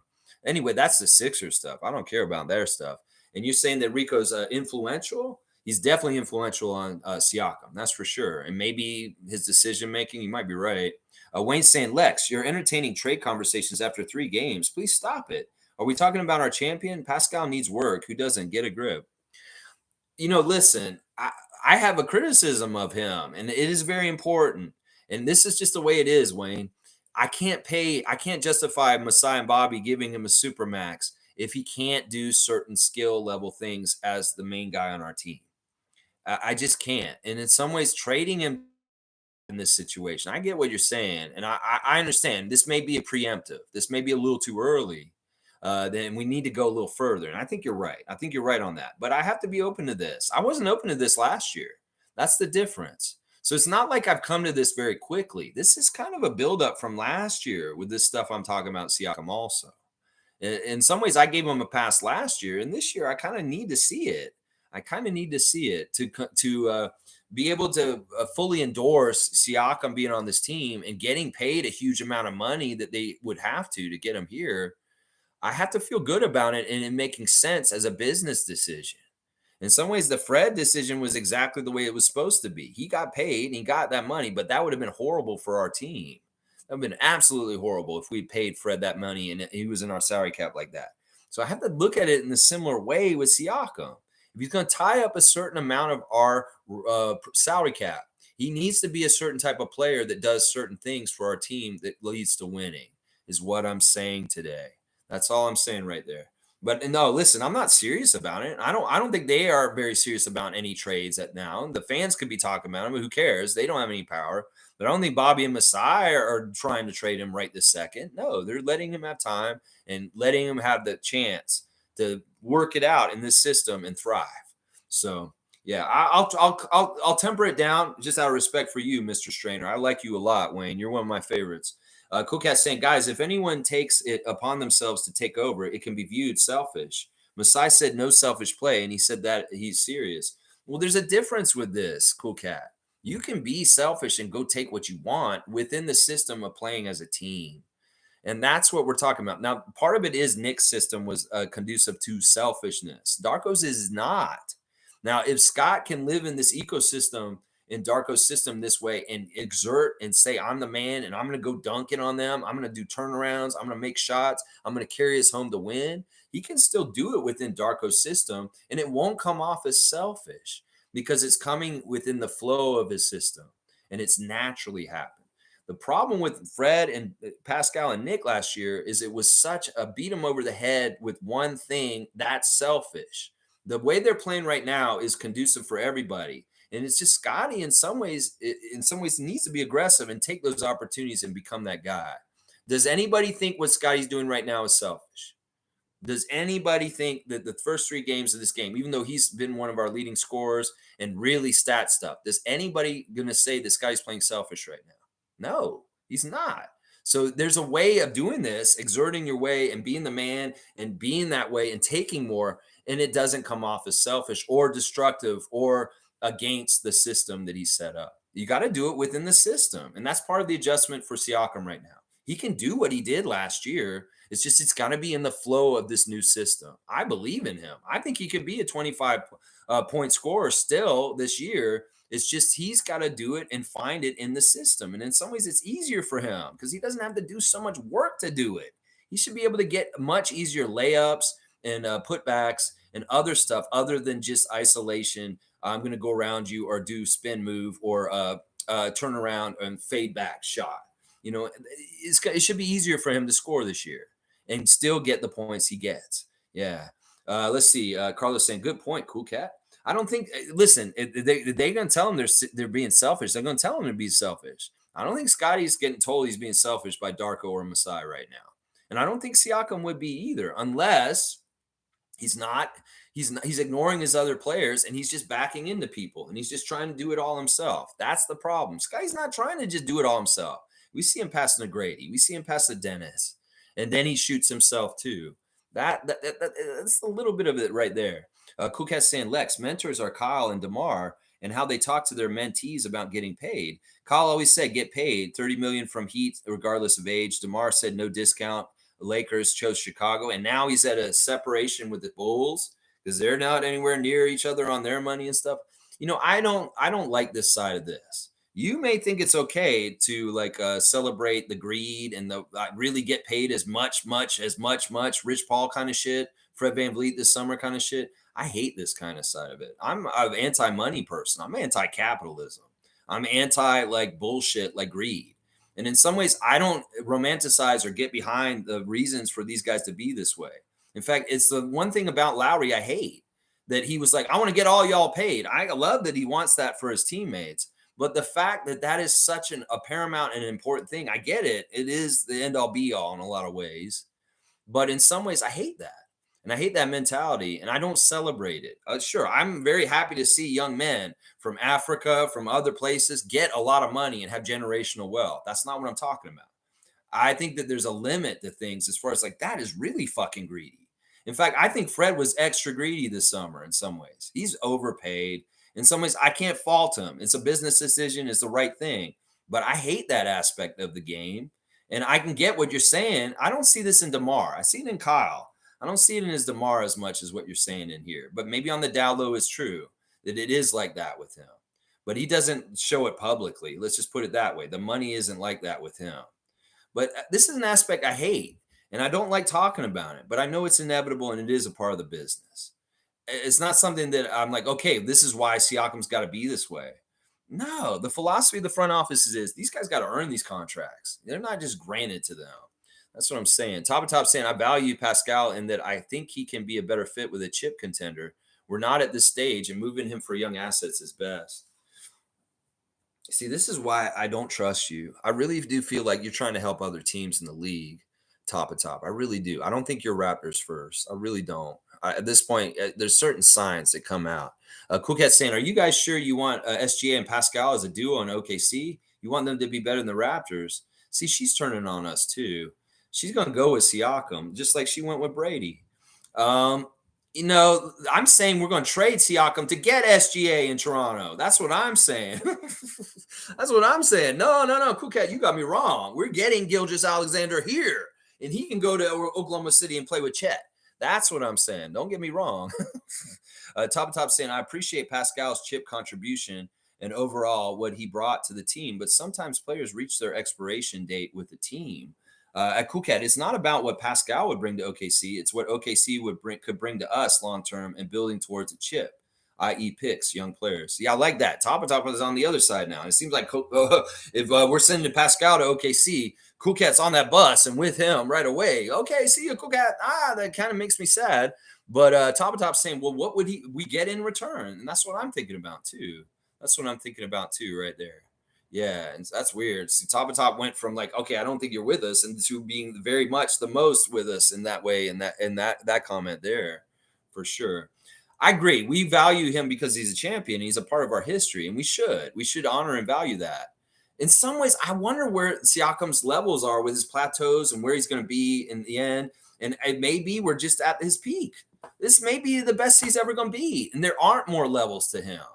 This is maybe just the best. And in some ways, I feel like that's the way it was with Fred. I don't think Fred's going to get any better as a player. I think he's hit his peak. And that's why I think it's bad business to pay people more money for playing worse over time. That's why I have no problem with Kyle Lowry going to Miami. I have no problem with Fred going to Houston. Because you're going to start paying him so much money. Well, now they're going to start sucking and being worse. DeMar's a weird one because he's actually continued to get better. But I don't think there's any guarantees that, Kyle has not gotten better since he left. And Fred is not going to be better this year in Houston. He's going to be the same as he was for us. He'll be steady and he'll be steady Freddie, but he's not going to get to a new level. And you're paying him way more than we paid him last year. So how do you feel, Houston? So this is kind of what I'm thinking right now. It's like, I'll pay Siakam for what he's doing right now, $30 million. But am I really expect to pay him $50 million for exactly the same with maybe possible declining skills instead? Because in some ways, these dudes may have peaked. That's what I'm saying. These dudes may have peaked. That's what I'm saying. What? We're going to invest more money? That's when I'm on Bobby and Masai's side. Oh, for sure. Because I ain't investing in guys that hit their peak and they're on their way down in their career. No, you're going to pay them more then? That's how you do bad management. In some ways, that is why you cut ties and go on. And yeah, go ahead. Siakam goes to a championship contender and they invest and pay him the next level of money. That's fine. If other markets want to do that, if he's on the Golden State Warriors all of a sudden, and they're paying him into the luxury tax because they pay every one of their players like that, okay, so what? In Toronto, we can't get away with doing that. In some ways, we can't at this point. We really, really can't. Let's see. Nameless is saying, I read your soul when you looked in the camera. You're a good dude, Lex. You saw me looking like a weird, like a little cute little baby animal, but also creepy and psycho like Gummo. That was what that look was. That was a Gummo baby animal look. Gummo baby animal. Y'all seen Gummo? That's a weird movie. Let's just put it that way. Mischief saying, ESPN saying Scottie is 6'7". They're lying. They're lying. He's 6'11". Cool Cat's exactly right. They take the heights of their rookie year and they don't adjust them up as they grow. Duke Rocks is here. Good to see Jason, our Yahoo Fantasy champion currently. We love you, Duke. I'm always happy to see you in the chat. I don't mind if Siakam takes a step back to advance Scottie's growth. I hate the fact that we have a draft pick, San Antonio, on the line. I really don't know what direction Masai has chosen. This is an interesting thing that Jason's brought up, and it is a key point to talk about. We have a draft pick that's going to go to San Antonio, and if we lose really bad, we lose that draft pick. We need to actually be good so that we're not in a certain area, so we keep that draft pick. If that draft pick is in the top 10 this year, San Antonio takes that pick for the Jakob Poeltl deal. And this is why these people got all crazy and upset. Well, in some ways, it's in our best interest not to be really bad because we lose our first-round pick. So we can be mid, even just like last year, we'll be fine. We'll be fine. So we need to be a little bit better and avoid our pick going to San Antonio. Now, in some ways, okay, we're going to help San Antonio out with another high pick. I won't be upset about that because that's my second team, but I don't want it to be at the detriment of the Raptors. CountryCon saying, Lex, I told you it wasn't charity for Grady. No, I meant in that first game. The 2 minutes was charity just to get him in there and get his appearance over. He only played 2 minutes. I'm not saying that he's not good enough. I'm just saying the only reason why he got in the first game for 2 minutes was to get his debut out of the way. That's all I said. I said it was charity to get his debut out in the first game. Duke saying Gradey is at 12th in rookie scoring from a fantasy point of view. 12th right now? Well, he's only had one game where he scored. So, and this is really too early, Jason. We're going to have to see. Country Con saying Gradey might never play for the 905. Some prospects are so good they can play right away. 16 points and 4 threes. Players like that, putting them in 905 can harm their confidence. He's all rookie team. I get it. I don't know why y'all are so argumentative about using something that is a luxury on our team. In some ways, it's like a really good thing to have the 905 around. Why are y'all so anti people going to the G League? Seriously. If I had my way, Scottie would have played at the G League at least one game. Seriously. If I was running that team, I wouldn't give a shit about your confidence and bullshit. I wouldn't be like, we're not coddling you. You got to start here first. This is your bottom level, basic level. You show me you can play at this level and dominate it, then you can go play in the next level. That's how I would treat everyone. Even if I had the number 1 pick, Victor Wembanyama, I'd send him to G League and say, you got to go play with the Silver Stars or whatever in Austin. And if you dominate them in the first game, you come right back. You come right back. You do one game down there. Go down there, kick their asses, show that you don't belong there, and we'll bring you right back up. I think they should do that for every single damn player that comes in the league. Humble them motherfuckers and show them that there's levels to this. And this will help with the egos of them being like, oh, I don't have to do this. I don't have to do that. Kai Jones, James Harden, Dame Lillard, all this shit. Humble them. Tell them you could be on buses. You could be playing in front of 20 people. You could be not having any of the luxuries of the NBA team in the G League instead. And then maybe they'll light a fire in their asses to be better professionals and be like, okay, there's levels to this. There's levels to this. I think the G League is such a good extra and amenity for our team. Why wouldn't we utilize it? Why wouldn't we utilize it? I don't know why y'all are so against sending people to the G League. You were against Koloko going to the G League. You're against Grady going to the G League. You're against all these guys going to the G League when the G League is actually where they need to be, like Malachi. Koloko needs to be in G League. I'm telling you. And you're going to say Grady doesn't need to be there? That man's body is not NBA ready. We need to see him play in the G League a little while. He could get beat up playing the whole year in the NBA. Sure, last night was fantastic. Great first time scoring.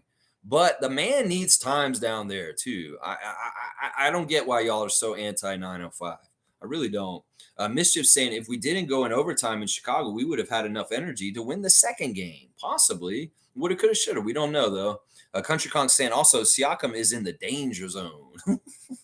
Highway to the danger zone, Kenny Loggins. I won't disagree with Kenny Country Kong. I don't know if he's in the danger zone, but he's definitely in the mouths of Raptors Nation talking today, like me.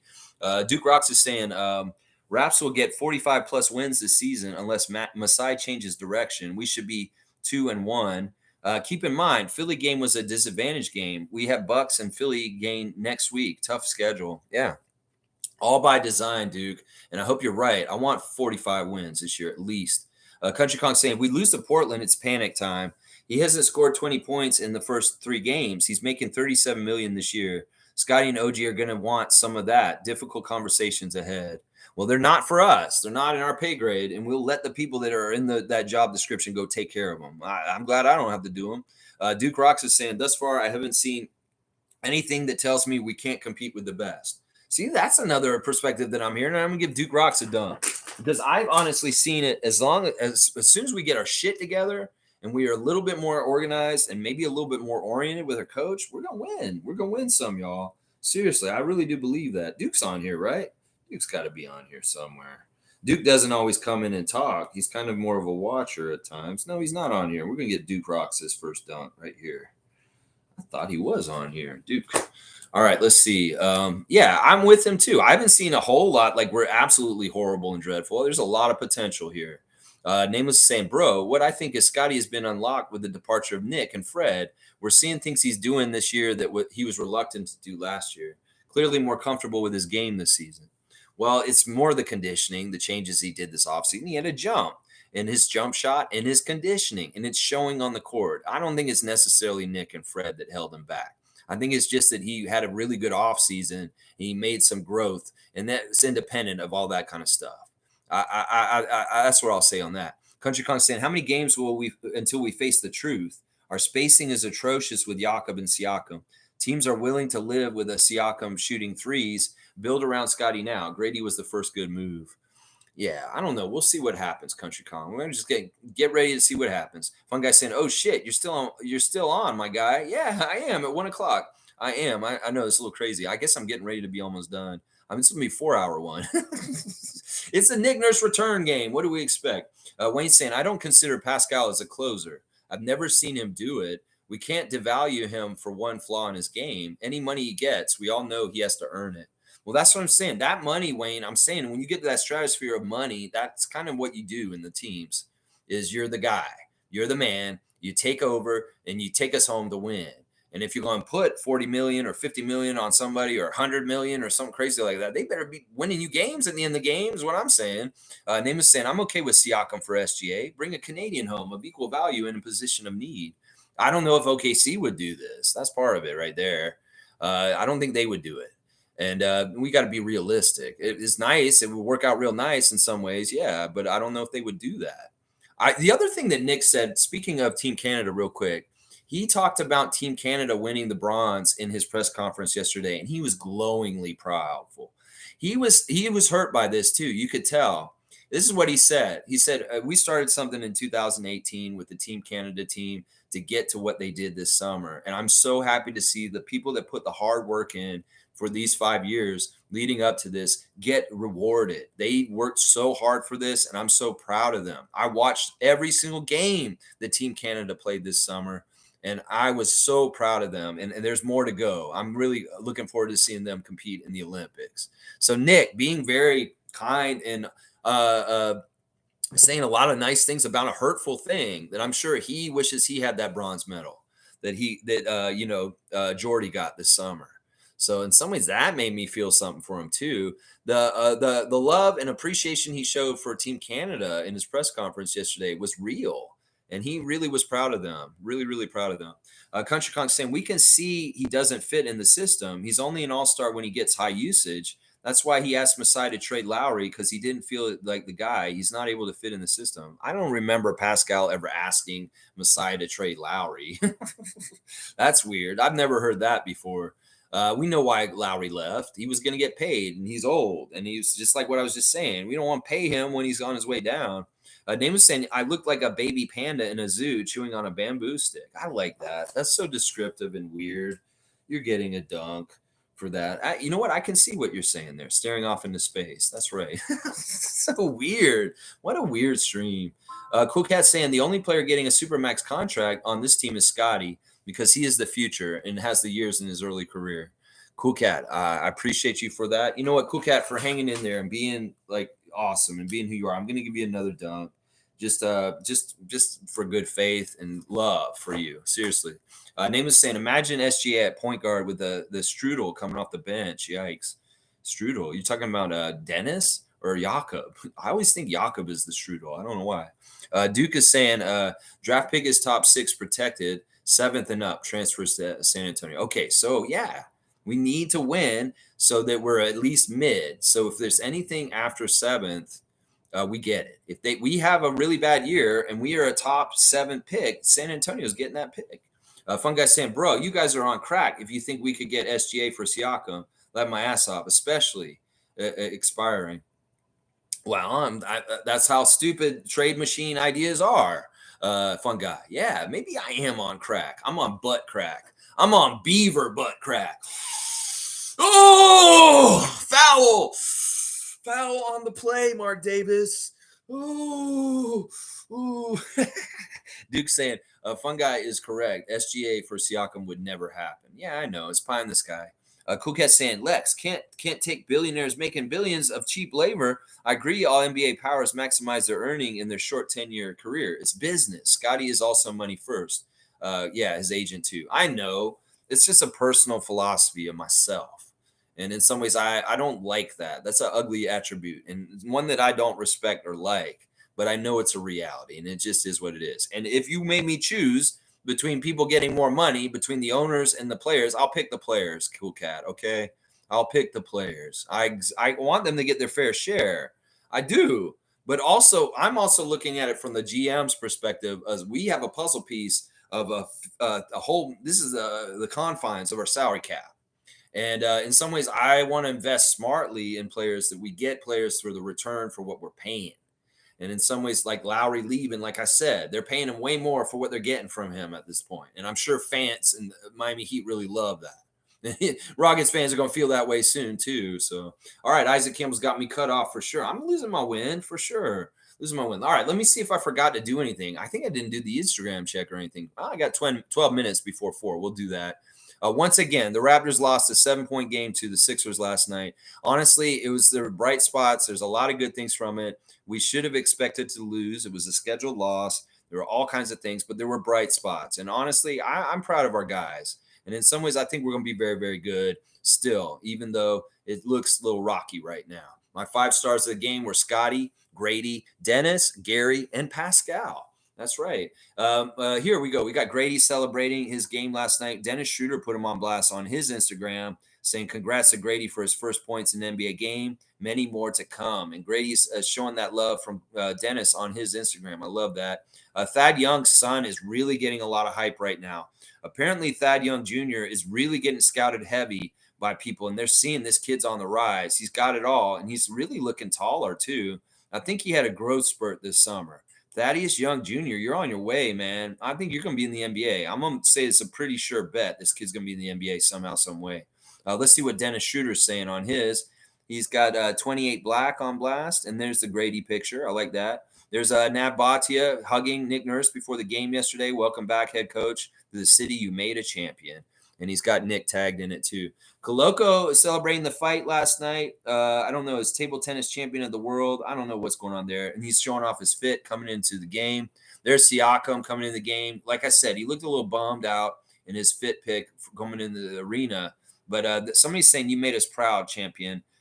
He's talking about, I guess, a fighter for Cameroon who was in like a fight this weekend. There's your Raptors Instagram check just real quick. We talked about the Bulls being that bullshit that happened with the game on Friday night. The refs admitted that they screwed it up. So screw you, refs, you assholes. Let me see. I'm going to give you guys a link in the chat so you can see this real quick. I want y'all to see this. Go to this. This is a Facebook. I hope this is public so people can see it. Is it public, guys? No, it's in our private group. Somebody post it in regular. I want people to see that. It's hilarious.